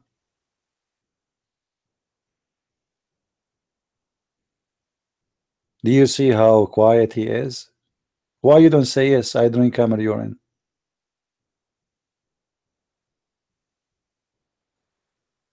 Bad Muslim drink beer.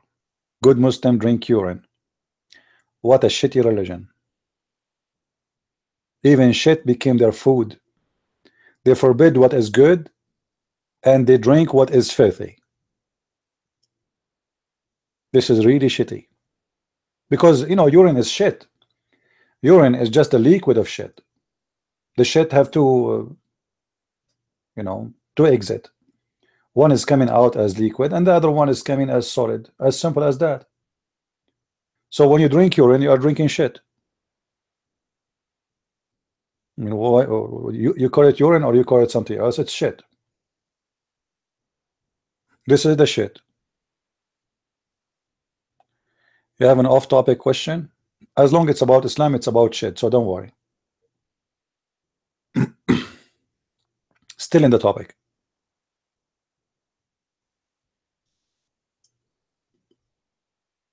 It is a shitty religion and everything is upside down. Any Abdul?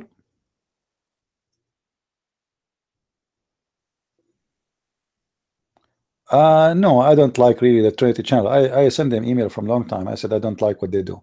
Like, you know, they say to me, we will have a debate, and I told them I don't want you to be involved when I debate with Muslims. And then later I found that they are involving, and you know, it's like they don't know really how to do it. And when they got me last time, this guy, what his name, Edip, the Turkish guy, I mean, suddenly he told me that this guy, he need to leave. I mean, why you need to leave? You know, why you did that? You brought that guy, let me finish him. They let him go. And I got really upset. Why you let him go? The guy in the screen, he was not saying anything about leaving, you know. So look like they want to save his ass. And during, I don't know, like, you know, they told me he have to leave, but he did not say he's leaving. I did not see anything of him saying he was leaving. So I don't like the way they do things. I don't like the format. I don't like the way they do things, and I'm not interested. And who need them anyway? I mean, you know, as long as we have YouTube, people they can hear, people they can listen, and if there's a Muslim or a debate, we are here, right? There's only one person in this station I like. His name is Pastor Joseph. He's a good man. I like him. He's passionate about what he do, and you know, he's you can tell he's a very good guy. Otherwise, I don't like really the way they do things.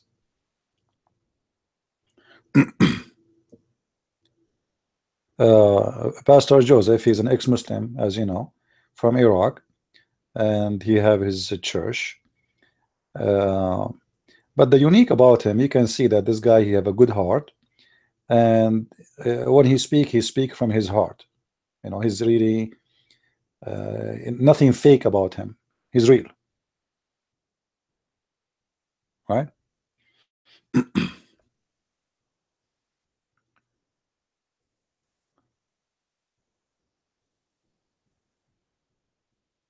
Any Abdul?